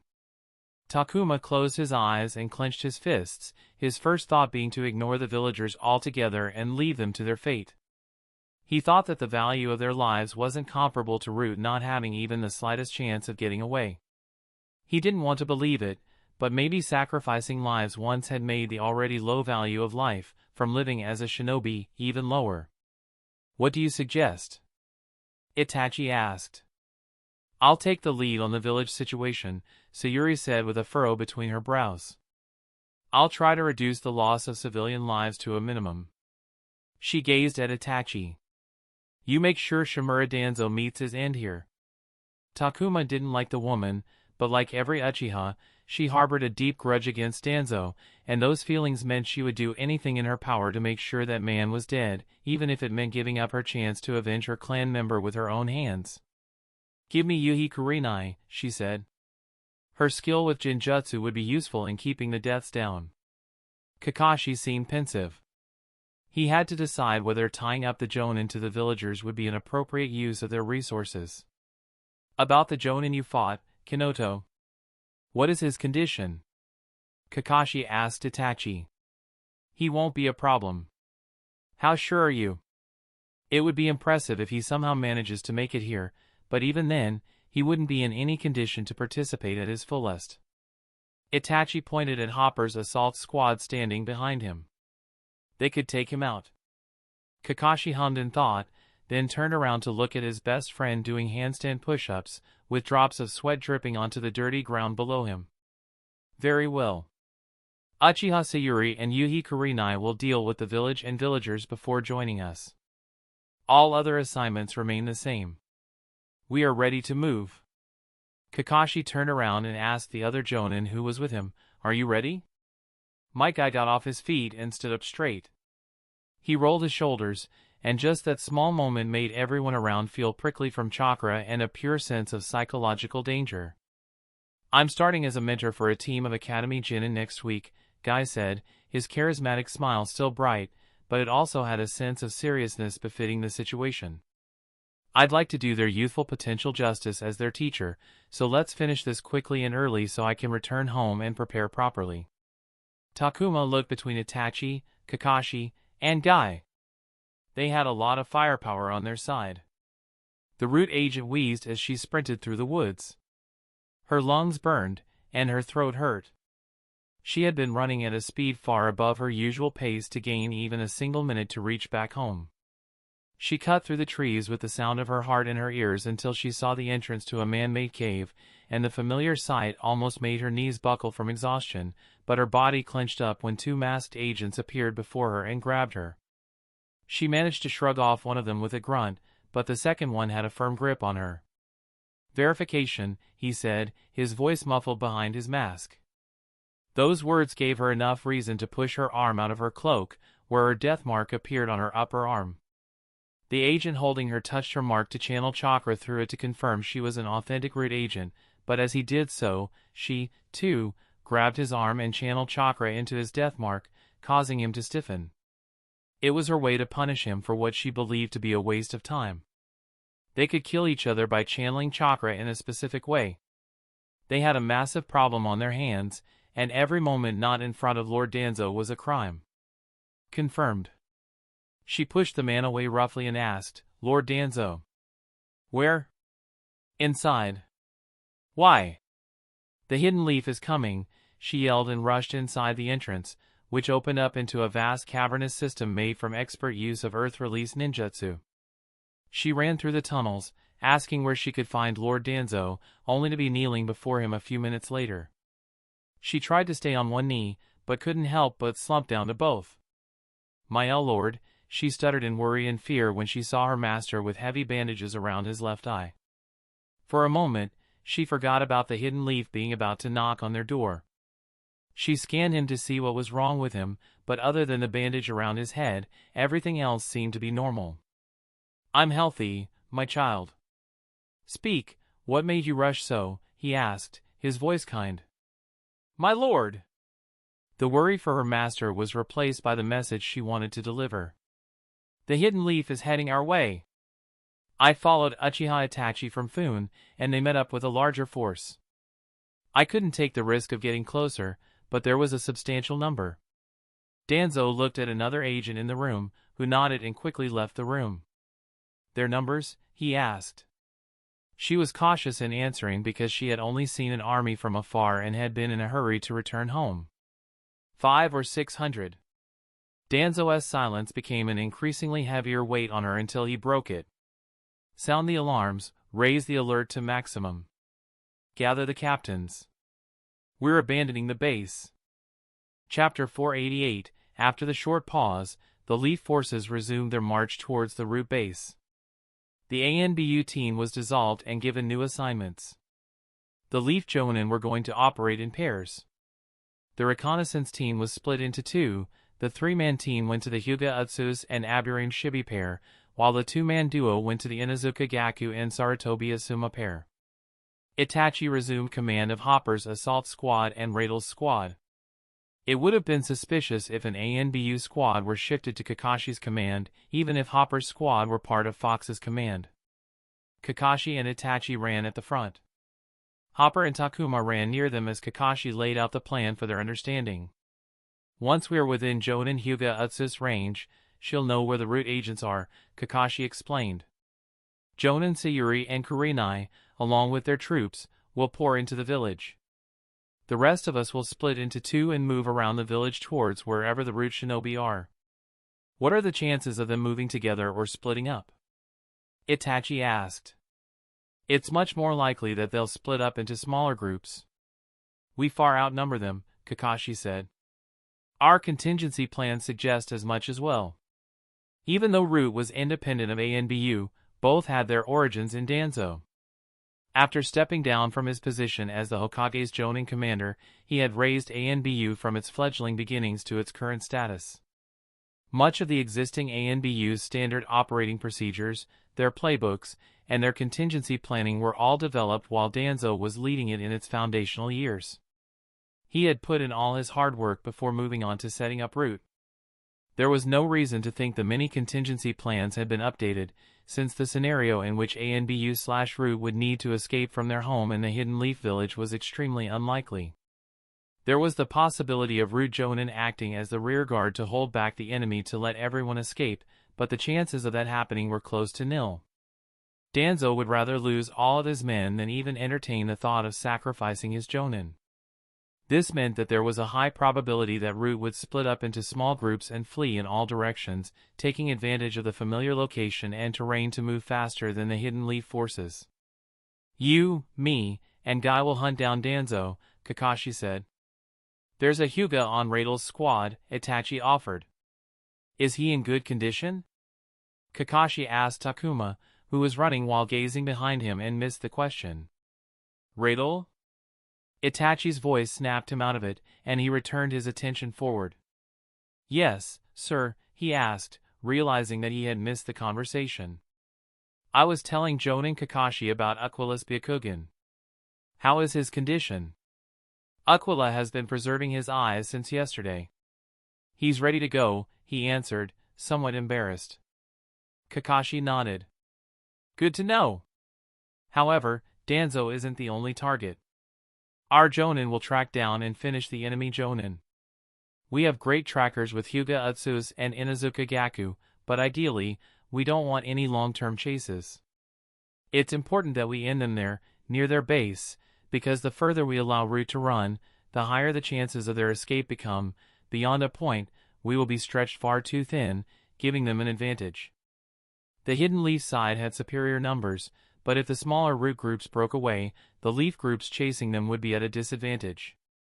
They would be putting themselves in danger because the further they chased, the greater the distance would be between them and the main force, which would mean slower or no support if the chase turned into a fight. Even if it were their orders to hunt down Root, most would have self-preservation as a high priority, which would give rise to an increasing hesitation to give an aggressive chase as the distance increased. Even if the troops were trained shinobi, they were still humans who wanted to live or had people back home depending on them. They might, even if only subconsciously, put those things over the mission, and that would be enough to allow the desperately motivated enemy to escape. It was only human nature. There's narrow room for error. Our troops will surround them by flooding the hills and woods around the village, so they can't slip by undetected. Half of our Chunin are leading teams, and the remaining half will operate as pure combatants. There's enough manpower to get the job done, Kakashi said.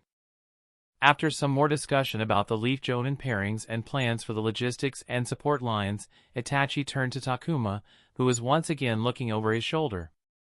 What's wrong, Riddle? Your focus is not here.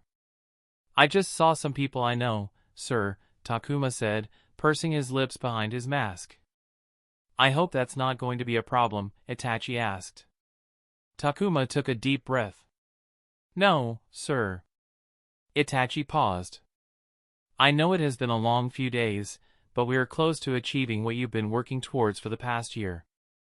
Don't lose focus now. Yes, sir. Takuma momentarily closed his eyes to refocus his concentration. He just had to trust their capability as shinobi and that their team leader was strong enough to keep them safe. Some distance back, one of the Chunin-led teams was running in the crowd. It's quite a coincidence that both of you got put on the same team again, Arisu said, making idle talk with her teammates. She felt nervous as they got closer to the location and wanted something to distract herself. Right? I was so happy when I saw her, Anko sang as she ruffled Kamiko's hair, who was running beside her. Kamiko slapped Anko's hand away from her head and fixed her straight bangs with an irritated expression. It's no coincidence. They knew that we had worked together and put us on the same team, knowing that we would work well. That's basic. Kamiko, you're so smart, Anko smiled, bumping the girl's shoulder. And they put you and me together because we were classmates, Kamiko said, looking at Arisu. That makes sense, Arisu smiled. Even though they were classmates, they didn't really run in the same circles.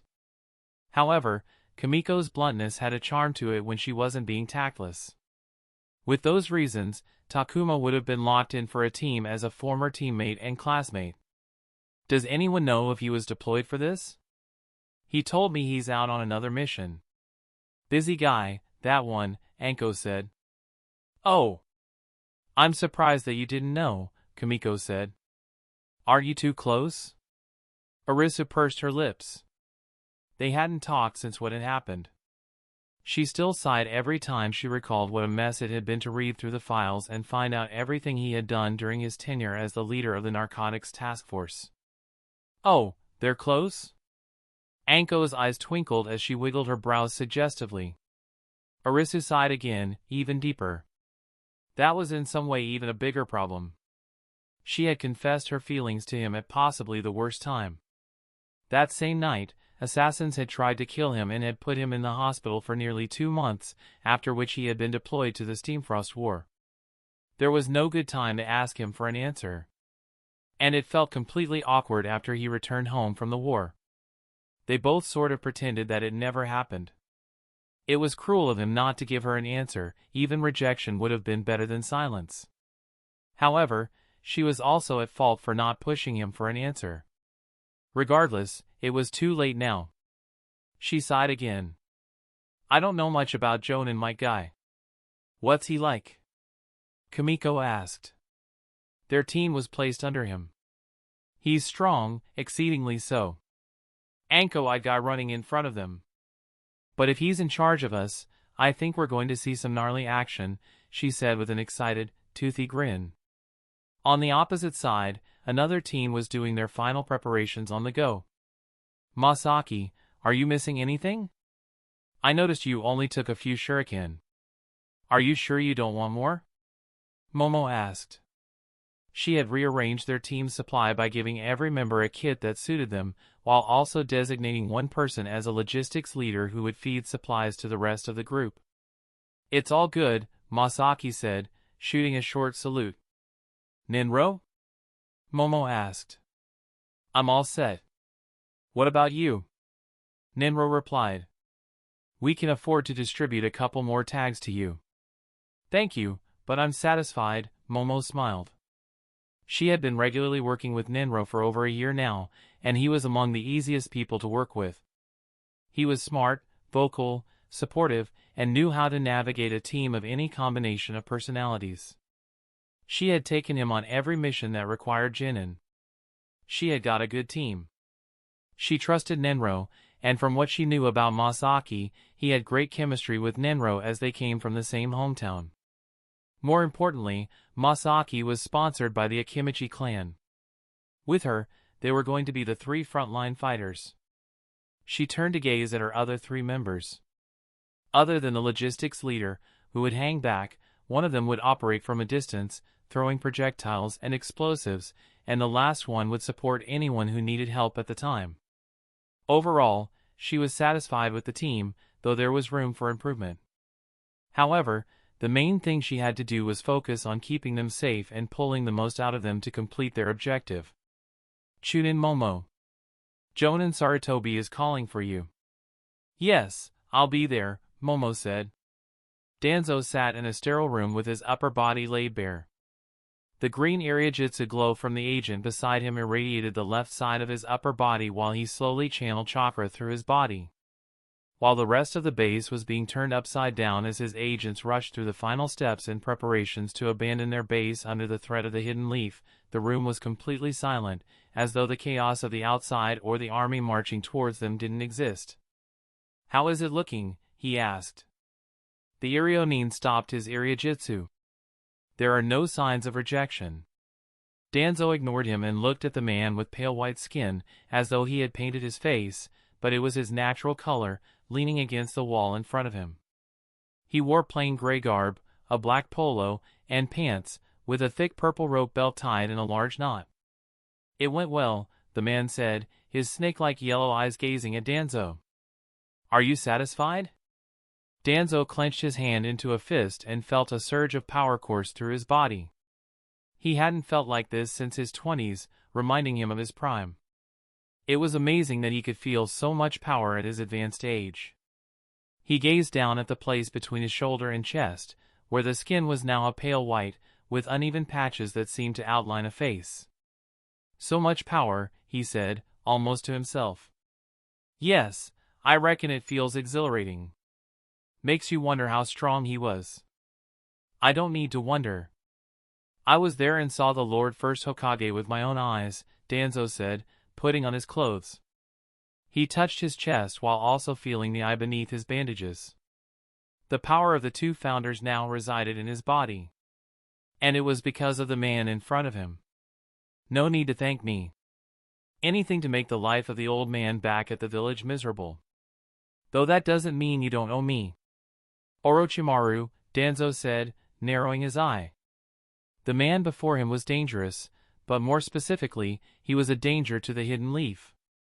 He hated Hiruzen and anything the latter loved and cared for, which meant he hated the village.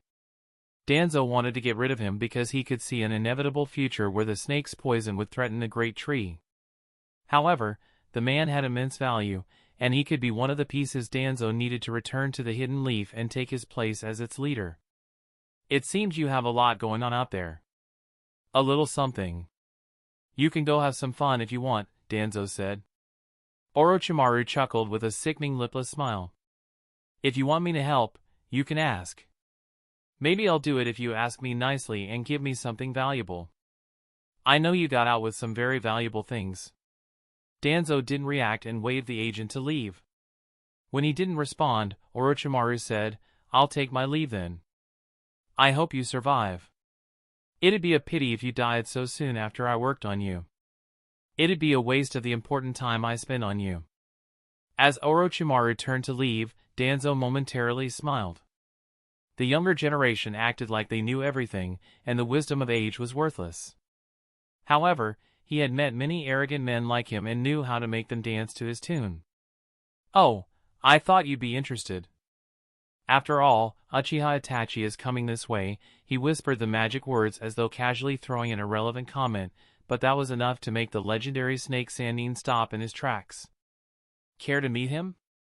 "Of course, only if you have the precious time to spare for it." Chapter 489.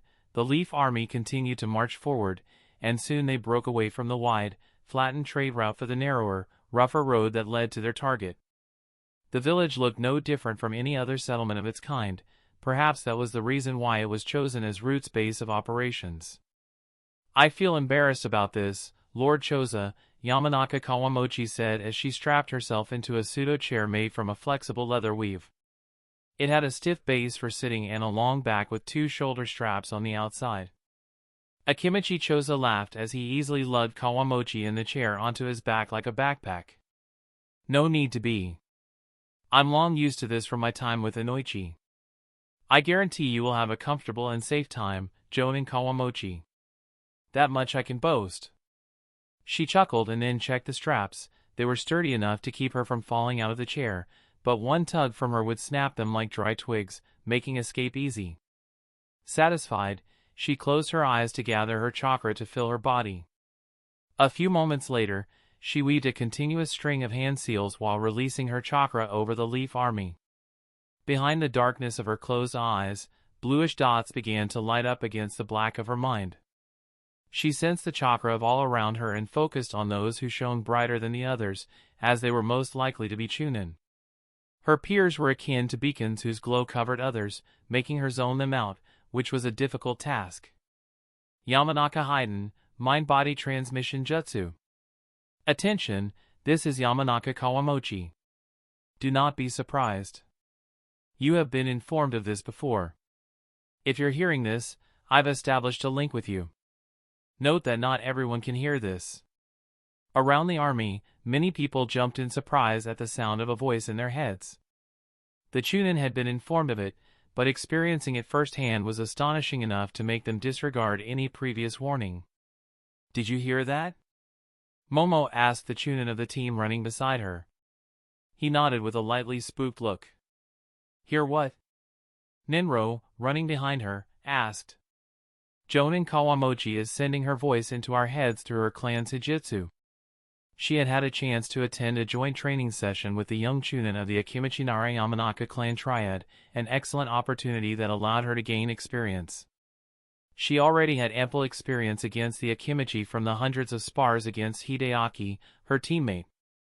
The Nara shadow imitation technique was surprising at first, and while she couldn't break the shadow's bind, she was able to devise various strategies, some of which she even got to test. The Yamanaka's mind-body switch technique was a bizarre feeling because she couldn't resist it, nor did she know what happened while her body was hijacked. The only consolation was that the jutsu took considerable time to set up and thus could be planned around, but the Yamanaka knew it and thus rarely operated without someone to buy time. "Oh yeah, that's fun," Masaki said. "The trick is to think of jokes in your head. If you make the Yamanaka laugh first, you win." Momo was surprised that he would have experienced it because only a few, and only those most attuned with the jutsu, could use it within a clan. She didn't think Masaki, who was not a Yamanaka, nor even part of the other two triad clans, just a sponsored genin, would have been in a place to experience something like that. She glanced at Ninro. She already knew he had real potential. It seemed that Masaki could be someone of potential as well. Takuma frowned when he heard the voice in his head. Yamanaka Kawamochi was to be the group's comms and, to some extent, the chief strategist for the battle, because even though Kakashi was in charge, he was tasked with going after Danzo. Given that she would be receiving the entirety of the information, it was easier for her to formulate the strategy and command the troops. And as he was expecting, the moment he heard the voice, Gray materialized just ahead of him, running as though he was part of the group. "What the fuck is this?" Gray said, his voice dripping with acid. "A Yamanaka. This is so much more invasive than what that fucking quack does." He ignored Gray's insistence on calling Inenpachi a quack despite the progress he had made with their research. More interestingly, how could what Jonin Kawamochi was doing be more invasive than what Inenpachi did? The latter had access to his central hub and even interacted with Gray and the Black Wall. She's a Jonin. Her jutsu is probably stronger. Is she doing anything wrong other than causing mild discomfort? Gray didn't reply, which meant it wasn't harming him, and he was simply being his usual paranoid self. However, Takuma, too, wasn't a fan of having an untrustworthy Yamanaka in his head. The only mind walker he trusted in there was Inenpachi. Not even Amami was allowed in his noggin. "I can block her out," said Gray. "Radel?" Turn asked as Takuma almost stumbled by skipping a step in his stride. "Just a stone." He was silent for a moment before he spoke internally. "Are you sure?" Gray was always able to kick out Inenpachi, but this was a Yamanaka Jonin, one especially talented at her clan's hidden jutsu. "I could, yes. Block her temporarily or expunge her entirely. Then block the next time she speaks." And that moment came only a few seconds later as Jonin Kawamochi issued another announcement, which was abruptly cut off mid-sentence, followed by a victorious snicker from Gray. "I missed what she said," he told Turn. "That we're about to get within Jonin Utsu's range and to be prepared. Do you think you can do it with a stronger, targeted attack? Like the mind-body switch? If so, how difficult will that be?" Takuma asked internally. Frankly, it was a terrifying prospect. "Of course!" Gray proclaimed as a matter of course with a proud chin. "Even you can do it. In fact, I'll teach you. You need to get better at protecting our minds." Takuma nearly fell face first. "What?" Hyuga Utsus gazed out at the village and its surroundings in silence before turning to Aburim Shibi, her partner for the day. They shared a silent nod before he ordered the people around them to step out to make space for her. Soon, there were a few meters of empty space around her. She closed her eyes, and her Byakugan came to life as the veins near her temples bulged. Even though her eyes were closed, her vision continued to expand in all directions. Soon it crossed over to the village, and the several hills around the village, and what was hidden became visible. She had seen civilian villages in the Bunas, and some of the chakra signatures she was seeing were not those of civilians. Their suspicions were right, and it seemed that Root had stationed agents in the village among civilian hostages. "Kawamochi." A voice immediately responded in her mind. "Yes, Utsus? The village is being held hostage. Inform Sayuri and Kurinine that they'll be expecting resistance." In the middle of the village square sat a masked man with a long staff perfectly upright beside him. One look at him with her eyes told Utsus that he wasn't going to be an easy one. She recognized him from the briefings on the Root Jonin. Root might have been able to keep their Chunin or lower-level agents under wraps, but it was impossible to hide the Jonin. She relayed the information about the number of men in the village, and then moved on to the things Root was trying to hide by putting the villagers in front. Her eyes honed in on a few adjacent hills in the village's backyard, and they were littered with tunnels in and underneath them, teeming with people scurrying around like ants in an ant colony. It was a very interesting watch and certainly more interesting than the hidden leaf villages underground. She had got somewhat bored of watching the same ring tunnels from time to time. The rest of the secret tunnels were surprisingly empty, and ANBU kept all of their stuff hidden, so even if she knew where they were, there was never anything to watch. And there she found something troubling she hadn't expected. "Are you listening?" she asked. "Yes." "You have the highest priority," Kawamochi sensed, adding, "I've established a link. The Jonin will hear your voice. Please go ahead." "I see 6 Jonin," Utsus thought in her mind and then looked around to see if the Chunin heard her, but Kawamochi had smartly kept them hidden. They knew that, including Shimura Danzo, Root had 6 Jonin-level combatants. There was always a possibility that Root might have gained an external Jonin since they had left the Hidden Leaf, but that was highly unlikely. And since ANBU claimed that one of them was in no condition to fight, much less reach the location, they were only expecting 5 of them. Are you sure? Inuzuka Gaku's voice sounded in her head. Before she could lash out at the mutt, Kakashi spoke out. Who's the 6th? I can't tell. I've never seen him. She tried to match the young face with the Jonin she knew from around the globe, but she couldn't find a match, which wasn't saying much because she didn't know the faces of all the Jonin. Although exceedingly rare, the number of Jonin roaming around was in the high 3 digits. Can we see him? Kurenai asked. There was a moment of silence from Kawamochi. I'll say this, so listen carefully. I can exchange verbal thoughts with ease over this many people, but if you start asking for memories, senses, or emotions, I'm going to be spent quickly. I'm trying to pace myself to last over a longer period, so we're going to keep this short and infrequent, reserved for the most unavoidable things. Show it to me, Utsus. A few moments later, all the Jonin saw the face of the mystery 6th Jonin. He had flowing black hair and dark eyes with an excited grin that seemed out of place in the current situation. He wore a conical straw hat and a sash around his forehead. He seems familiar, Weasel said. So he does to me, said Sayuri. A person of interest for the police force and ANBU? Choza asked. Everyone began to voice their opinions, throwing out names of Jonin they thought the man looked similar to. Doesn't he look like that one guy from the sand? Gaku said. No, it's not that guy. I saw him last year, Asuma replied. Half a minute passed, but they weren't able to come to a consensus, and time was running out when Aburame Shibi interrupted. We should discuss if we're to make any adjustments due to this man's unexpected presence. Looks like an Uchiha, Guy said a beat too late. There's movement, Utsus said. Danzo is on the move. The new guy is accompanying him.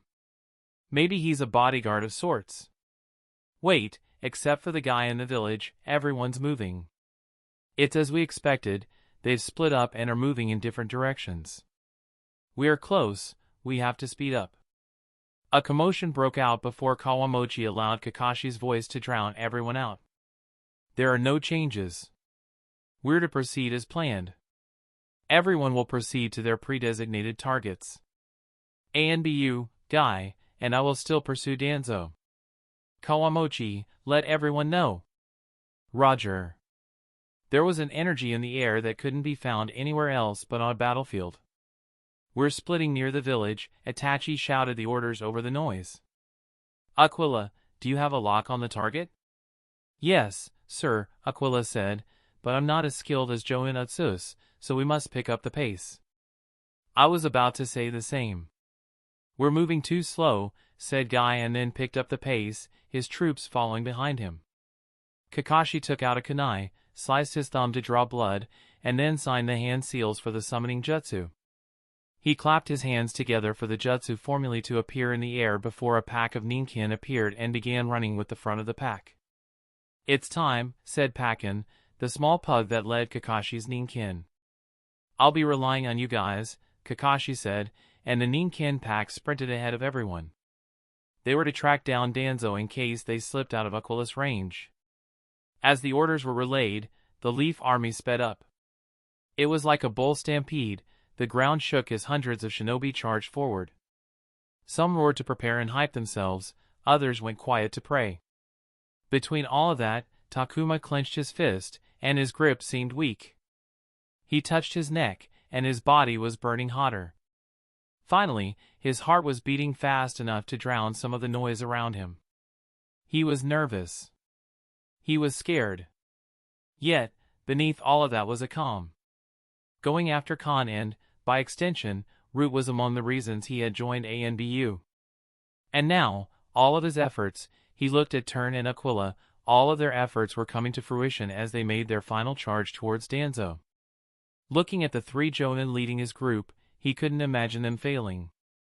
Even if there was another Jonin with Danzo, he couldn't see how that would be a detriment to this combination of 3.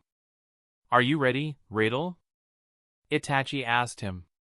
He didn't know how he could contribute to a battle among Jonin, but he was prepared to do whatever was asked of him. Yes, sir, Takuma replied. Let's end this today. Chapter 490. In the middle of the village, Renji opened his eyes. The tiny dust particles jumped near his feet from the rhythmic thrum coming from the ground beneath. The Root Jonin looked up ahead to see an army charging his way. He sat there, admiring the scene of the enemy closing in by the second. How many times would a man get to see this in his lifetime? How many times would they be in such a situation? It felt like he was facing the entire army alone, which wasn't exactly false. He was the rear guard, buying time and safety for everyone else fleeing. He got up and moved to grab his staff, but reconsidered at the last moment. Fire release, peaceful lotus bloom. A concentrated spark of white-hot chakra ignited in his open palm as he finished the hand seals and then condensed into the shape of a palm-sized lotus, its petals carved from orange and white fire. He softly blew on the flower and allowed it to drift upwards into the hot afternoon air. As it rose, the lotus fed on his chakra, swelling violently. By the time it reached its peak, it was the size of a mature oak, a massive, multi-layered construct of pressurized flame. The air grew dry and heavy, smelling of scorched ozone. A single petal, glowing with the intensity of molten iron, detached from the main body. It didn't flutter, it plummeted towards the approaching leaf army. The other petals quickly followed and fell like slabs of sun. The army didn't break stride, but 5 Chunin slammed their hands together. A massive wall of churning water surged upwards to meet the falling petals. The first wave of petals was doused, but it turned the water into boiling liquid and vapor that obscured the battlefield in front of the village. The second wave of petals remained, but just as they broke the cloud of vapor, they exploded inward, causing a carpet of flames to spread as though the sky were on fire, before it broke down, and blotches of fire fell into the cloud of steam. Renji's eyes narrowed. He saw it, thin lines appearing on the petals a split second before they exploded. They were cuts. Someone had made his jutsu explode before its time, but that would have caused his boiling chakra in the petals to rain down on the army. It would have stuck to the shinobi, setting them on fire. But that didn't happen. The cuts were placed in a way that caused the jutsu to consume his chakra, the fuel, in the air, causing an intimidating show of fire that didn't cause any comparable damage.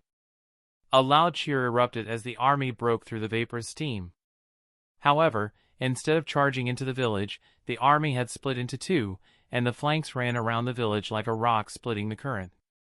Oh, that's smart, he muttered to himself as he grabbed his staff, which stood slightly taller than him, and was about to swing it to release a powerful bojutsu to hinder and injure them when a blade tore through the steam and appeared at his neck. A grating screech sparked as the sword met the metal staff. His eyes widened a fraction when he saw the Sharingan staring at him with the scent of bloodlust in the air. He pushed the woman and her sword away and took a few steps back himself. Uchiha Sayuri, he said, addressing the kunoichi facing him. So it was you. She had cut his jutsu and manipulated it to minimize the damage. This was bad.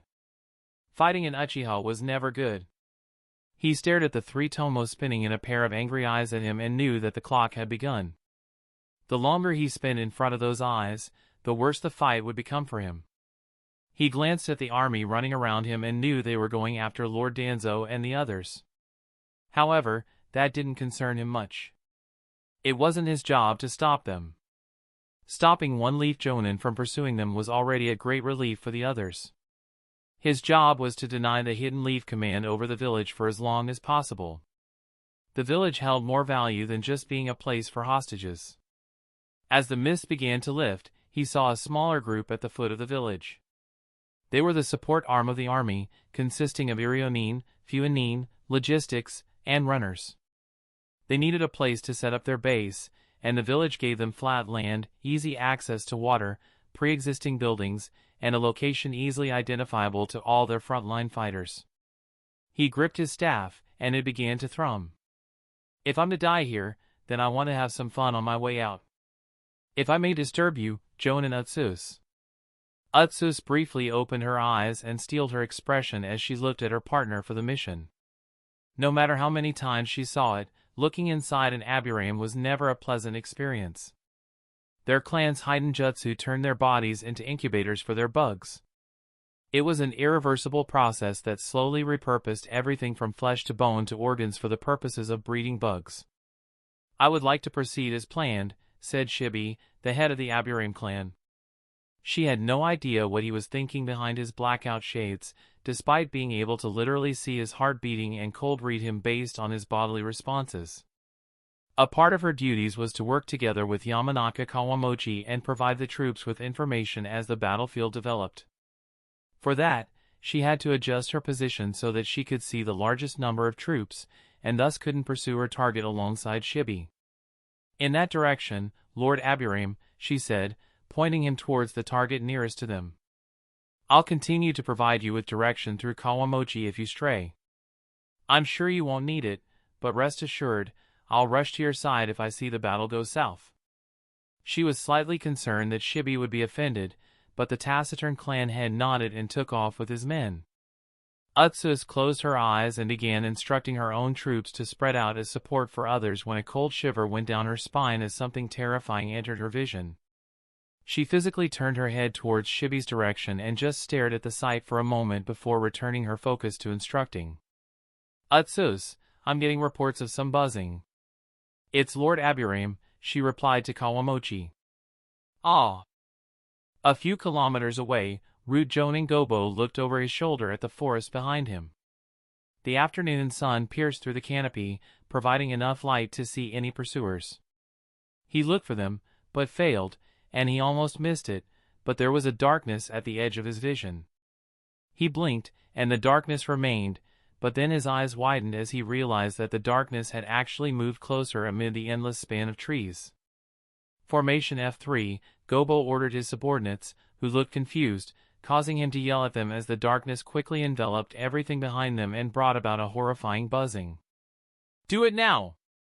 A row of his subordinates turned around to see the darkness, which had now come close enough to reveal its true identity in the form of a cloud of insects.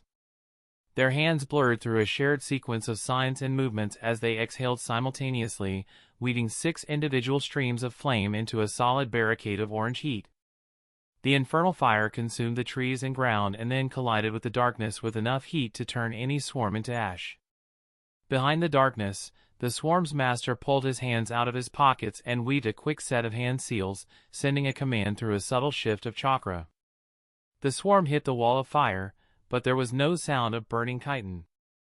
Instead, a high-pitched hiss erupted when the flame met the Itachi, thermal-absorbent insects.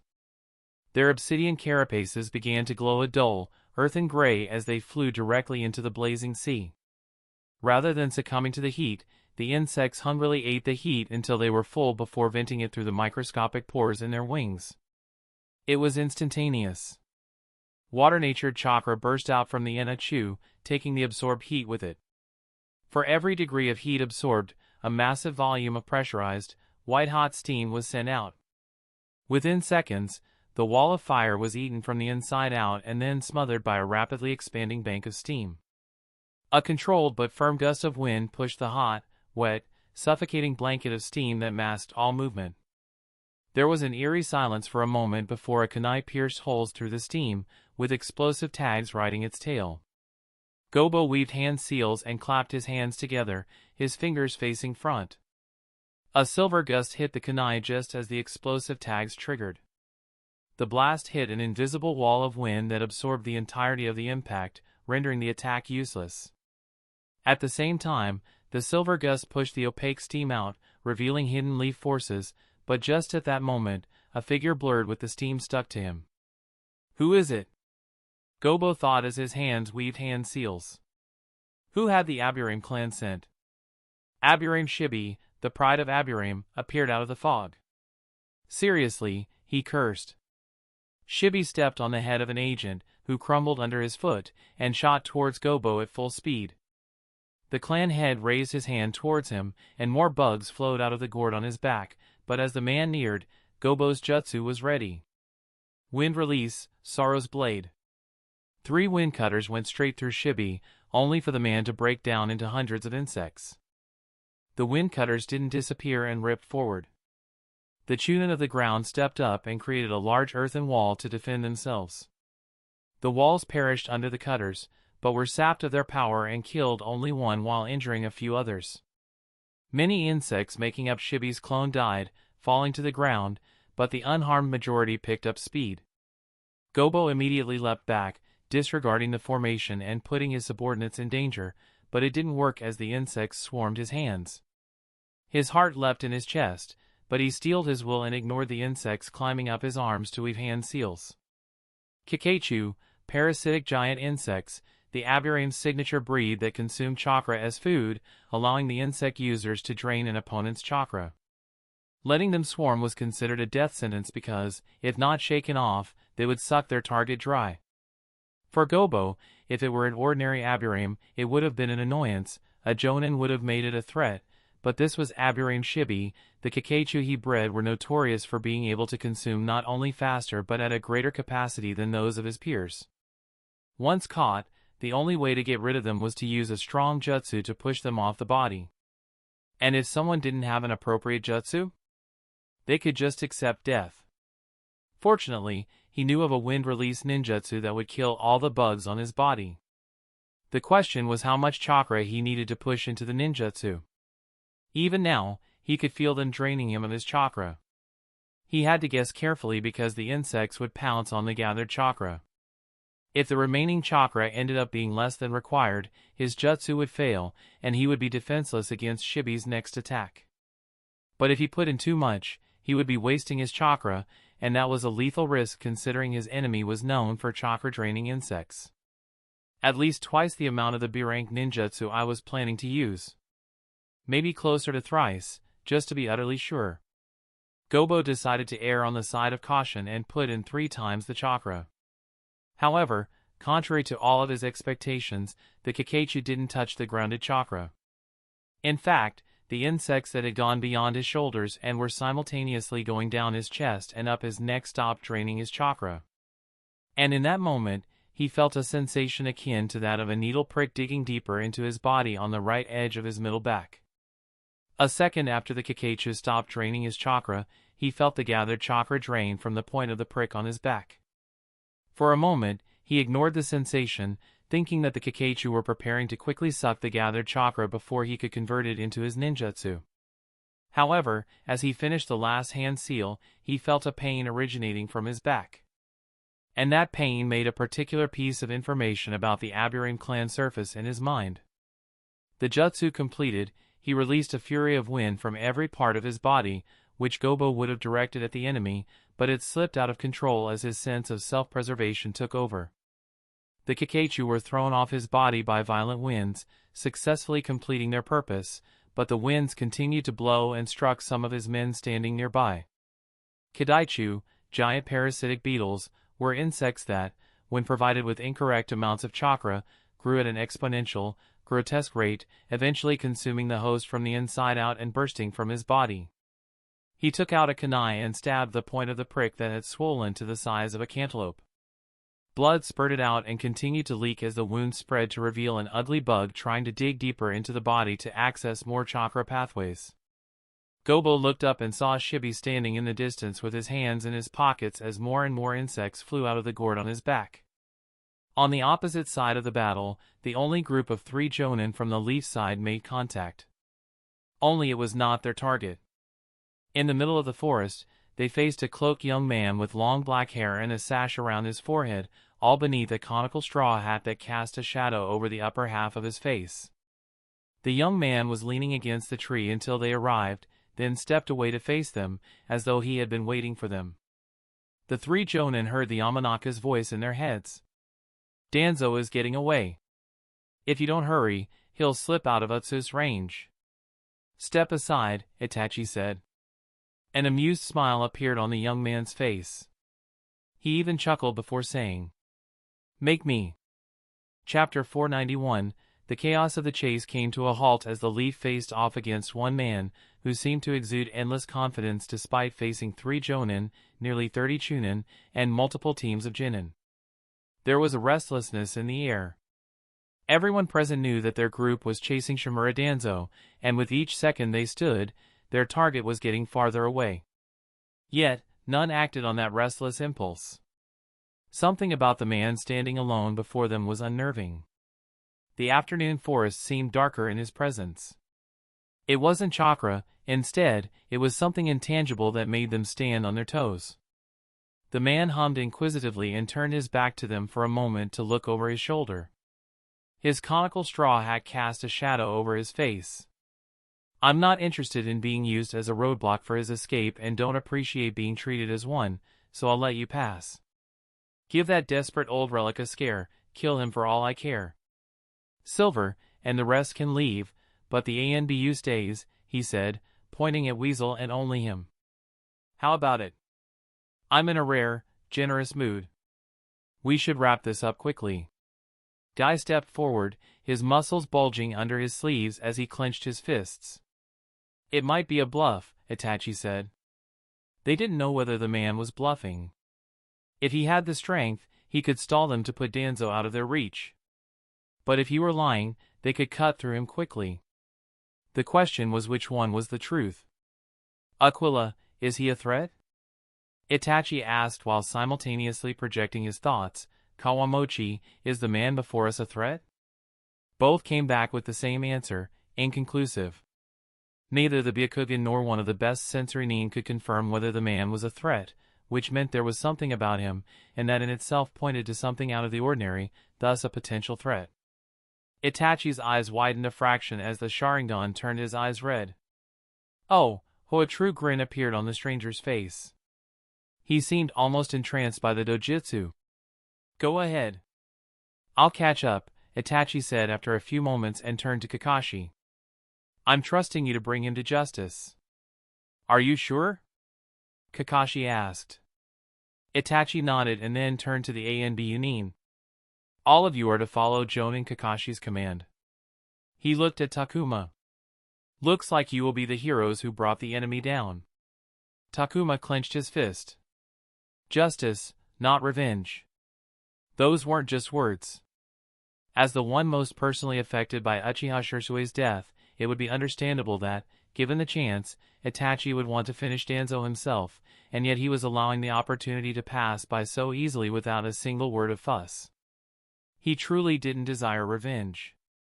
People's words said a lot about them. He could have asked Kakashi not to let Danzo escape before he arrived, but instead, he asked him to bring him to justice, seemingly accepting of not having a direct hand in it. Understood, sir, Takuma nodded, clenching his fists. At that moment, a wind blew through that made the grass bow and the leaves sing. The wind caught under the straw hat and blew it away from the stranger's head, revealing his shadowed face. Takuma blinked. His hair was long, he had worn it shorter. The thick sash around his forehead hid his eyebrows, he didn't wear his forehead protector around his head. The eyes were the same shape and yet were devoid of his friend's serious determination, replaced by a snake's treachery. The man was taller, but seemed leaner than him, and had a balance and self-assurance that he lacked. There were a dozen more small differences, and even though it was impossible, there he stood. Jiguki? Everyone around Takuma heard him and saw him looking right at the stranger. He hadn't realized that he had spoken out loud. He just stared at his late friend and former subordinate, with whom he had fought and risked his life. The stranger looked like what Guki would have looked like if he were still alive and continued to age. No, he didn't just look like him, it was him. But that was impossible. He even checked the sclerae of the eyes to make sure they weren't black. All of Takuma's confusion vanished when the stranger's eyes fell right on him. He felt an intrinsic terror from the depths of his being that made him step back. He subconsciously began circulating chakra, but the man wasn't putting pressure on him through chakra. His presence made Takuma's survival instinct act up until he calmed himself down. Guki? Who is that? Kakashi asked. From a couple of lines back, Arisu stepped forward with an identical look of surprise on her face. Guki? Uchiha Guki, she uttered. Her eyes widened in disbelief, and her hand went to her mouth when she got a better look at his face. A commotion broke out within the shinobi when the Uchiha name was brought up. Why was an Uchiha stopping them from chasing Danzo, who was supposed to be the clan's worst enemy? Uchiha? Itachi turned to look at the man, who now had a smile that split his face and turned his eyes into curves, further dissociating him from the man they knew. Uchiha Guki. No wonder you look familiar. But you're supposed to be dead. The man didn't reply and simply kept his smile. We need to make a decision, Kakashi said, calmly gazing at the man. Guy actively took a step forward, his eyes locked onto the enemy, ready to fight. Proceed without me. I'll handle this. You! Itachi was cut off by a hate-filled voice that cut through the noise and commotion. Takuma's eyes widened, and he hastily turned around to see Anko walking forward with uneven steps and a pained and furious expression on her face. Her eyes were slightly bloodshot and had a sheen of sweat on her skin. How are you related to him? Anko roared, and her chakra flared, bearing down on the people around. The Genin instantly went pale, and those closest to her collapsed to their knees. Even the Chunin seemed to struggle against her oppression. It was only for a moment before Itachi's chakra neutralized the pressure. Takuma felt her chakra's physical expression and instantly knew that she had progressed further in her understanding of chakra, moving closer to attaining chakra enlightenment. She was progressing at a frightening pace. That thought only lasted for a second, and his heart skipped a beat when he saw that she was gripping her shoulder. A chill went down his spine as the realization dawned on him. There was only one person who could make Anko react like that. Orochimaru. He didn't even have the time to process the sudden revelation when the horrifying realization hit him.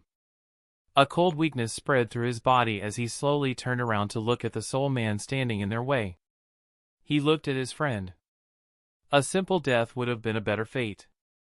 But this? Having someone else take over his body when he had so much life ahead of him? How would he have felt in his last moments? He would have been alone, having called for help, but no help would have come his way as the vile monster took over his body. If Orochimaru had taken over Guki's body, what about the body they had buried? His parents didn't have a chance to say a proper goodbye to their son. The only silver lining was that they didn't know that. Takuma closed his eyes, then opened them with a determined look. Captain, we should be moving. Now. He had to get all of them moving before more of the truth came out, and the situation worsened. His words broke all three Jonin out of their thoughts. Go, I'll deal with this, Itachi said, stepping forward, which brought ecstatic excitement over Orochimaru's face. Takuma couldn't bear to look at that face. Who are you? Anko yelled. She looked better than before, but her improved condition had given way to more anger. Chunin Anko, what has taken over you? Guy said when she interrupted Kakashi the second time. She was under his command for the mission. A grin appeared over Orochimaru's face as he said, That hurts, Anko. To think you'd forget me so soon.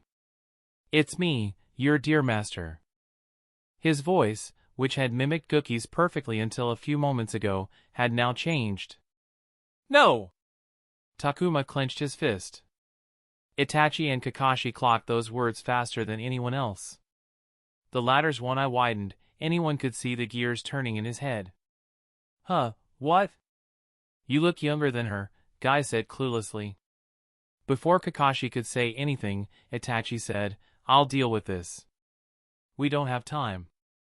Kakashi looked like he had a lot on his mind and wanted to change the plans. Who would blame him? He was leading the entire operation and leading one of the greatest talents in the Leaf's history. To face a vile monster like Orochimaru would arguably be a greater tragedy than letting Danzo escape if Itachi died. He had to decide because if things went wrong, it would all be on his shoulders. Go! He made a decision after hearing Itachi's resolute voice and ordered the troops to move, who, despite the confusion, followed the orders. They gave Orochimaru a wide berth despite not knowing his identity. In the moving flow, Takuma stood as people passed him by. No! What he had feared was happening. With a fearful heart, he stared at Anko standing there. She was blind to everything in her rage. The only thing she could see was the man whom she hated the most in the world. She didn't see that her team was standing behind her, and Arisu's confused calls fell on deaf ears. Those words by Orochimaru were enough for her to believe him completely because, Unlike anyone else, she didn't need any proof. She could feel it in her body and soul. "Captain, I'll be staying." "I'll assist you," Takuma said as a memory came to mind. "If you become a Jonin, you'll have a better chance at killing him." "I will help you kill him." "No, you'll go with the others," Itachi replied. "I'm sorry, Captain, but I refuse to leave you to fight this alone." This was all his fault. He had stoked her desire for revenge. He should have just motivated her to build a life disconnected from Orochimaru. Instead, he pushed her further down the cliff. "Radel, I'm ordering you." "Keep a few men," Kakashi said, who hadn't moved, intending to stay with the Leaf forces in case Orochimaru tried to attack them from behind. "I volunteer," Anko said fearlessly. "I'm stronger than most Chunin. I also know him and his tactics. I'll be useful in this battle." "No. We'll support Captain Weasel as well," said Hopper, the assault squad leader. Behind him, Yatso had a determined body language that spoke of his readiness for battle. "No." "Then, I'll stay as well." "No," Takuma cut off Aquila before he could complete his words. He all but glared at the Hyuga. "You'll be more useful with Jonin Kakashi. We have already wasted too much time here. You need to make sure we don't lose our target. Don't argue and go to the front right now." He was surprised by how stern he was, but it worked as Aquila disappeared after a pause. "Follow him, turn," he said, and fortunately, she followed the orders and rushed after her teammate. Even if he had given her a choice, she would have chosen to go 100 out of 100 times. However, he wasn't done. "Jonin Kakashi, please take Chunin Anko's squad with you. They're Genin and won't be of any value here," he said. Kakashi readily agreed and ordered the Genin to join the force. Takuma watched as Arisu and Kimiko, looking worried about Anko, moved to join the force. Even if he couldn't persuade Anko, he could at least put Arisu and Kimiko in a safer position by sending them to be part of the larger crowd. At least there, they would have cover to hide behind. "I'll try to return as soon as possible," Kakashi said before rushing off. That left Itachi, Anko, Hopper's assault squad, and Takuma facing Orochimaru. Takuma's goal from the first day he woke up in this new life was to survive. He had trained to achieve that goal, and perhaps, paradoxically, put his life in danger to take steps to achieve that goal. What he was doing now went against all he had done. But that wasn't true in its entirety. Even if his goal were to survive, it wouldn't amount to anything if the people he loved weren't there. He understood that all of them were shinobi, a profession where death was common, and he couldn't protect them all the time, but right now, he had the opportunity to protect them. He looked towards Anko. Even if he didn't have the ability to protect her, he would regret it for the rest of his life if he didn't at least try. He realized that the assault squad didn't know the identity of the man they were facing. It might be hard to believe this, but that man is Orochi. "Now that we can start, I'll make the first move," Orochimaru said, but the moment he raised his hands, Itachi's figure blurred as he zapped towards him. The goal was to interrupt the hand seals to stop whatever ninjutsu he was trying to cast. However, instead of a hurried or alarmed expression, a grin stretched on Orochimaru's face as he simply clapped his hands together, causing a singular sound to echo in the forest. The ground first shook under the group's feet.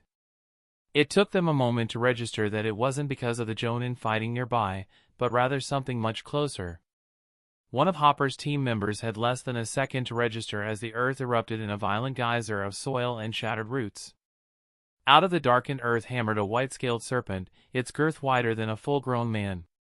Snakes were supposed to be stealthy, but this one moved with the force of a battering ram. The operative, to his credit, jumped high up, but was caught in the apex of his jump, suspended in the air as the snake's jaws unhinged with a wet snap. The maw was a cavern of pale pink muscle and curved, ivory fangs the size of a kunai. Before he could even reach for a blade, the serpent's head lunged forward, snapping shut around his torso. The muffled crunch of bone and tactical mesh made everyone's soul flinch within their bodies. In one fluid motion, the snake's massive head recoiled, swallowing the upper half of the man instantly. The remaining lower half of the shinobi's body fell back into the churning earth, a grisly heap of shredded fabric and crimson. The serpent didn't linger, it coiled its massive weight back into the jagged hole it had carved, the earth settling over the fresh grave as if it had never opened at all. Chapter 492, Itachi's short sword screeched against the enemy's kunai before he leapt back to a nearby tree, hearing the sound of the ground erupting, followed by a sickening crunch. He looked back and barely caught sight of the white serpent's twisting body as it burrowed back into the ground while the operative's body, the remaining bloody half, crumbled into the earth. He fell upon Mitarashi Anko and recalled the words she had exchanged with Uchiha Guki, whose presence was entirely a mystery, especially when he was supposed to be long dead. Her former master was the traitorous snake Sannin, and if what Itachi heard was to be believed, then the man before him was supposed to be Orochimaru. The usage of snakes added weight to that hypothesis.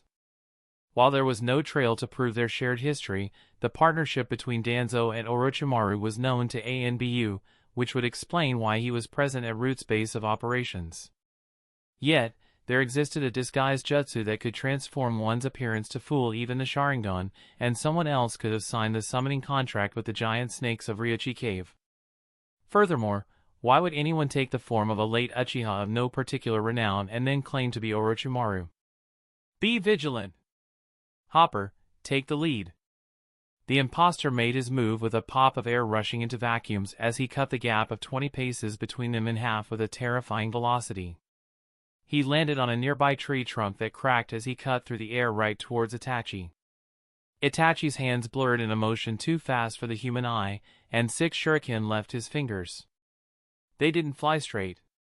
3 struck each other in midair, sparking and ricocheting at impossible angles to catch the incoming enemy in the exact spot where he was.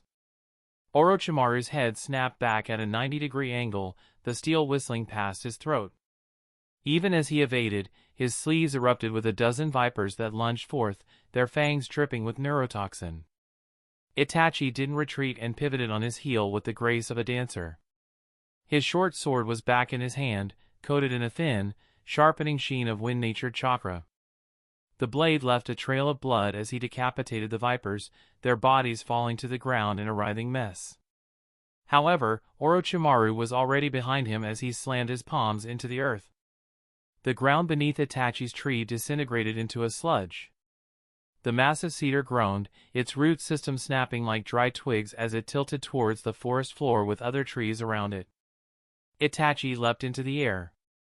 In the heartbeat that he was airborne, he processed the battlefield and weaved hand seals. Fire release, Great Fireball Jutsu. A C-rank ninjutsu is considered a coming-of-age rite for all Uchiha shinobi, with members not being considered true adults until they had learned to perform it. Itachi exhaled, and a miniature sun roared out of his lungs, the heat so intense that it rivaled some B-rank ninjutsu cast by Jonin and turned the falling cedars into charcoal before engulfing the target in its incinerating heat. The ground below the airborne Itachi erupted in a geyser as a white snake similar to the previous one emerged, rising up towards him. 2 hands slipped out of its mouth, pushing the fleshy, fanged maw open as a wet Orochimaru, covered in mucus, pulled himself out of the body with a grin on his face. He opened his mouth, and a forest green snake slithered out of his gullet. The snake then opened its maw to spit out a sword at the speed of an arrow. The blade pierced Itachi straight through his chest, and a pained look appeared on his face as he fell down for a moment before he exploded into 100 crows. The birds swirled, their discordant calls forming a grating symphony on the senses, coming together in a black hive that dove in unison. Orochimaru landed on the churning mud, his eyes darting until he felt a string of disobedient chakra in his body. He laughed and weaved hand seals for a ninjutsu. The resulting chakra drowned the disobedience in his body, shattering the jinjutsu while he simultaneously completed the technique. The diving hive of crows turned into a carpet of falling kunai. The mud around him rose up and hardened to form a curved shield with a 3-headed snake on its surface that was instantly skewered by the 100 kunai, a quarter of which had explosive tags tied to their tails. The impact of the explosion was thunderous. The shockwave leveled the surrounding ferns, shattered the fallen trees, and cracked those still standing. The explosion added to the fires from the fireball and spread the flames further into the forest, putting more trees on fire. The thick black smoke that was filling the area began to swirl and spread until it had reduced the visibility of the area to nearly zero. Wind release, great breakthrough. A localized hurricane pushed the black smoke from the area, stripped the bark from the trees around, and caused the fires around to burn hotter, fanned by the wind-natured chakra. Itachi's Sharingan rotated in his eyes, and time seemed to slow down as he watched Orochimaru right in front of him with a sword in one hand and a half-dozen snakes slithering out of his other sleeve. He instantly deduced that the snakes were going to bite and strangle him, and the sword's trajectory suggested it was going for his chest. More importantly, he only had the time to deal with one. The sword was undoubtedly more lethal, and as such, he moved to use his vambrace to parry the sword when a memory flashed by. His mother's voice echoed in his mind. It was sometime soon after he had awakened his eye. He was sitting on her lap as she talked about the Sharingan. Even though he didn't go down the route she did, he remembered everything she had talked about. Our gift is much more than even we realize, Itachi. Even if you think you're seeing enough, look deeper, and I guarantee you will always find more. With the time he had, he didn't think he could affect Orochimaru with a Jinjutsu. The man had shown enough skill, so he decided to switch his target. Within a flash, he sent a pulse of chakra forth towards the snakes, and then applied an illusion on them through his eyes. Without changing his actions, he parried the sword, leaving his body open to the snakes that harmlessly collided with him, neither strangling nor biting him. Orochimaru didn't expect his snakes to fail and was thus a beat late to use the hand, the one near the snakes, to grab Itachi, whose eyes shone as he swiftly avoided the hand and leveraged his weight, kicking off Orochimaru's chest. While in retreat, he performed a one-handed seal for water release, waterfong bullets. From the mud beneath Orochimaru, circles of water rose and condensed into rotating drills. He leapt upwards as the water followed. He hissed while twisting his body midair and weaving a shortened chain of hand seals. The air around him shimmered before slamming in front of him to form a trapezoidal shield. The water bullets broke like waves hitting a bank, sending water everywhere in a short shower. As expected, your eyes are as magnificent as ever, Itachi. Orochimaru said, his ecstatic laughter echoing in the burnt clearing. Itachi's expression behind his mask remained calm. Little by little, he was starting to believe that this man might really be the actual Orochimaru. But then why take over the appearance of Uchiha Guki? Was he planning to infiltrate the Uchiha clan? That didn't make any sense because Guki's death was public and well known within the clan. As Orochimaru's feet touched the ground, it caused a wave as though the earth was fluid. As the crest moved outwards, spikes exploded out of the ground in every direction. The spikes pierced the trees from below, derooting some and collapsing others altogether with the force of a B-rank ninjutsu. However, as the spikes were filling the area, he was already on his next set of hand seals for a second B-rank ninjutsu.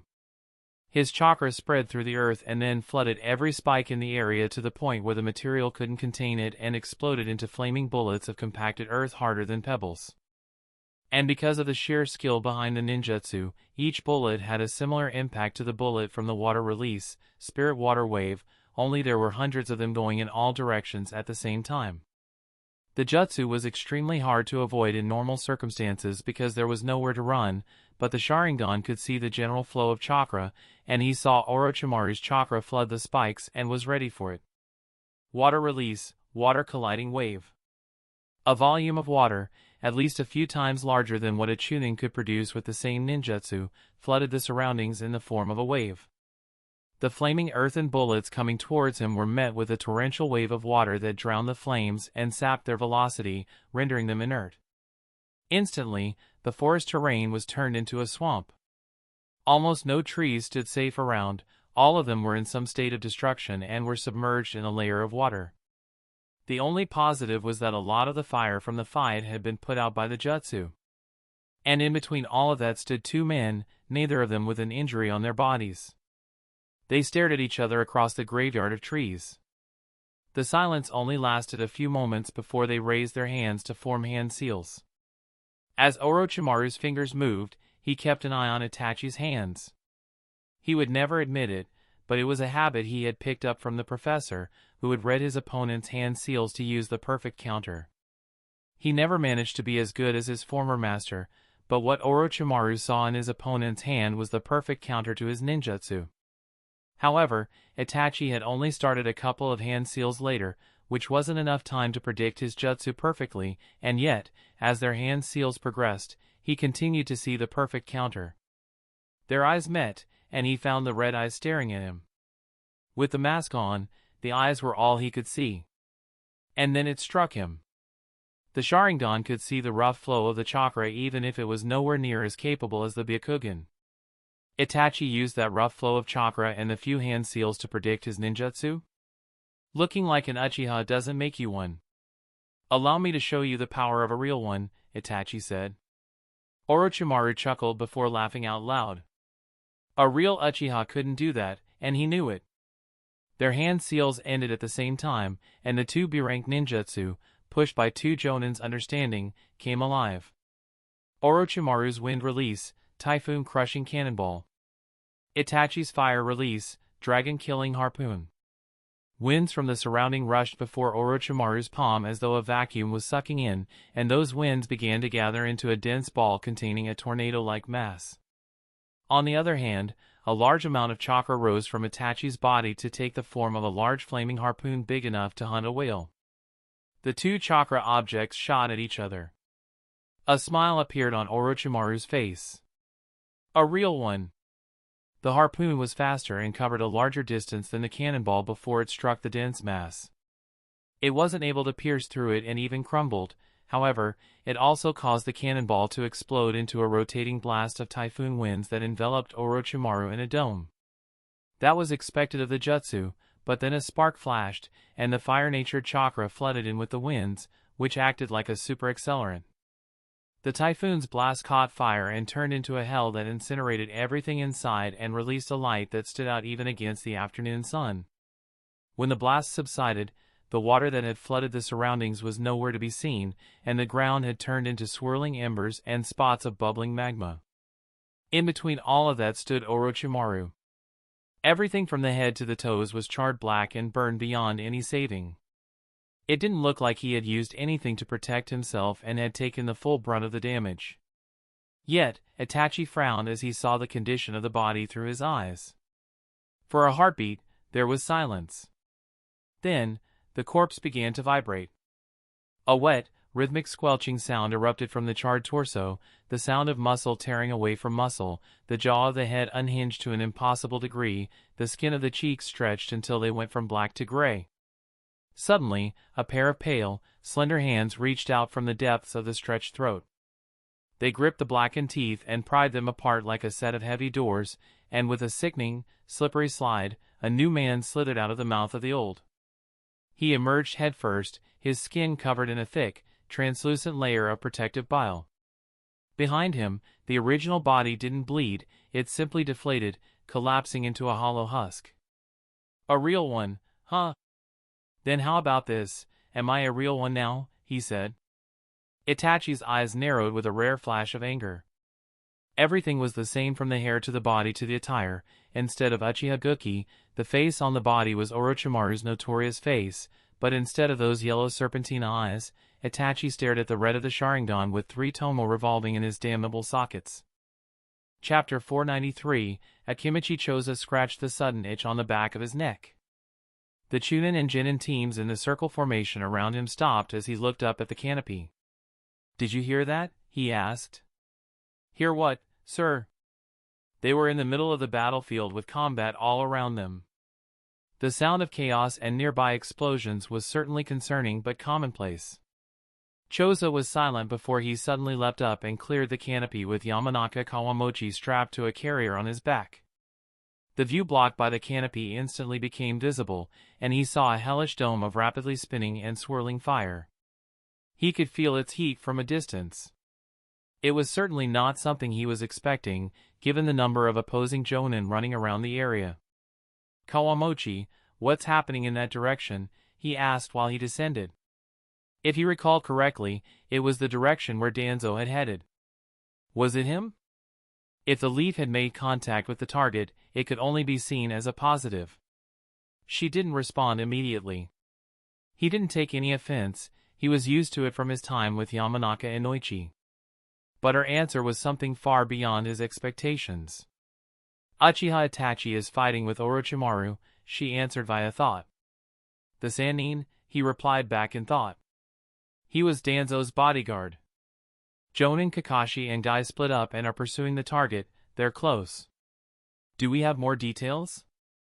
I will not disturb him while he's in combat against Orochimaru. The Chunin near him are desperately trying to avoid getting caught in the crossfire. They gave me as much as they could in their circumstances. What happened, sir? Chosa's gaze remained affixed on the canopy for a moment. Orochimaru was another of the Hidden Leaf's rogues and one of its most dangerous enemies, one who had committed some heinous crimes. On the other hand, Uchiha Itachi was arguably the village's greatest prodigy and surely the future of the village. Though young, he was a Jonin, and Chosa didn't want to treat him like a kid, but he couldn't help but worry about the fight when the opponent was one of the Sannin and one of the most talented students of the third Hokage. We're moving the plans forward.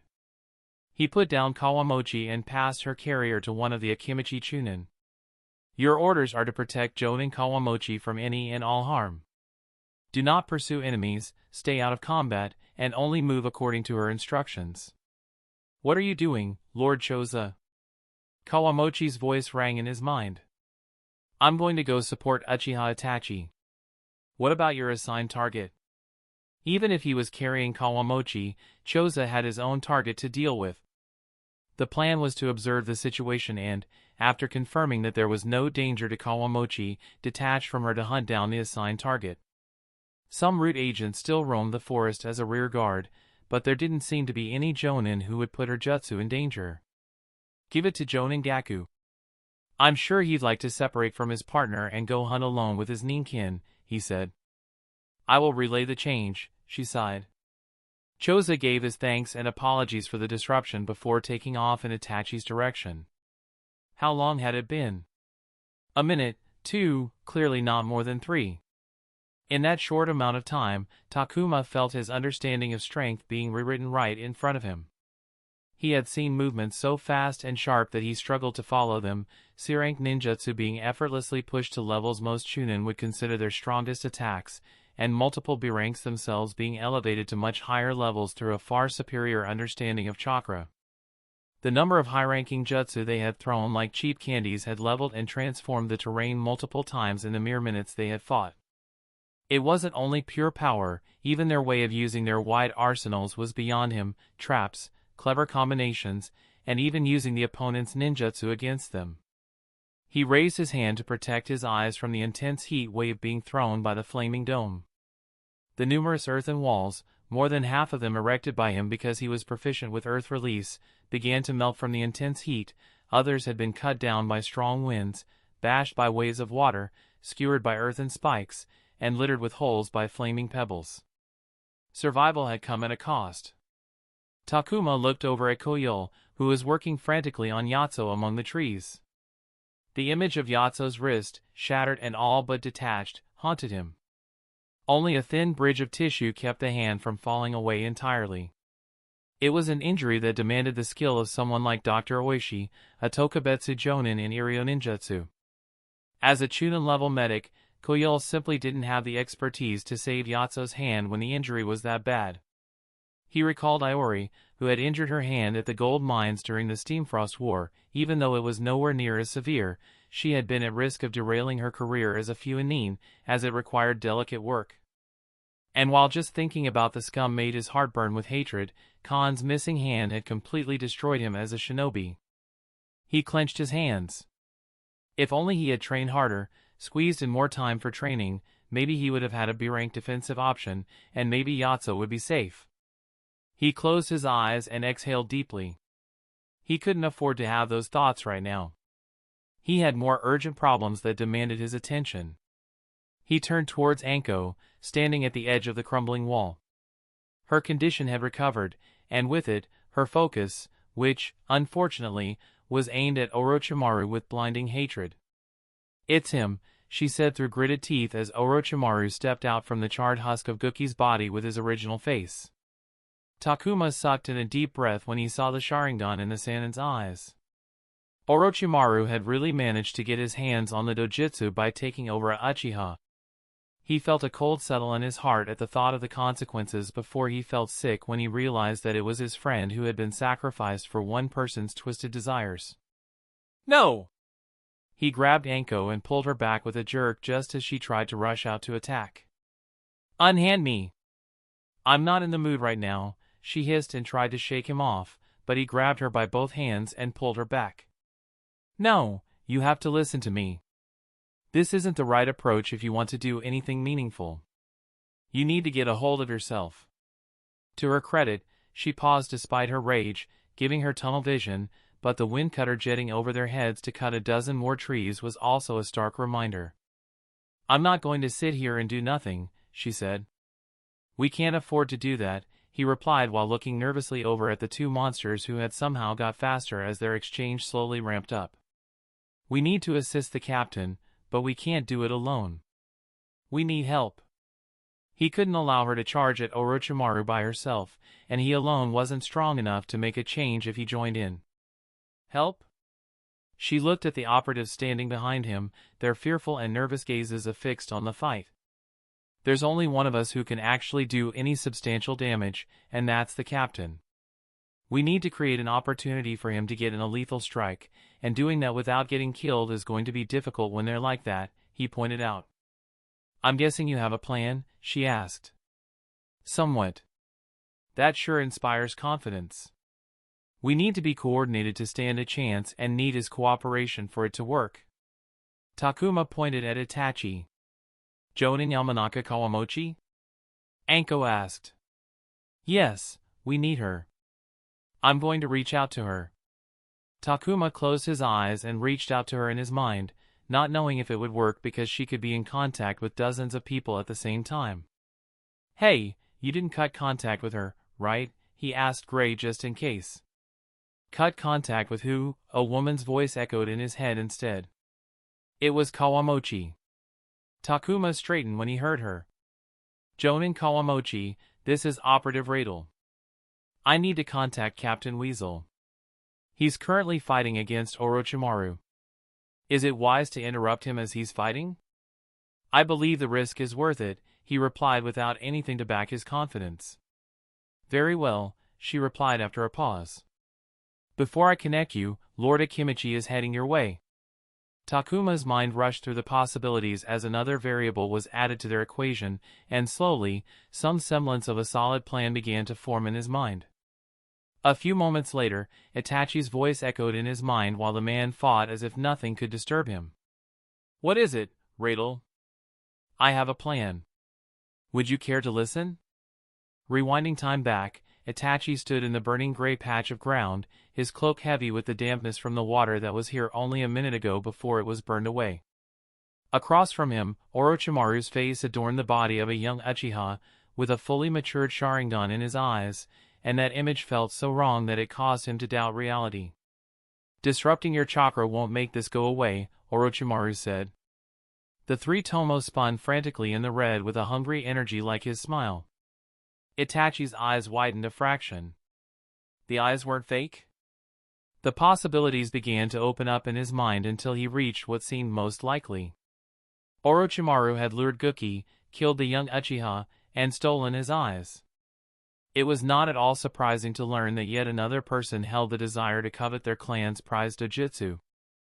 The reason Itachi and everyone from the Hidden Leaf were here was because another man held the same desire and killed the man whom Itachi considered no less than a blood brother. It took everything to calm the fire burning in his heart. He couldn't allow emotions to dictate to him. Once the calm settled back over him, the flaw in his conjecture became clear. Every Uchiha knew that Hatake Kakashi was not the true owner of his left eye. The dissonance between his body's innate chakra and the eye's chakra was a constant giveaway that the eye wasn't a natural part of his body and would never be. Itachi's eyes laid the reality bare. You stole his body, he said flatly, but inside a storm threatened to rise. There was no seam, no mismatch. The chakra of the Sharingan flowed in total harmony with the rest of Orochimaru's hijacked vessel. A year with these eyes, Itachi, Orochimaru hissed before opening his mouth for a sword to slide out into a waiting palm. The cold, white steel hummed. Itachi recognized the blade. The legendary sword of Kusanagi. A year of seeing the world in its rawest, most delicious form. I can see everything, he yelled as though drunk on the world itself, the Sharingan bouncing in his eyes with excitement. I can see the twitch of your heart before it beats because I can sense it spreading the chakra through the pathways a moment before it pushes blood through the vessels.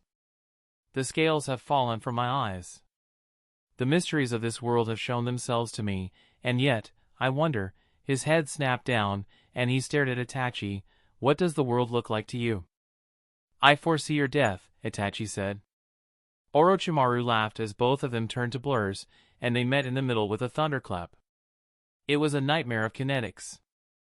The two Sharingan calculated trajectories at a speed inconceivable to most people. In their eyes, multiple futures began to appear as faint shadows as they predicted every possible move. Before they even met, a dozen moves had already unfolded. Orochimaru swung the Kusanagi in a low sweep. Itachi didn't jump, his short sword was aiming down and blocked the sword while he stepped into the halted arc and hammered a palm towards the Sannin's throat. The tomo in Orochimaru's eyes moved like a gear in a clock as the palm advanced, a stuttered, frame-by-frame projection, and he jerked his chin back at the last moment while stepping back to make space for his sword. However, as he shifted, he saw a glint as a kunai shot out of Itachi's sleeve, flying straight for his throat. He could see the grain on the blade's surface.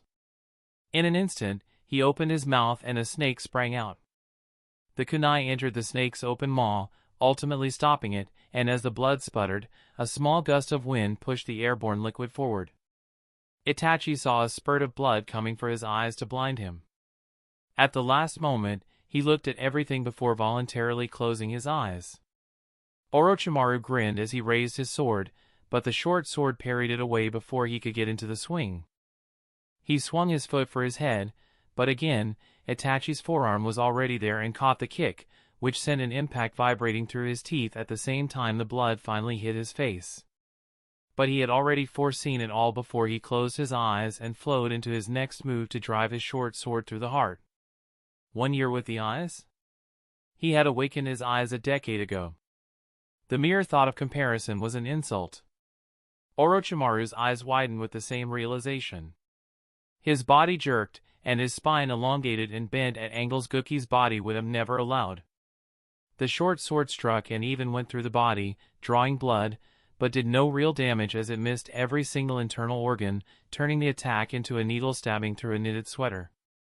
Itachi opened his eyes to see Kusanagi coming at him and sidestepped so that the blade only stabbed the blur he left behind before leaping back to put some distance. Orochimaru snarled, the cold blade ready in his hands. He didn't swing it immediately. If Itachi could do it, then there was no reason he couldn't. He waited, watched, and looked deeper until the future became clear. He lunged, and the Kusanagi hissed as the blade extended 40 feet in a heartbeat, a silver streak that pierced through 3 ancient oaks as if they were made of paper. Itachi's cloak was in tatters, but more importantly, he was in the air because of his successful evasion attempt. However, his plight was not over as Orochimaru's fingers danced.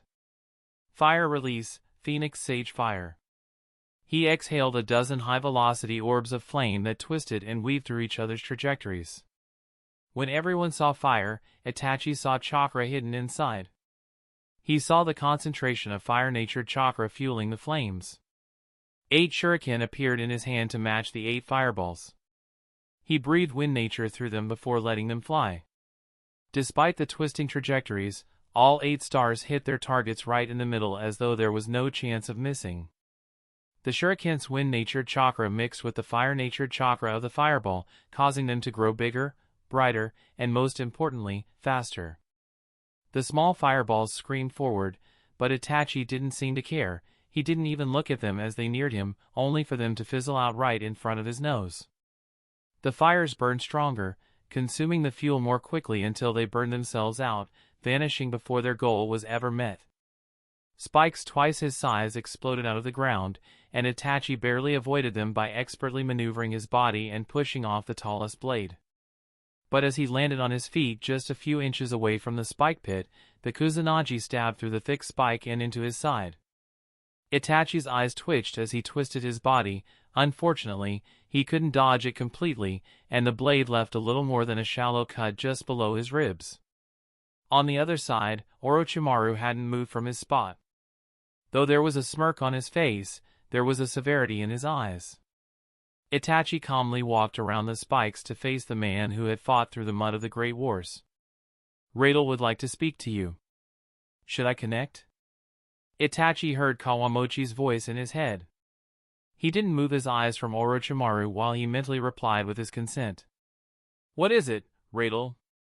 "I have a plan. Would you care to listen?" Feeling the pain in his side, Itachi thought for a moment if it would be worth the risk of getting Radel and others involved. Even if they were there to support him, in the fight between him and Orochimaru, they would be the most in danger. But then he thought about Radel and the repeated assassination attempts, war, and dangerous scenarios his subordinate had survived, and then replied, "What are you thinking?" That's the end of this tale for now. Thank you for watching, and I'll see you in part 25. Peace.